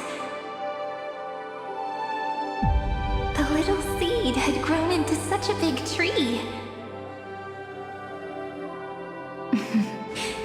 Don't I look really pretty right now? Of course you do. Cheerful, beautiful, optimistic. Just how I imagined I'd look as a grown-up. It's because everyone has been gently adding to the story you left behind. Remember how we made a promise to one another? When we met again, it'd be my turn to tell you a story. A story about love, no? I've been looking forward to that. And you must also remember the first story I wrote for you. The one about the crystal flower and the little fairy. So now, I want to add something more to this story and us. On that day that the flower shattered, gazing at the empty ground, I thought the little fairy would finally see the light.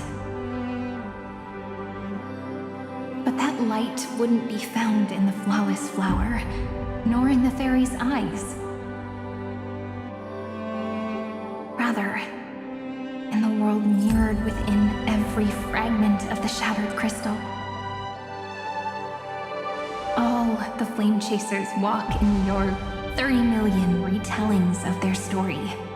At this moment, all the memories are tangled with each other, and all the previous cycles have gained meaning.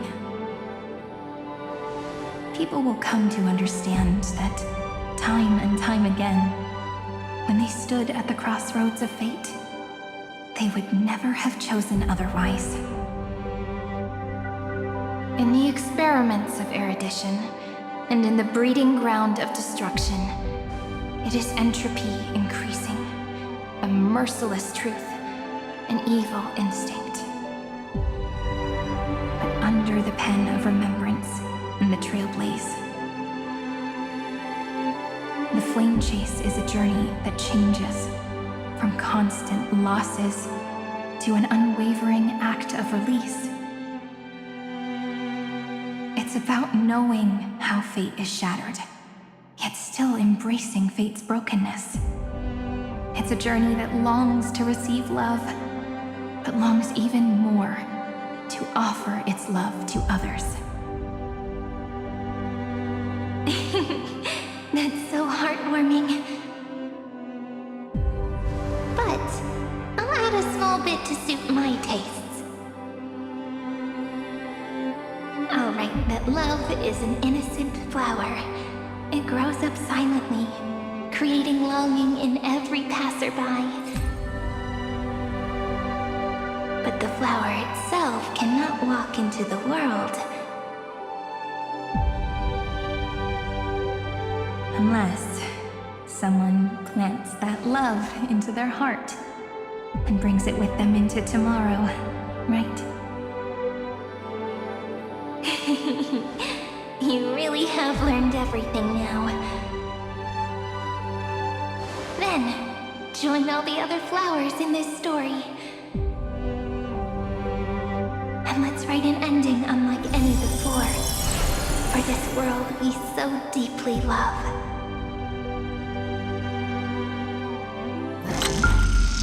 Why did you set out? Why do you trailblaze? Who is it?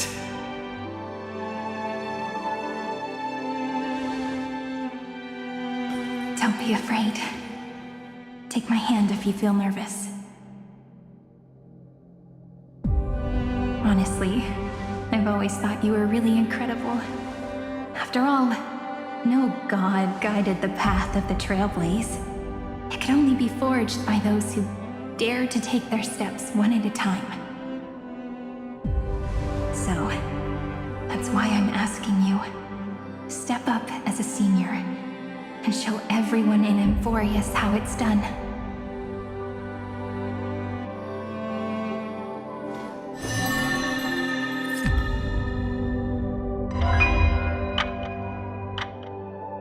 I trailblaze because my own eyes have not seen the end.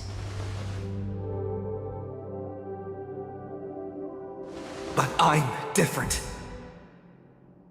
I chose to trailblaze because I am already on this road.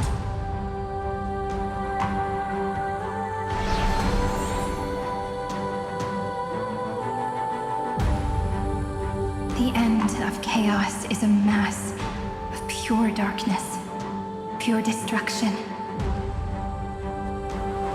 However, Amphoreus' light has 13 different colors. We won't lose to that darkness, will we?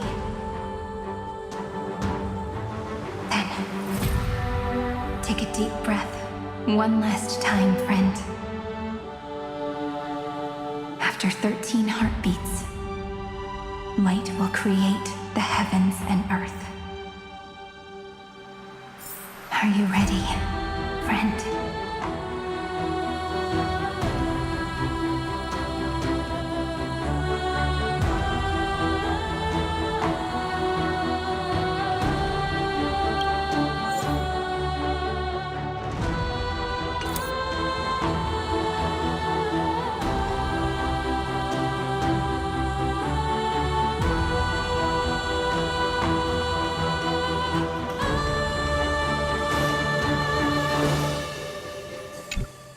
Are you ready, friend?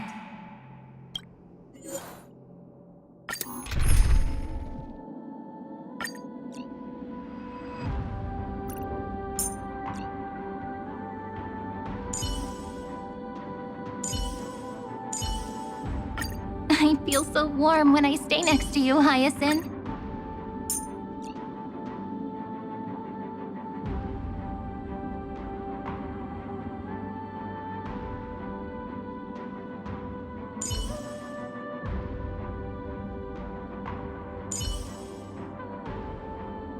Please keep going. Melodies played on your golden threads are particularly moving.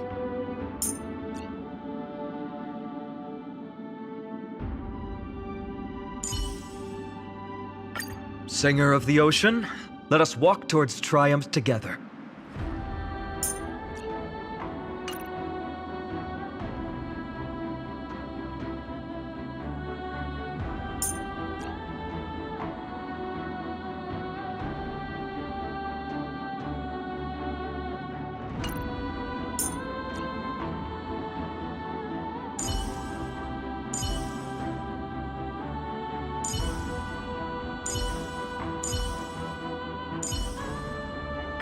March towards the cosmos with the law of love.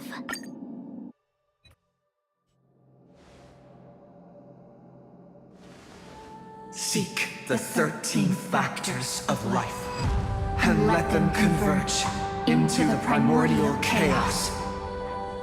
Using the remembrance of the past, we will trailblaze tomorrow's destiny. Infusing a world-bearing love into destruction. And inscribe the opening stroke of Genesis.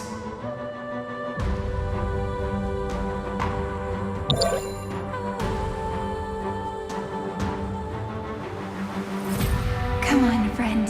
See you.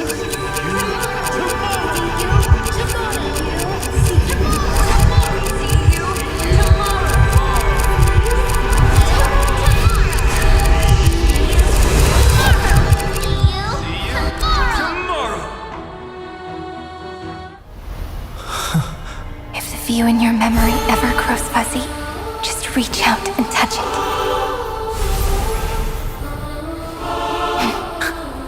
Then, restore its power to nourish the spirit.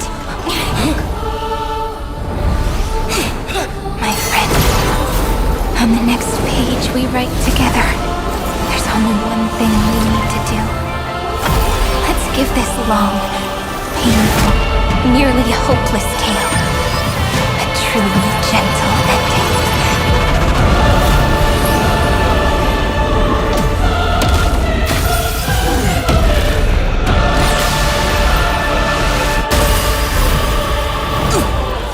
Flame chase was never about destruction. It was about breaking free and trailblazing! And let that bright future be as we've written.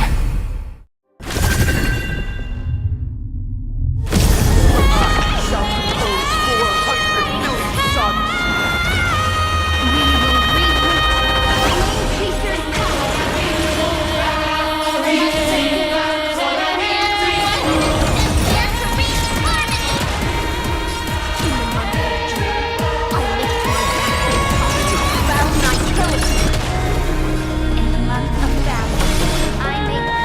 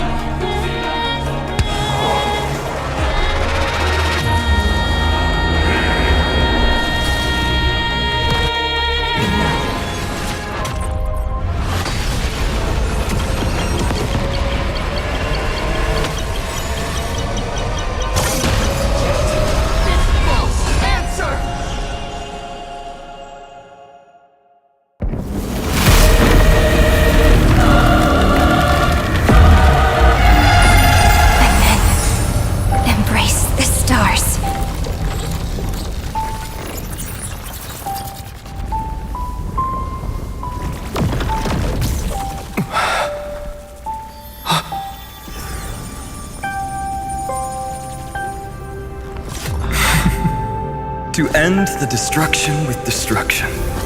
At last, we can sit together and watch the victory fireworks, partner. Why not come a little closer? This warmth is proof that we live.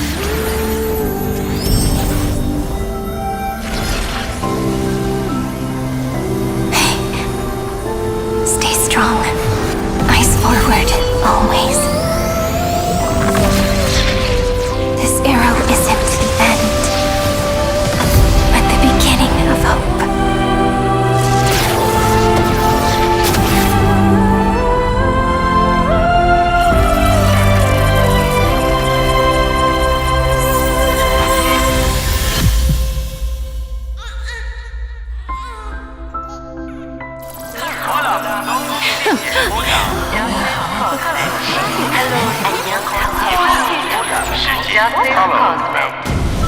The conclusion is irrefutable.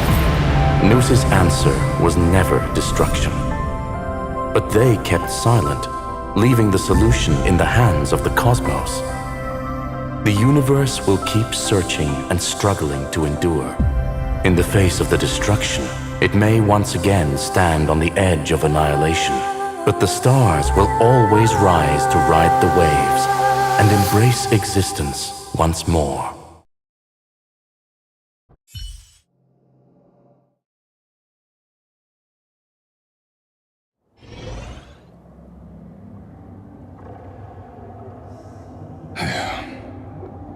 It's over, Lycurgus. Yes, another failure. How is Madame Herta? She's fine.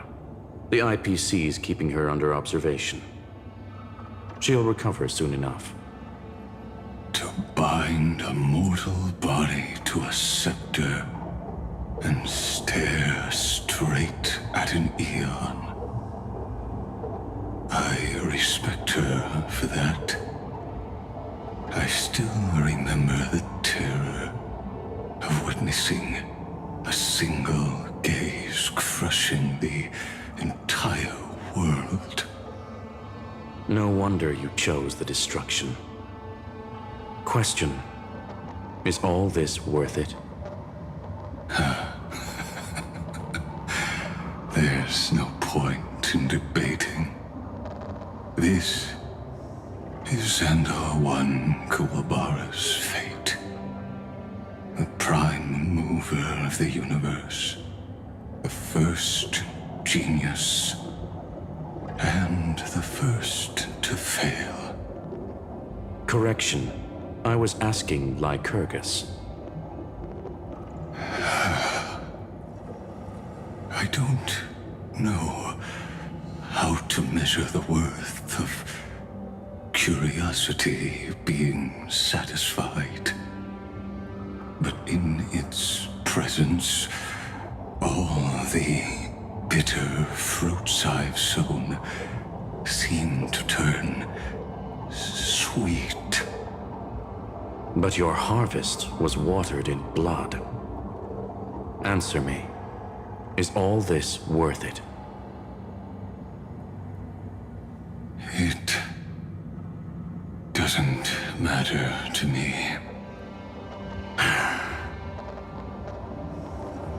Let me tell you a story. Back when he was a student, Xandar's first experiment was slipping poison into his mentor's pipe, just to see how it would affect the lungs. And? There was no conclusion. His conscience got the better of him. Even so, the truth came out. He was harshly punished. Oh, that cruel mentor died of lung cancer 2 years later. It had nothing to do with Xandar. His fate is no different now. Sentiment clashed with reason, and Lycurgus was born from the latter. But whichever side we take, in the end, curiosity claims us all. You've handed yourself a death sentence. And yet, Iron Tomb's fall still isn't sealed, right? Fu Li, the key variable, still hasn't made their move. As the Theoros, Lycurgus has reached the end of his road. If you can, take my body to the fallen Adlevin. There, you'll find a formula. It is Xandar's final gift to you. If the day ever comes when you must destroy the erudition with your own hands, it'll come to your aid. A foolish last wish. I won't grant it. You will, not for yourself, but for your conscience.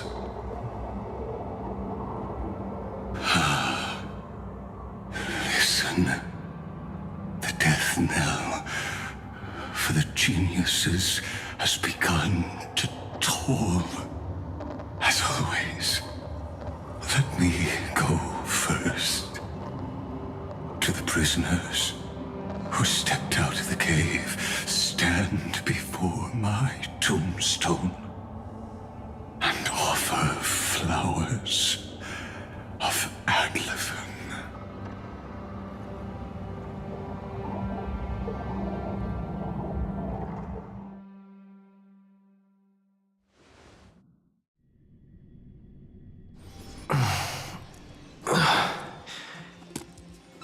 Here,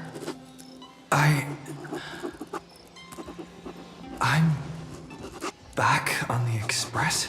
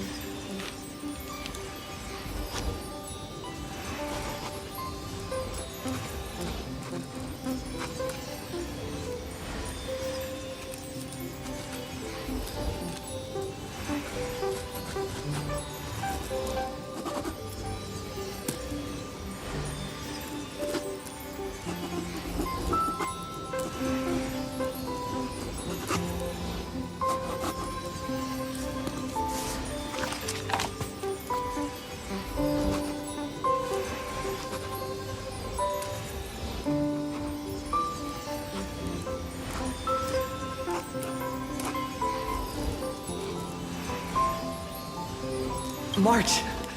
Dan Heng! No response. Am I the first one back on the Express?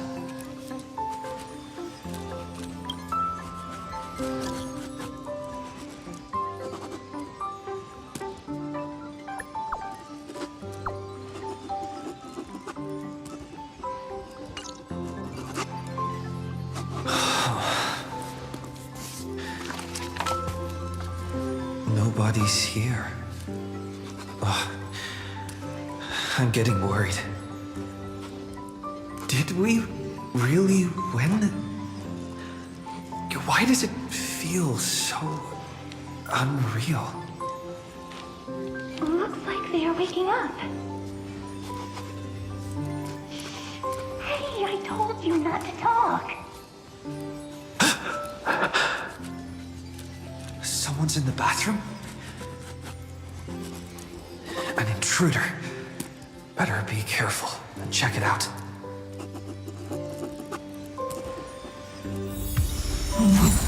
He's coming this way! Quick, hide in here! Huh?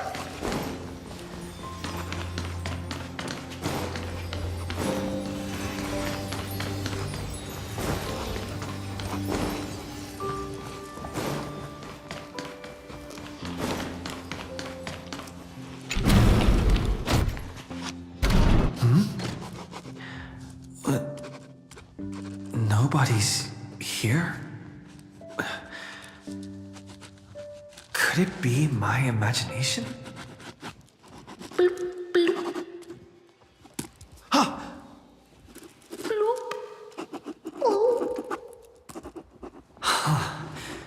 Caught you.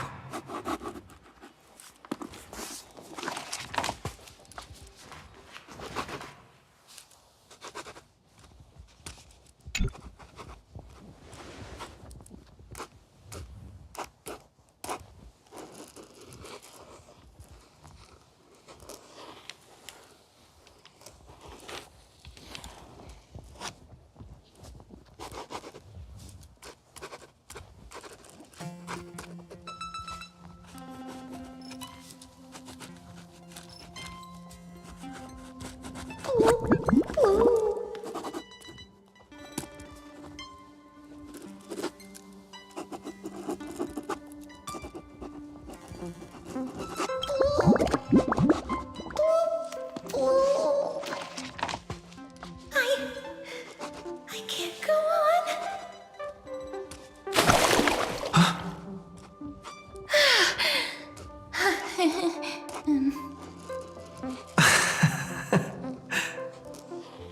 You...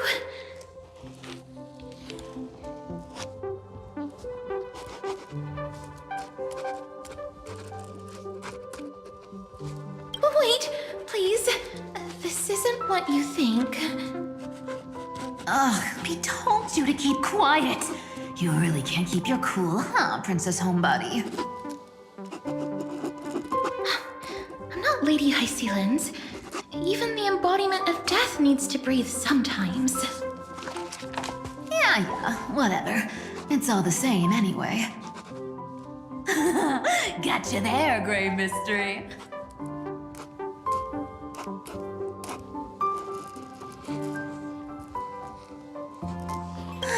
So composed, Grey Mystery.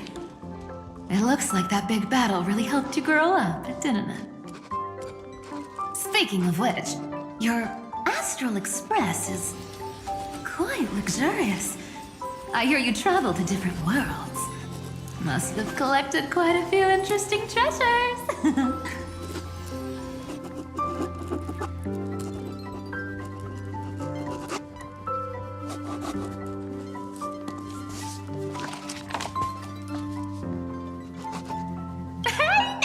Don't go throwing wild accusations around.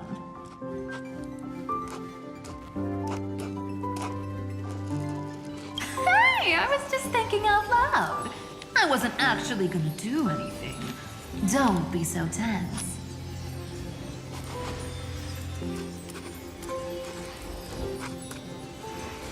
Who knows? One moment we were shouting about love and justice, fighting Iron Tomb's virus. And next thing I know, we're all on this express. No idea how that happened. It's not just Miss Cypher and me. Everyone's been in this car for a while now. Mister, why don't you go say hi to them?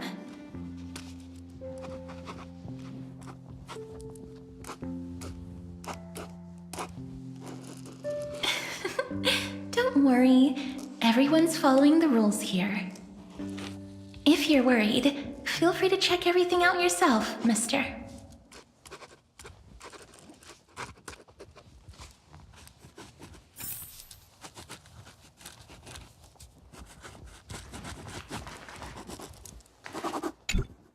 Mister, I'm truly sorry for sneaking into your bath without permission. But I've been wondering, why is there a pack of red chili oil sitting by the bath?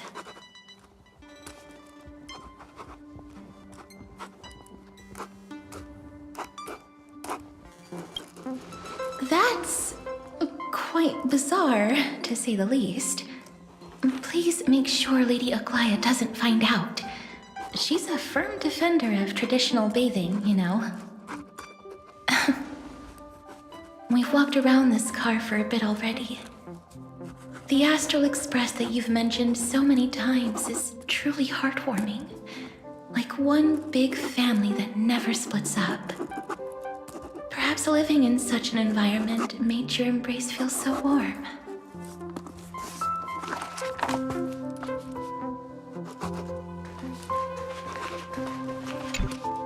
Mr. Bud, I've been...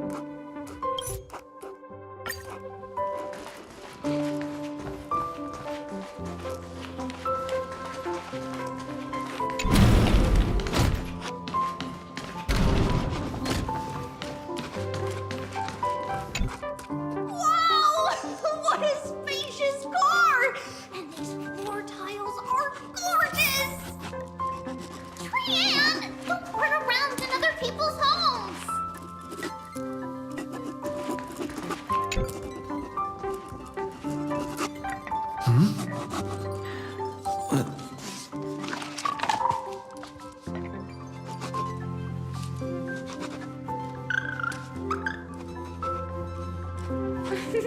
What's your step, teachers? Ah, great. Look who's finally awake. I hope Cassie and Miss Cypher's little prank didn't scare you too much.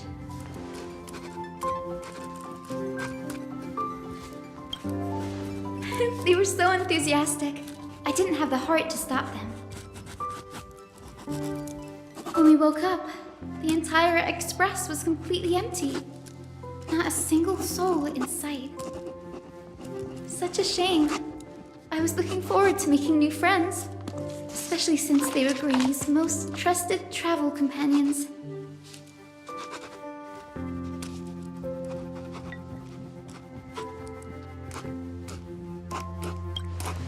Don't worry. We beat Iron Tomb together, right? They must be on their way home.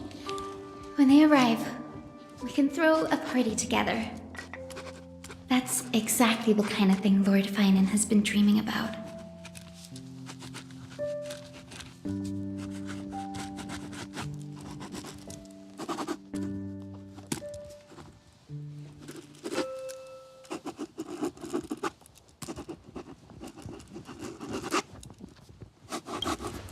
He was just here chatting with everyone.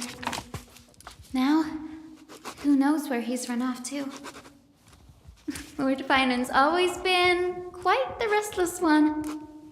But you're used to that by now, right?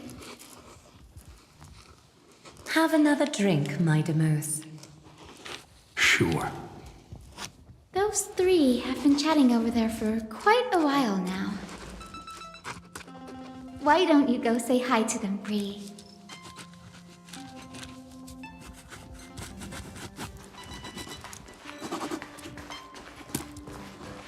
A moderate system, similar to the Demigod Council, is the only guarantee of a long-lasting civilization.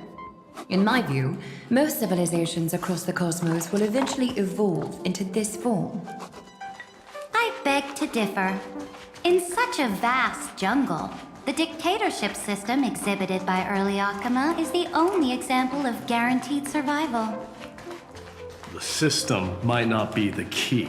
Force and resources are the decisive factors.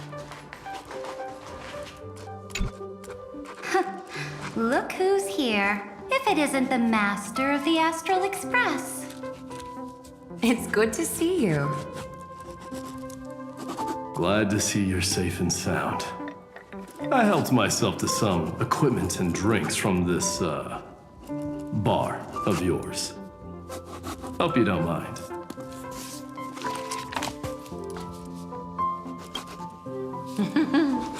We're chatting about some topics that go well with being tipsy.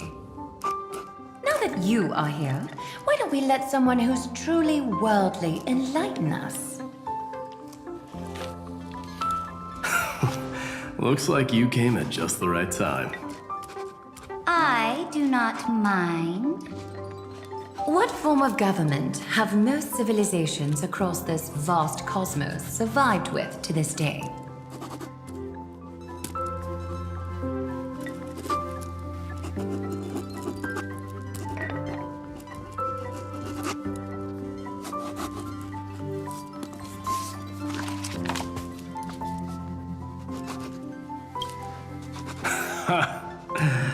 That's exactly the kind of answer I'd expect from you. I bestow upon the Astral Express this supreme mission. You must spread the great deeds of Amphoreus to every corner of the cosmos.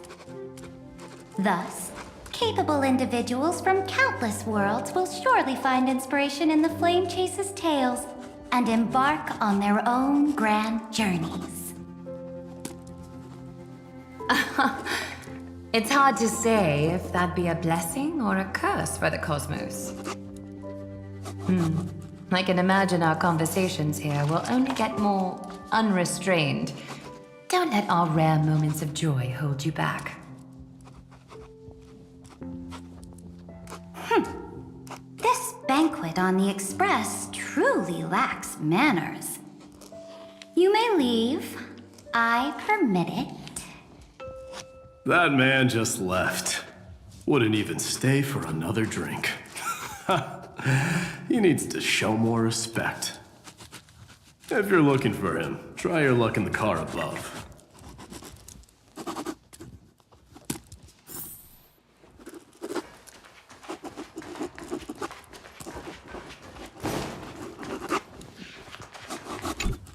Those three have been chatting over there for quite a while now.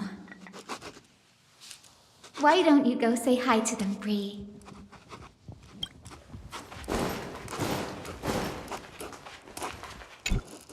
Speaking of origins, Kremnos was the first Emporian city-state to establish the Council of Elders system. Well, we stopped iterating on it around the year 3000 of the Light Calendar. As for the reason, a system is but a blade. As long as the one who wields the sword is valiant enough, even a dull blade can sweep through thousands. Don't forget that the Flame Chase army under the Imperator's command actually managed to subdue the Kremnoans during the Chrysos War. I'd say that wasn't a victory of the system, but rather a triumph of the Flame Chase army's might and the Imperator's cunning strategies. Wouldn't you agree? Interesting. Trying to sway my position with flattery, are you? This is not flattery. See, this is what happens when you put the Empress of Law and the Crown Prince of Strife in the same room.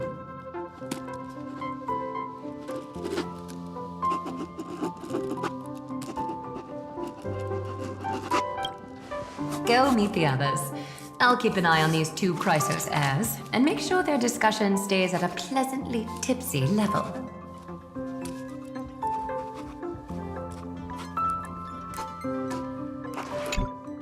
Speaking of origins, Kremnos was the first Emporian city for the RYZEN.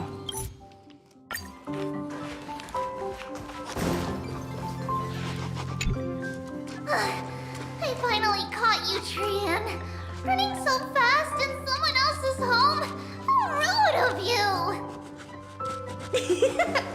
All according to plan.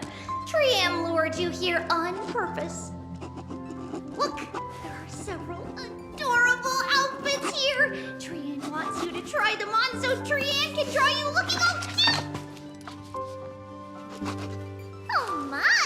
You even dare to scheme against yourself? Lucky for me, I came prepared. Time for a surprise attack. The hero of justice, Trinan. Trinan has been lying in wait here for a while. We will make Trian taste her own medicine. Two against one? That's not fair! Little Gray, you came just in time. Help me out here.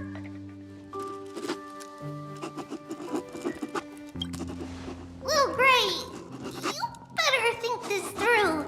If we snap our fingers and call the other 997 Tribioses, you might end up wearing these clothes too, you know.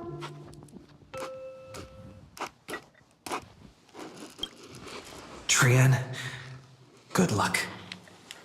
Even little Gray's saying that.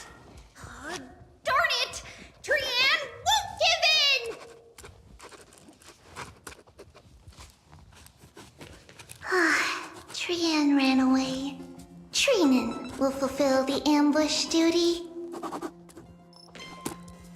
The Trevios is all laughing and playing around together. That must be quite the rare sight in Little Gray's memories, huh?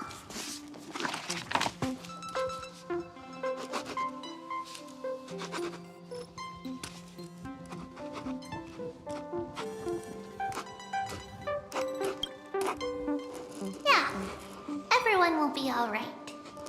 Look, every hero has put down their burden and returned to their innocent, childlike selves.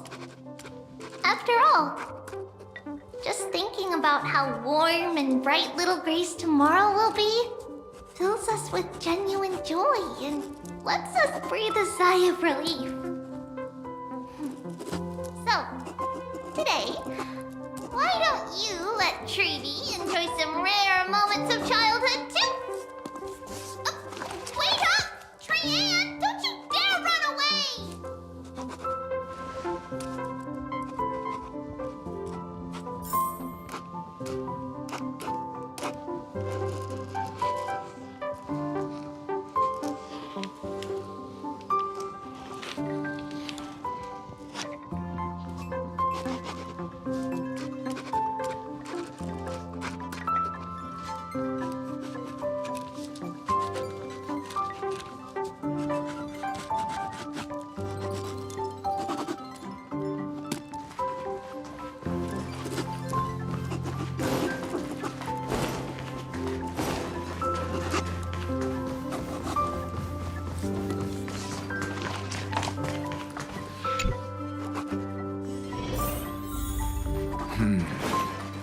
Based on my calculations, there are countless celestial bodies with water in the cosmos.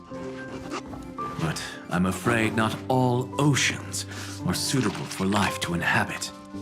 You must take this into consideration as well.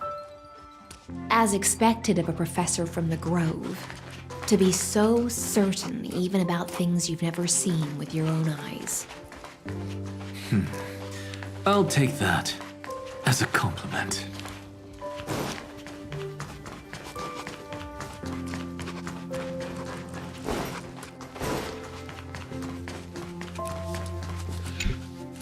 By the way, I heard that the Imperator's Flame Chase army like to hold feasts at the Luminary Throne. That's true.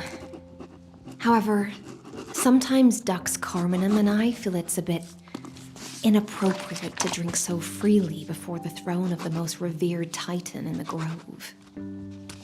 Inappropriate? What's inappropriate about it?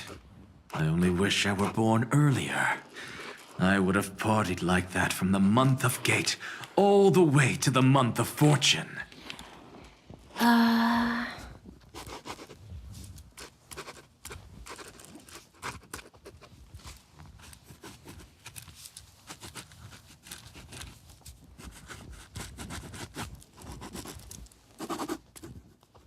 Blasphemy is just a phenomenon, not the end goal.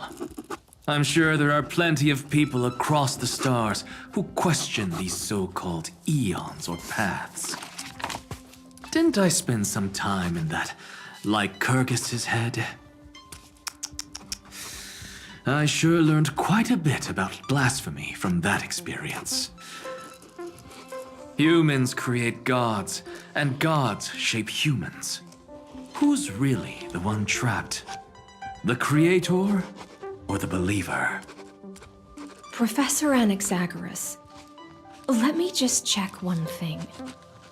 You haven't bought into those twisted theories of that Fioros, have you? Don't worry. The difference between a genius and a madman is that a genius shares lethal truths, while a madman tries to force them upon others. I see. It's like drinking honey brew at a banquet. Likeable folks invite others to raise their cups together, while the unlikable ones force others to drink with them. Being able to break down complex information into common sense like that. You're quite the scholar yourself.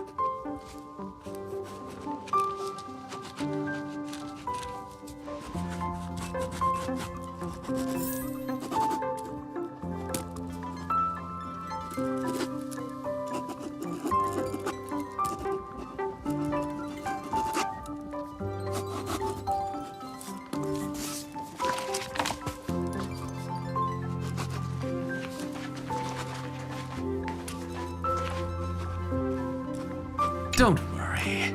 The difference between a genius and a madman is that a genius shares lethal truths, while a madman tries to force them upon others. I see.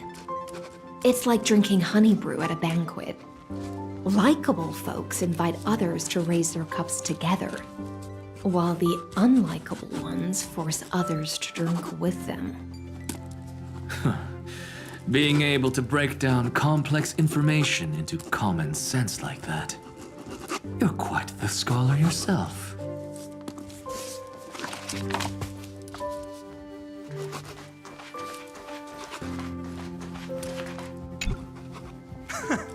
You're here, partner. That celebration party I've been mentioning to you has finally become a reality.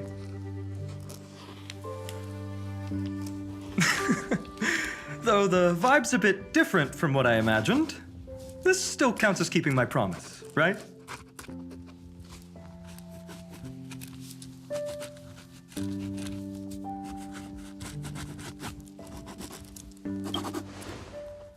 What you speak of has indeed already come to pass.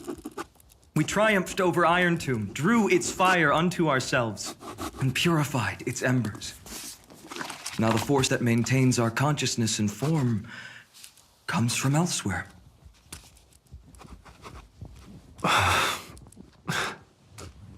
Worried about your companions on the Express, huh?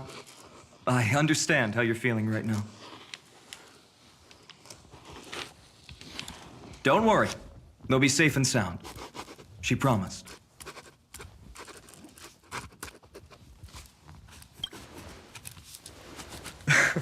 Don't worry, she always shows up at just the right moment. The Astral Express. Honestly, it really feels like home. I can imagine how much you, Dun Hung, and Miss March must have missed everything here when you were trapped in Amphoreus. The beautiful windows, the soothing music, your fellow travelers on the Express. Like how golden wheat stalks sway in my dreams every night through the countless cycles.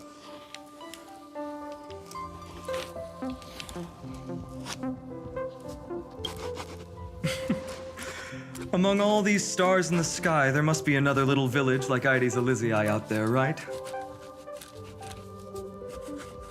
I think I've found my own wish, partner. Someone once told me that home is where you can be truly free and at ease. Maybe roaming the cosmos with you all is my strongest desire right now. All of us together, of course. The Shinjo Alliance, Penacony. I blame my poor imagination. I can't picture what those worlds look like at all from Dun Hung's descriptions. So I have to see it with my own eyes, right?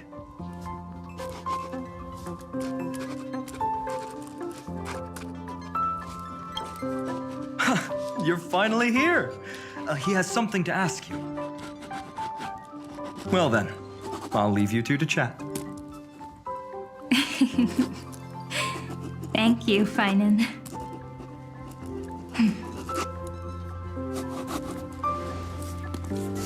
After such a good sleep, you must be bursting with energy now, right, friend?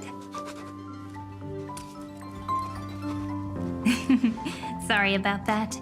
Since it's our first time visiting the Express, I was hoping everyone would behave. But it turns out everyone's quite the character, aren't they? You know what I mean, right?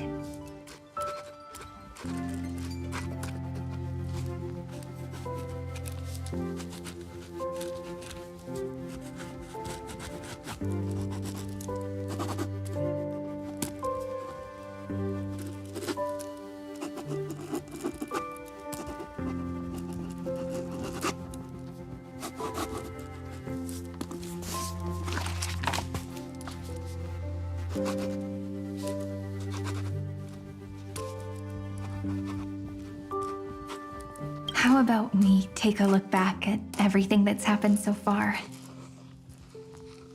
Together, we triumphed over Iron Tomb. It tried to transform into trillions of viral clusters to infect the cosmos. But the heroes threw themselves into the golden flames, becoming arrows that purified the destruction. The fall of Iron Tomb also symbolizes the demise of Scepter Delta ME-13. Amphoreus, the home we sacrificed everything for, now exists only in the memories of the cosmos.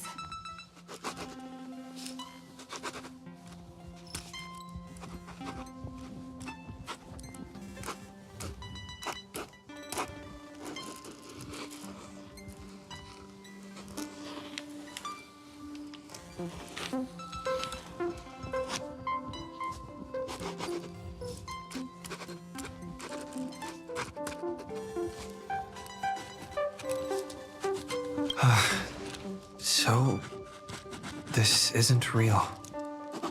Just a dream. An illusion. Oops. Wrong answer. What? In that instant when you broke through space-time with the Trailblaze, carrying all the world's memories back to reality, that world, once shackled by data, became a seed waiting to sprout in the cosmos. Did we really manage all that? Just as Kaslana's rage of 30 million cycles made the destruction shed a drop of golden blood. Perhaps we too have already left long trails on our respective paths.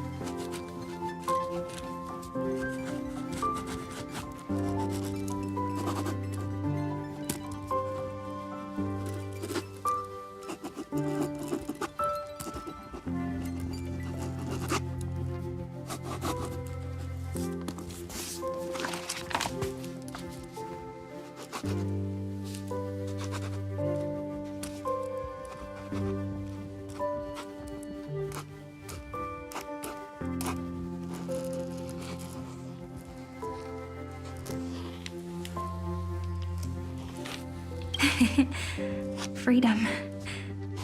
What a wonderful word. But that alone isn't enough to make everyone a true life form yet. But Amphoreus already has a tomorrow. So as long as you carefully preserve and tend to all the seeds, then when the Trailblaze creates another miracle someday in the future, I believe this world we deeply love will sprout and bloom into a beautiful flower. Don't worry, I've already kept all the seeds safe in the first fruit for you. And its name is As I've Written. So, it's time to reveal the correct answer. This isn't a dream, nor a fantasy. It's the epilogue of As I've Written. At the end of the story, the characters take their final bow and embark on a journey of no return. The one who wasn't part of the story, yet helped write its romantic ending. He bid farewell to his friends and returned to his home beyond the tale. Promise me one last thing, friend. When we say goodbye, give me a smile, okay?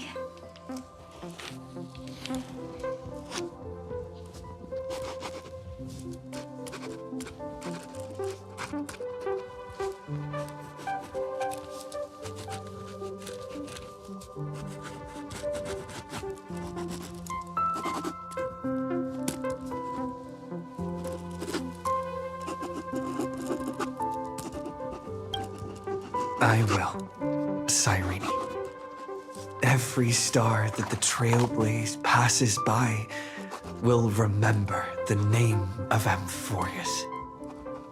Hey, it's not fair that you get to be the only cool one here. We'll keep an eye on him. He had better keep his promise. Leave it to us, Cyrene. Your story will be sung across many worlds. Stories this complex and twisted are always hard to believe. If anyone questions the truth of this tale, you'll all have to stand up for us. Rest assured, even the most stubborn person can't withstand our six fists. You're so reliable, March.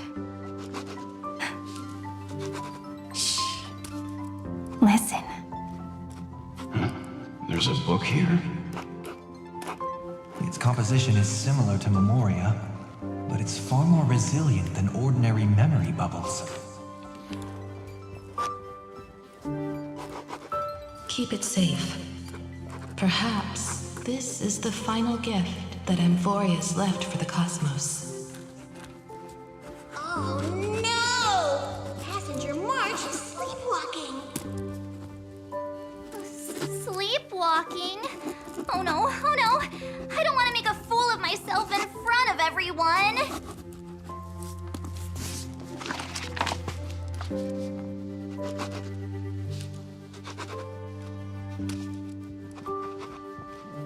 I can hear all those sneaky little plans brewing in your head. March, Dunhung, my friend. In the countless days and nights ahead, you must continue to support each other. Time to head home, everyone.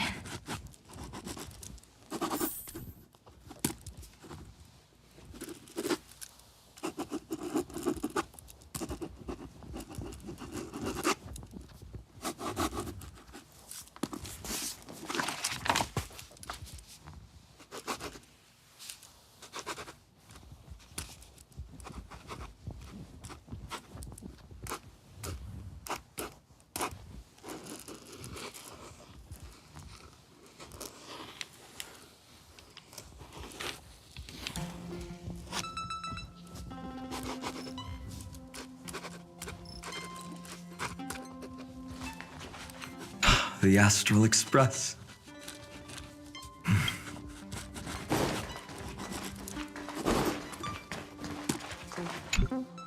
Leaving this place means as I've written, will conclude here.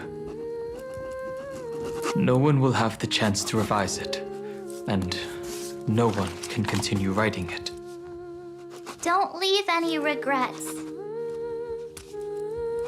What magnificent words could possibly do justice to the finale of such an epic tale?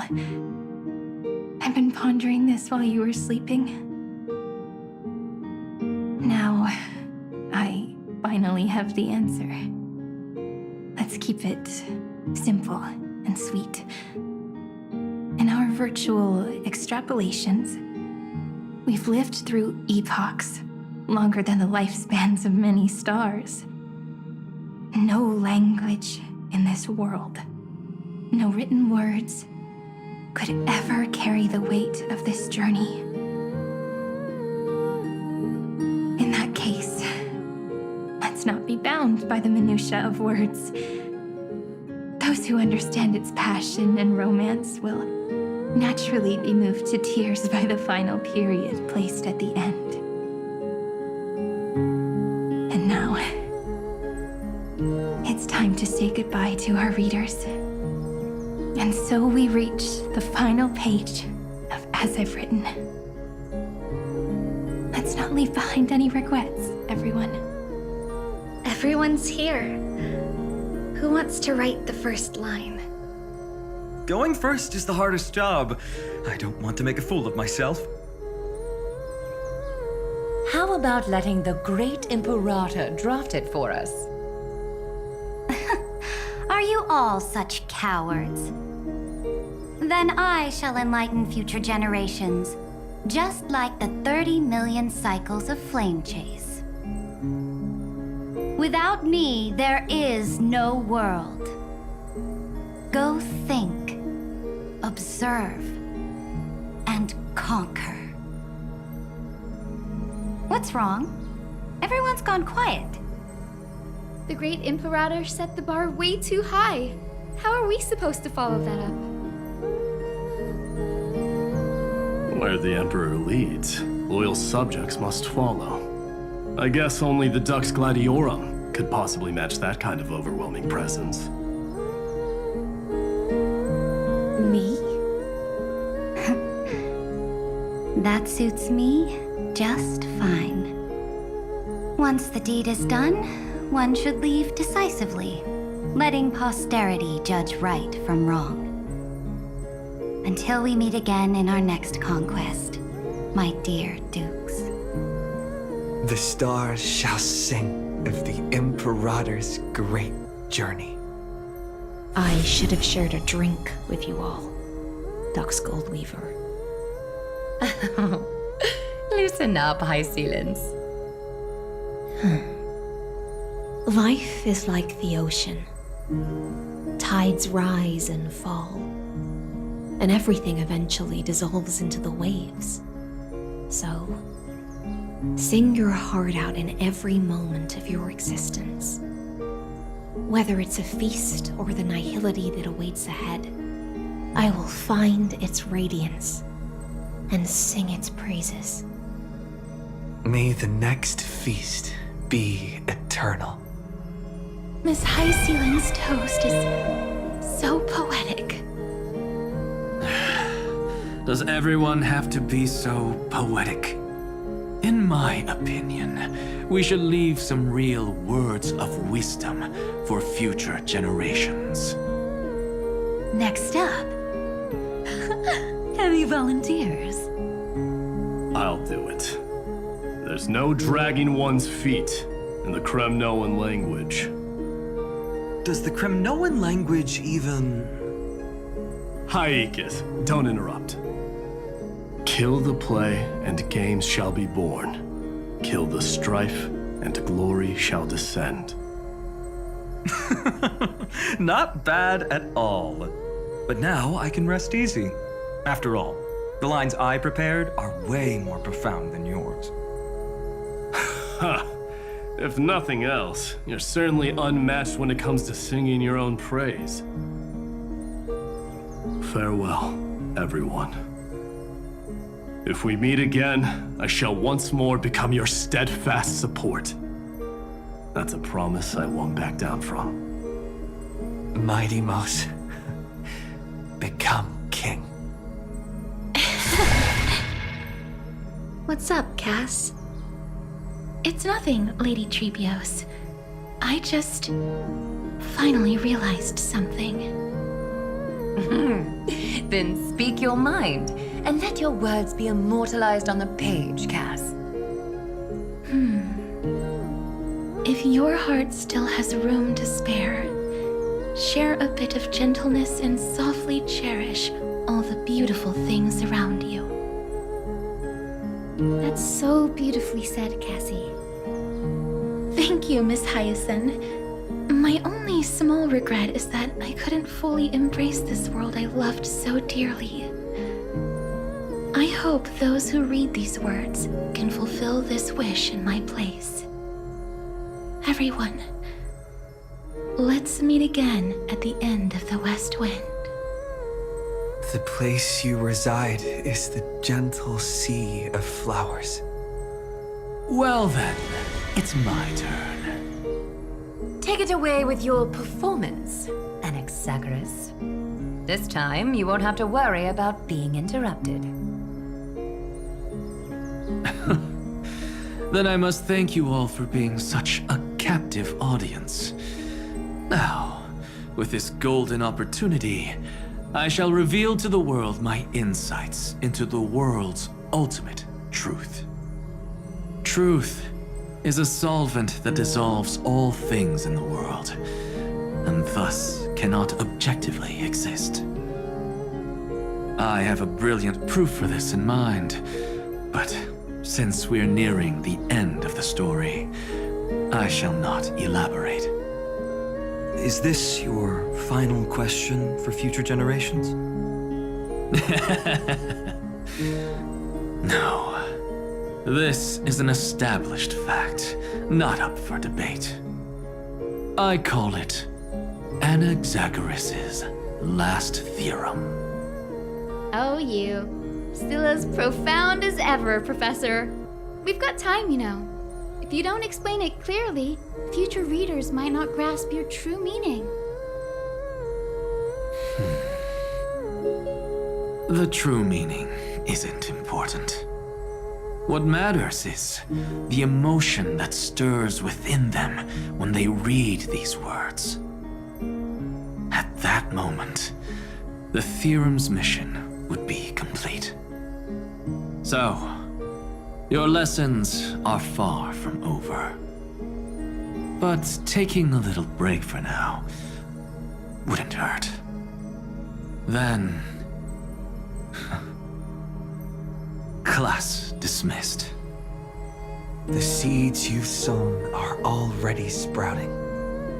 Would you mind if I write the next line? Huh? I actually thought you should be the one doing the final wrap-up. But... we'd never turn down a request from you, Aggie. Teacher, Cyphera, thank you both.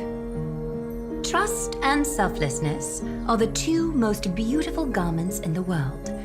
One to gift others, one to adorn yourself. One's golden and one's purple? Not being able to completely change your fashion sense is my only regret across 30 million cycles. After all this exhaustion, I just want to take a peaceful bath now. I'll see you all again at dawn. Thank you for your hard work all this while. Lady Aglaia just can't give up her favorite hobby, can she? So, I guess it's my turn now. There must be many others like Miss Hyacinth out there in the cosmos, helping and healing people everywhere. You've got to set a good example for them, right? Of course. Look up at the sky more often and smile more. Many stubborn ailments fear optimism, but it's the best medicine. It's so catchy. The kids will definitely love this message. When it comes to understanding children's hearts, Lady Trebios definitely knows best. Look, the rainbow bridge is already hanging in the sky. Shall we get going, little Ika? It's you who healed the sky. What's on your mind, Miss Cypher? I'm thinking... should I leave behind a riddle? Some twisted, convoluted scheme that'll drive everyone in the universe mad trying to crack it. I see. You know what? Just go wild with it.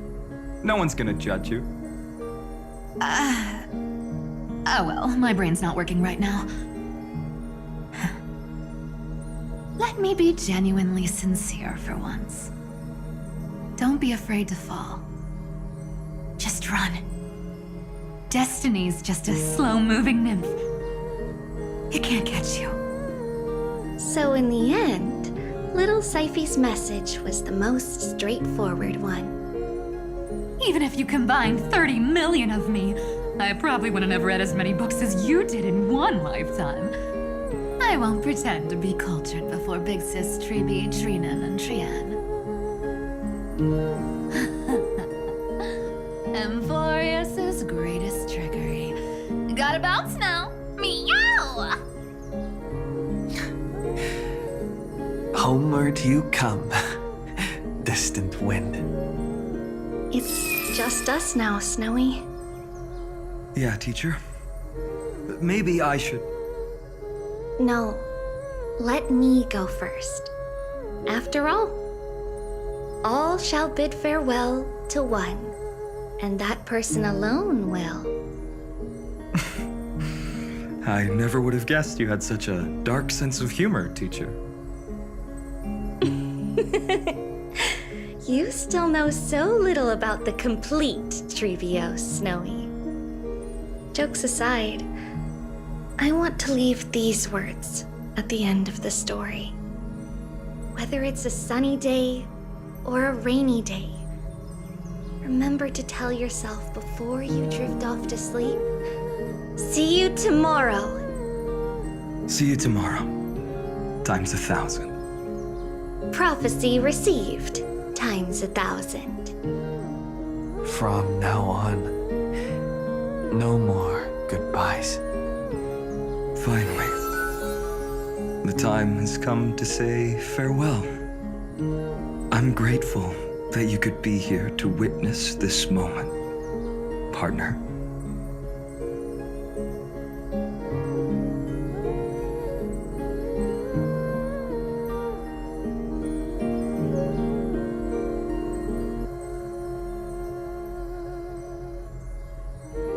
Of course, as long as I've written stays by your side, Amphoreus will always be with you. The last line I want to write down is, a hero is living in everyone's heart. Embrace it and chase after the sun. I hope those who read this will find the courage to face their burning lives. See you at the next pale dawn, partner. Did you see? Amphoreus has ushered in the dawn. The characters in the book have taken their final bow. It's time for us to return to our own reality. But as people who lived through it, we can still add the final touches to this story, right? Of course. The pen will eventually break, the ink will run dry, and life will ultimately fade. But thoughts will permanently remain in sagas. If time is an endless cycle, then forget the bitterness that keeps repeating, and remember only the moments of happiness. Let's walk towards tomorrow together. We were never apart. Time to head home. Don't miss the crew meeting. We won't wait around for you, you know? See you later, Donhung, March. And with this, as I've written, officially comes to an end.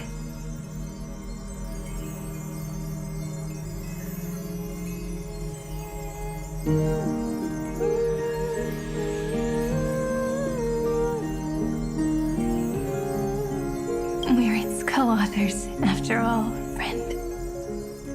Once the words are written down and have been read by others, the meaning they carry is no longer in our control, leaving the freedom of interpretation to every reader who opens it. Don't you think there's something romantic about that? As for what this story means to you and me, let's keep it close to our hearts. After all, we've always had this unspoken understanding between us. Whoa! Passenger March! Why did you suddenly wake up? You scared me so much that I dropped that book! Welcome home, you three. Thank you for your hard work on this Trailblaze. We might need to reshuffle the seniority rankings of the Express crew if we count the years you spent in Amphoreus. Hey, I was the first one to get dragged into it. Does that mean I'm gonna be the oldest member of the Astral Express now? Miss March hasn't lost her innocent nature even after all these long years. In other words, she hasn't really grown up at all. Hey! This is the first time I've been able to examine as I've written up close. Miss Irene's handwriting is gentle, yet steely, with an underlying strength. I had no idea it was so sophisticated. Looks like I need to brush up on my knowledge in this area. Maybe start with a few basic books first, to get your feet wet. Look who's talking. As if you're not glued to your phone in your room all day. Huh? Wait, something fell out. It's... Is that a bookmark? In a corner, unknown to everyone. There was actually an untold interlude that took place. I left it out of the story because it involved a choice. A choice I made for my own selfish reasons. Can you forgive me, friend? I made a decision on my own while you were away. I wrote everything about it on this little card. If you can find it in your heart to forgive me after reading it, please. Add this final note to the conclusion of As I've Written.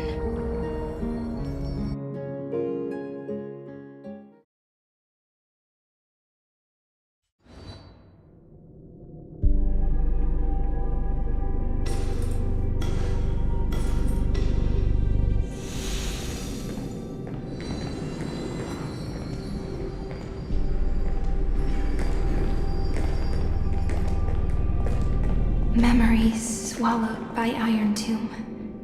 Return now to reality.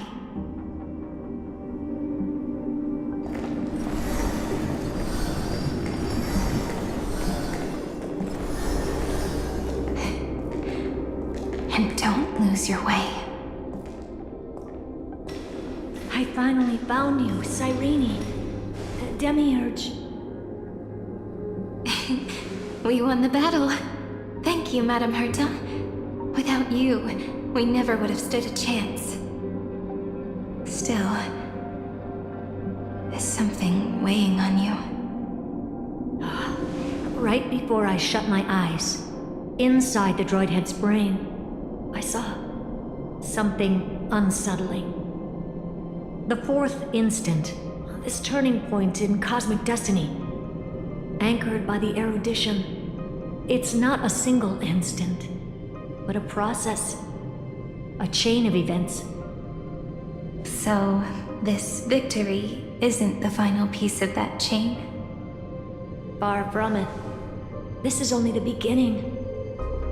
The first toll of the death knell for the cosmos. That sorrowful look doesn't suit you, Madame Herta. Don't hold it in. Tell me. Not long ago, you crossed paths with the Eon of Remembrance again, didn't you? Yes. Even if the figure was hazy, I knew right away. That was the god from Cyrene's dreams.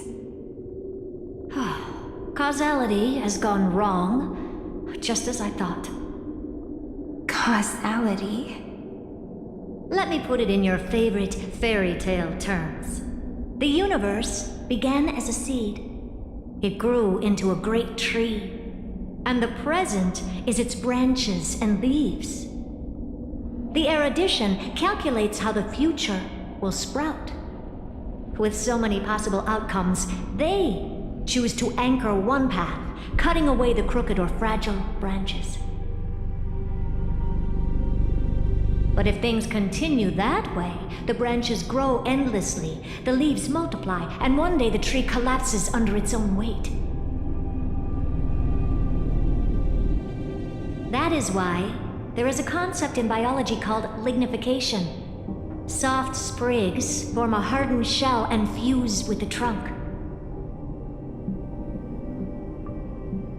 For the universe, that process is what we call memory. Under Fooley's record keeping, the past becomes memory. In the corners, they forget. Even the events of the present become fruit without roots. So it is the opposite of the erudition. One calculates what is to come, and the other holds on to what came before. We were never meant to have to speak of this. But now, I finally understand what that chaotic matter around Amphoreus truly is. It is your memory. Your mind now stretches across the stars, allowing you to travel farther down this path than anyone else. My memory? Yes, you live in the now, but your memory remains in the past. Just like the Eon of Remembrance, a being made entirely of memories. What does that mean? Did they fall? No, quite the opposite. They have not yet been born. Remember, to carry out the mission of remembering the universe, they must ascend to divinity only at the very end of time. And at that moment of ascension, their memory stretches through the past, becoming what people now call Fooley.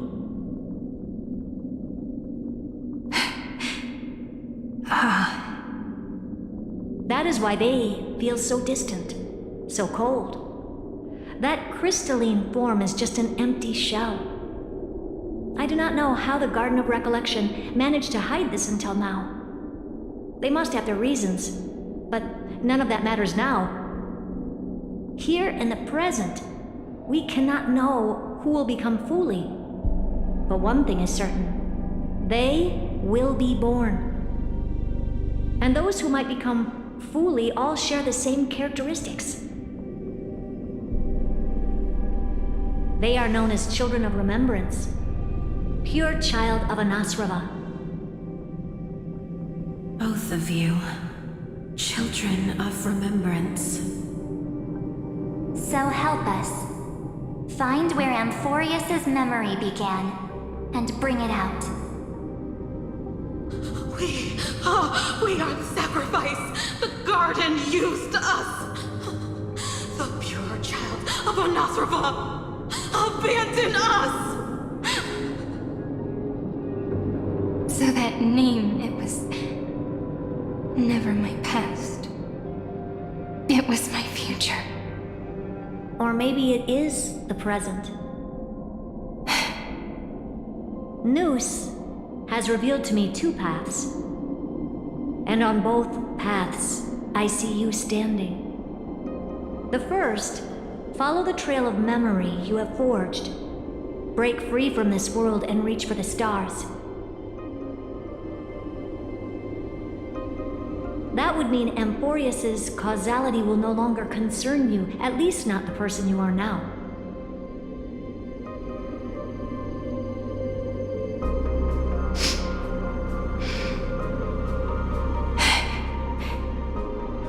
Go on. The second, you come to a stop and fade, offering yourself to become the memory that carries through Amphoreus. Perhaps this is the choice every pure child of Anasrava must face. That choice means I'll remain in the past forever. And more than that, it means you will close off Amphoreus' causality. This world is sealed. The effect that the remembrance brings to it will all converge on one thing. That one thing is you. No more eons will interfere with this part of history. No more blank spaces in causality. The present will be set in stone and become indestructible. There are two paths, and only one leads to the right end. Droidhead didn't tell me the answer. But I can guess what might happen if you choose wrong. With causality incomplete, there is a chance Iron Tomb could rise again. So even the gods of the cosmos are unreasonable. If you want my advice, stop thinking so much. Ask yourself what your heart truly wants. Choose the first path, and you might survive as a memo sprite. You may even walk beside them for a while. Even I can tell how much they mean to you, especially the little one. But if you take the second one, then you may have already lost the chance to say goodbye.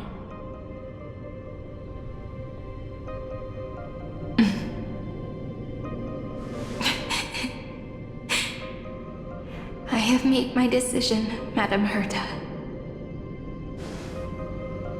I thought you would need more time to think it through. The answer is clear, is it not? Still, I do need a little time to quiet the sorrow in my heart. His kindness is always just right for the moment. I believe he will forgive me.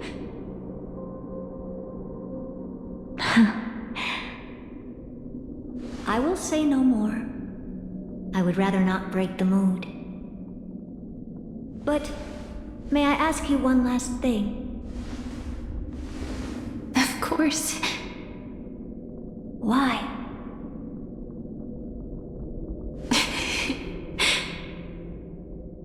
I once heard a saying that went something like this. Divinity is flawless humanity, and humanity is flawed divinity. We children of Amphoreus gave up on gods long ago. Those beings who love to play pranks on the universe. I believe in him much more than I believe in them. And I believe in who I am. As a human. Oh.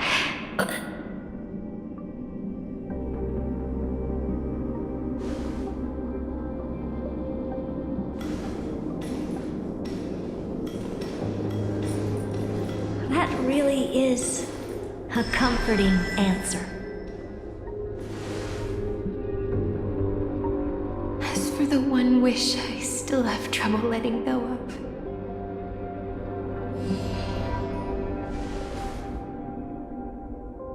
One will remain in the past. One will walk toward the future. I believe that the one I cared for most will witness on behalf of the ripples of past reverie. Every starlit tomorrow.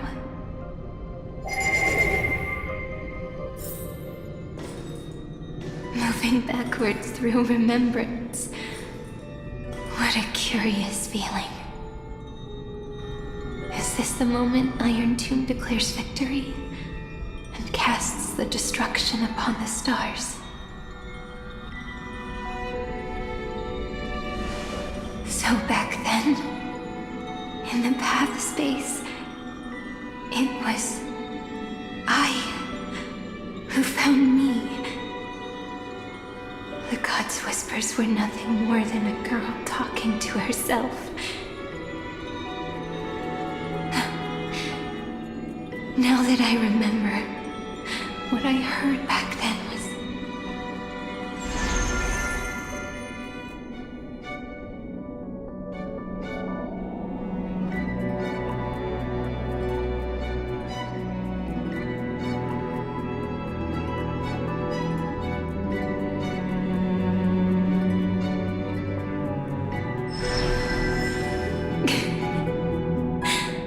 All I wanted to say was, don't give up.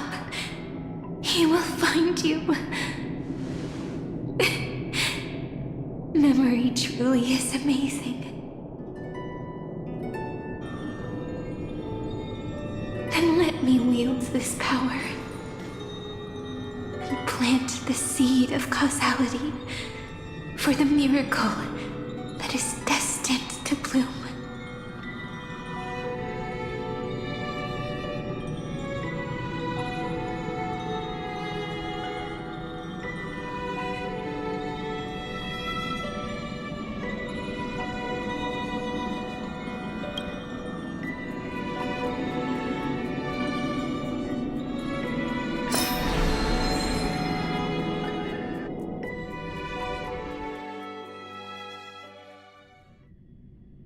Even so, must we walk all the way to the very beginning of memory? It's such a long road. A bit lonely to walk alone. Then, would it be alright if I came with you? As long as it's Peach, even 30 million wouldn't be too many. One is enough. Take a deep breath, and then we can set off, alright? Follow the ripples of remembrance into the past. Reconnect every moment in which the gods made themselves known. Clearly, cause leads to effect. But now, the future gives new meaning to the past. Effect flows backward and nourishes cause. Maybe that is what makes memory so beautiful.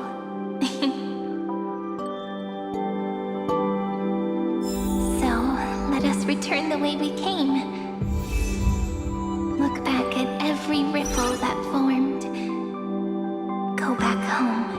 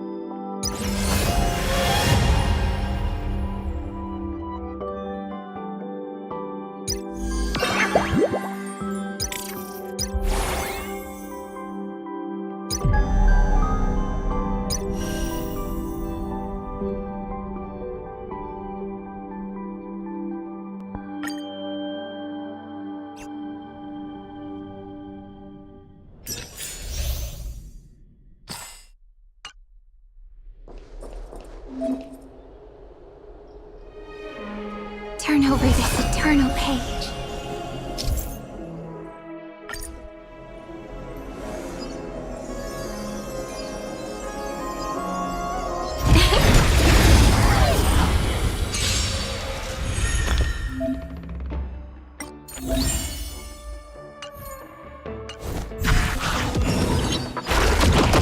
Future is great. So leave it with me. I shall remember this one. Stars, shine for the heroes. Still thinking of running. Don't worry. Night falls. Good night. Have some fun. May this dispel the gloom, restore the sky. I shall remember this one. Meet again. Guide with the rainbow wing.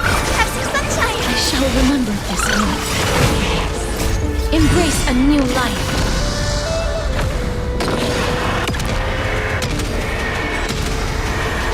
May death protect us! They're lost. So leave it with me. Stop messing around again. Again. Together we can do it. Flowers bloom for tomorrow.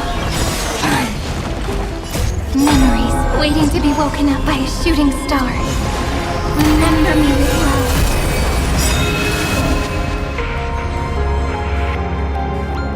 May life and death sprout new buds. Don't blink. Rewrite destruction with me. Cleanse hatred with love.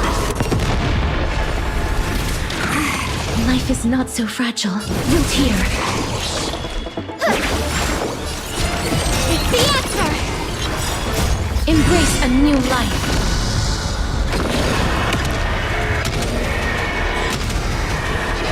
May death protect us! Time for some sweet May dreams. this faint light dispel the gloom, restore the sky. I shall remember this one. Don't worry. Just close your night falls. Good night.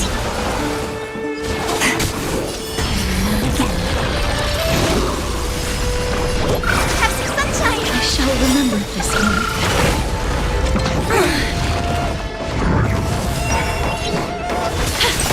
Let's start the second. This is eternity. Stop messing around. Have some fun. Rise and sun.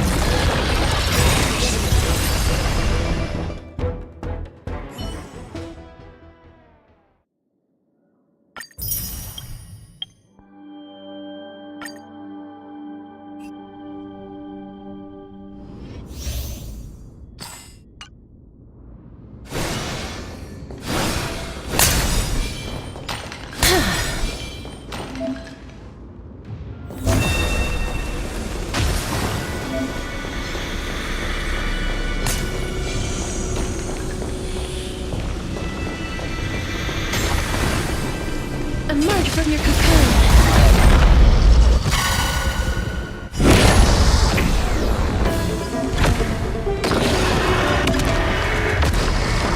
Bloom.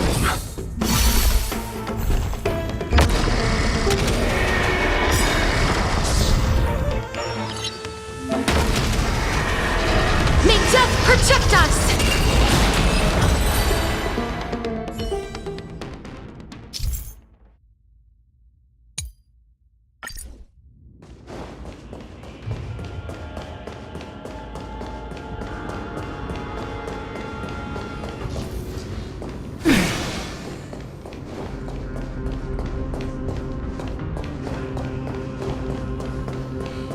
Emerge from your cocoon.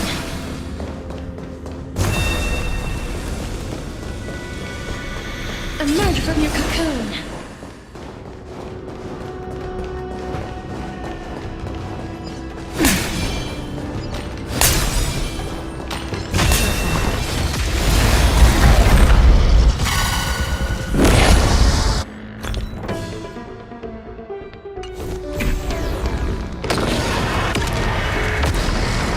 Receive divinity.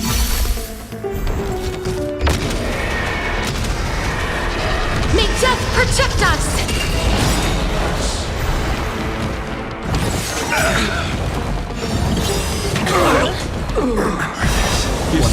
I've returned. It's not that easy.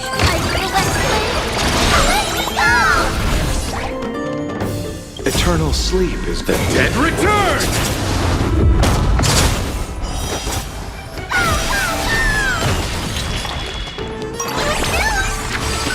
I'm on it.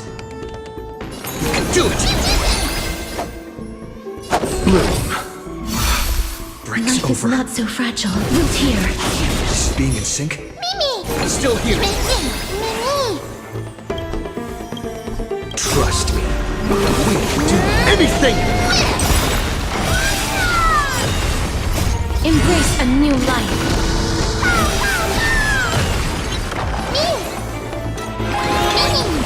Please cherish. Return to dust.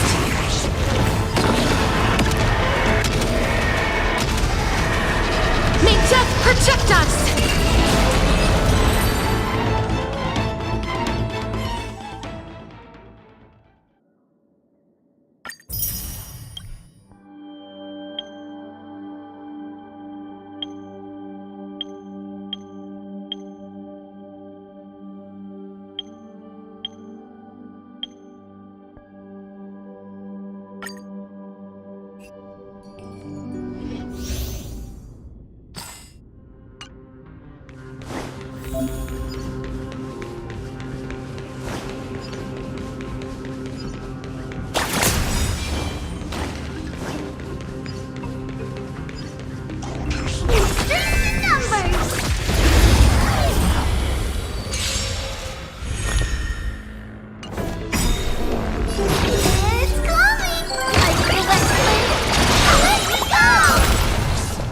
Open sesame.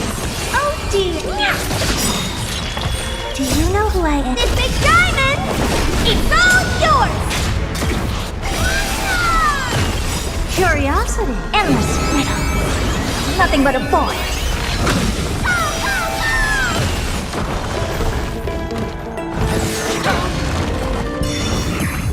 They sent you.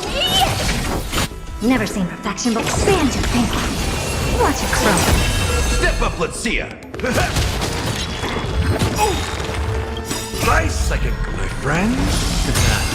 Indulge yourselves! It's coming!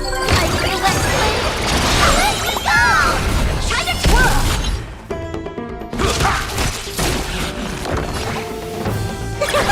Honored to meet you.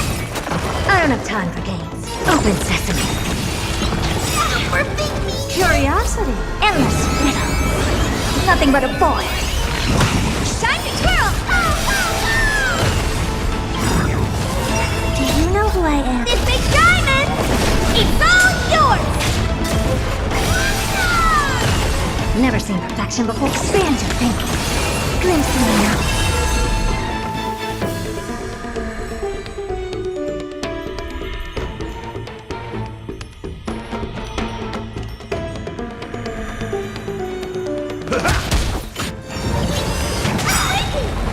Is it coming? Oh dear. Open sesame.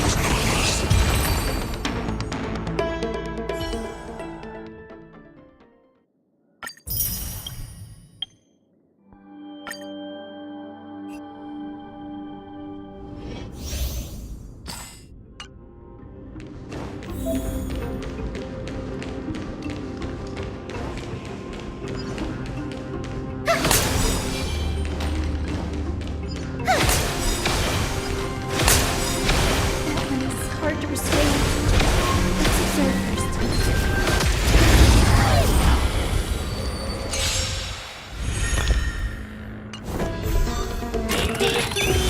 Let's try it this other way. You can do it! Future is bright. Have some sunshine. Breaks over. Mavis. The snow blue. Restore the sky. I shall remember this one.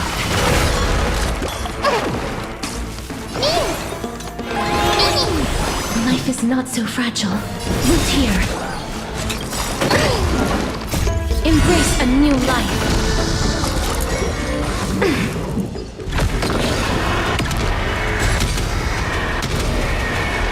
May death protect us!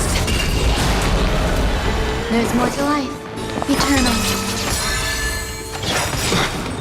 Every petal... All will be swept away by the wind.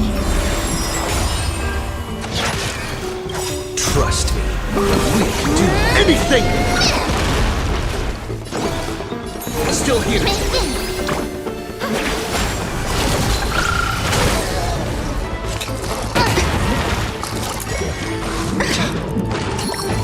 Enjoying yourself? As you wish. Embrace a new life.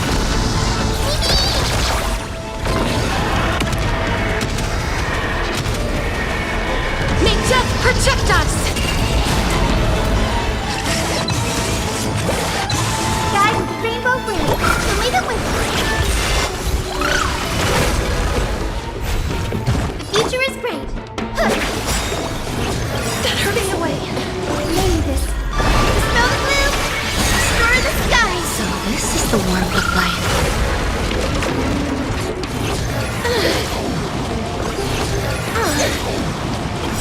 Embrace a new life.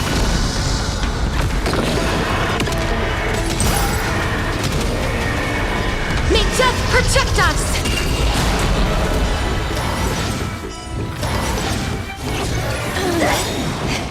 Trust me. We can do anything!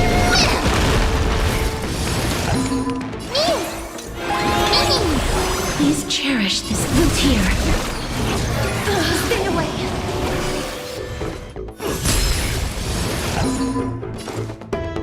You can do it! Some value I...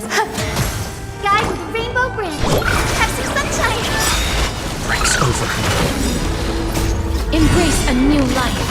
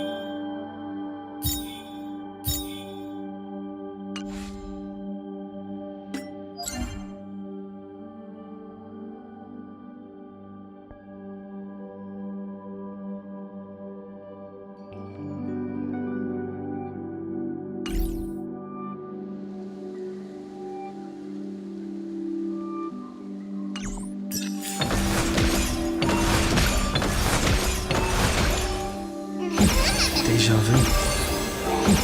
Déjà vu. Déjà vu.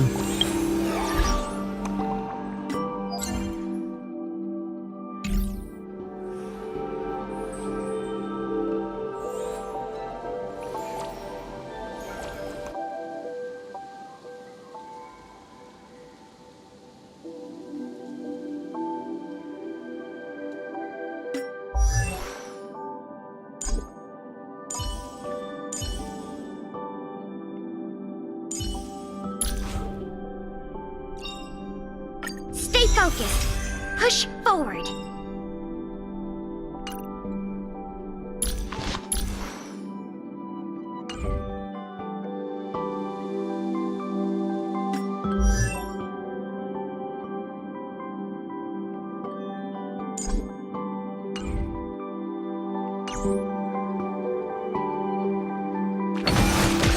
Huh.